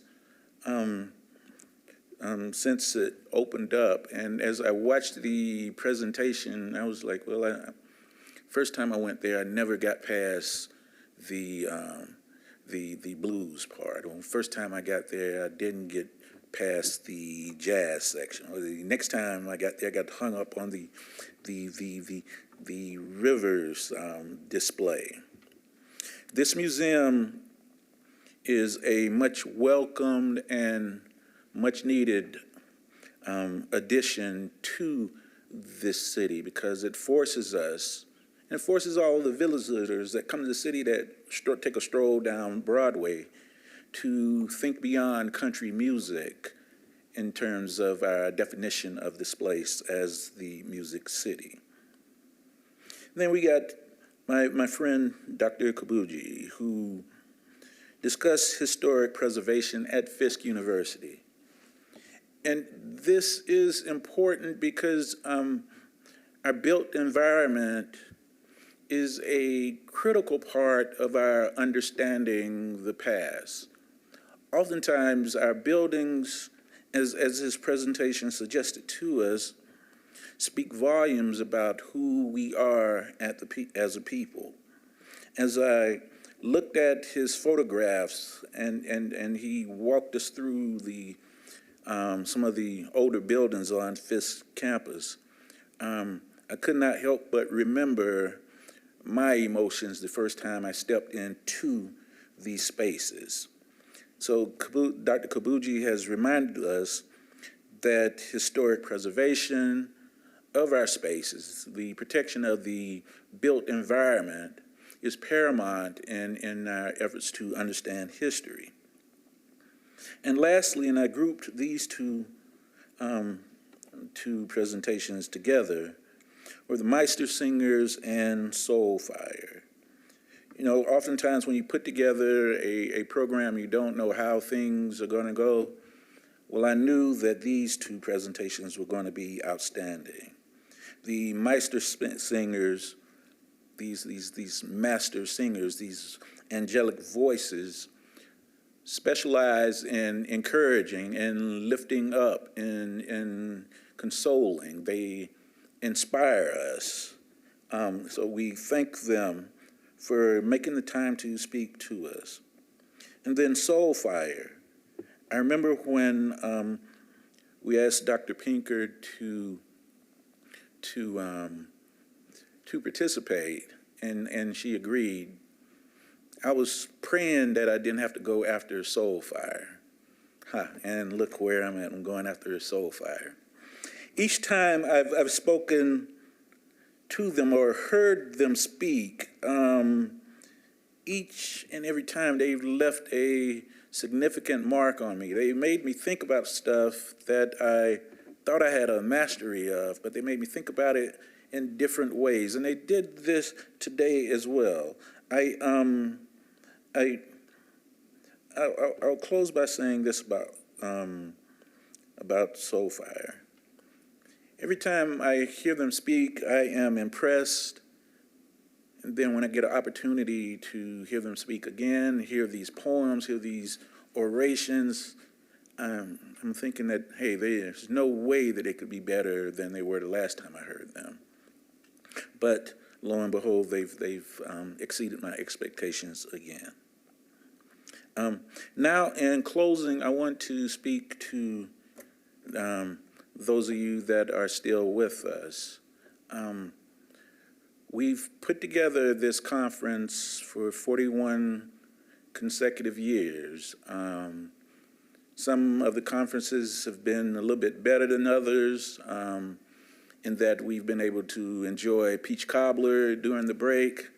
But nonetheless, we leave these gatherings with the idea that there's still more work to do. This conference has given the Nashville community, Tennessee, the world, the equipment with which to explore the past. The Profiles book, the updated Profiles book, is something that I would encourage you to get out and examine as soon as you can. But I also want you to consider this. There are stories out there that still need to be excavated, to be explored. Some of them are right under our noses.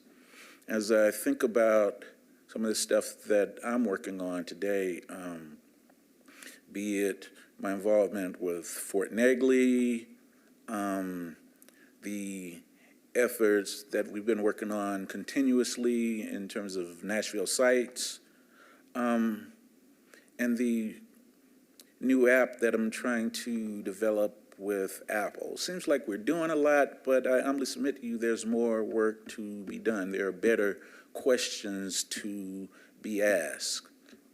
So I ask you with all sincerity to add your voices to the conversation, to research your history, to collect your history, to celebrate your histories.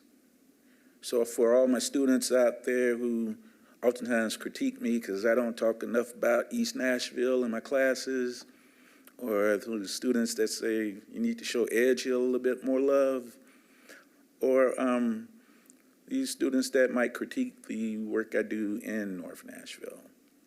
I encourage you to get into the archives, get into the libraries, talk to your elders while they're still here with us, and help us ask better questions and create a more complete view of the past. So thank you again for enjoying the conference, and I look forward to meeting y'all hopefully in public next year. Thank you.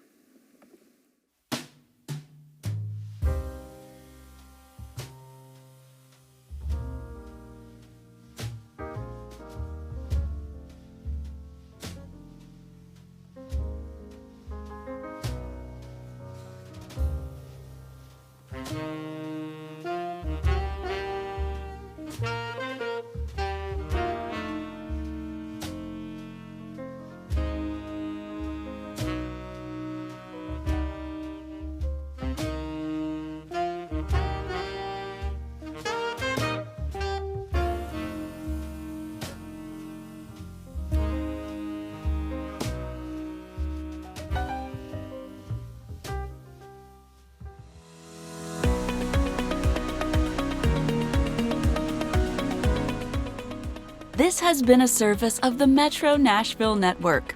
If you would like to see this presentation again, or for more information on this and other programs, visit nashville.gov.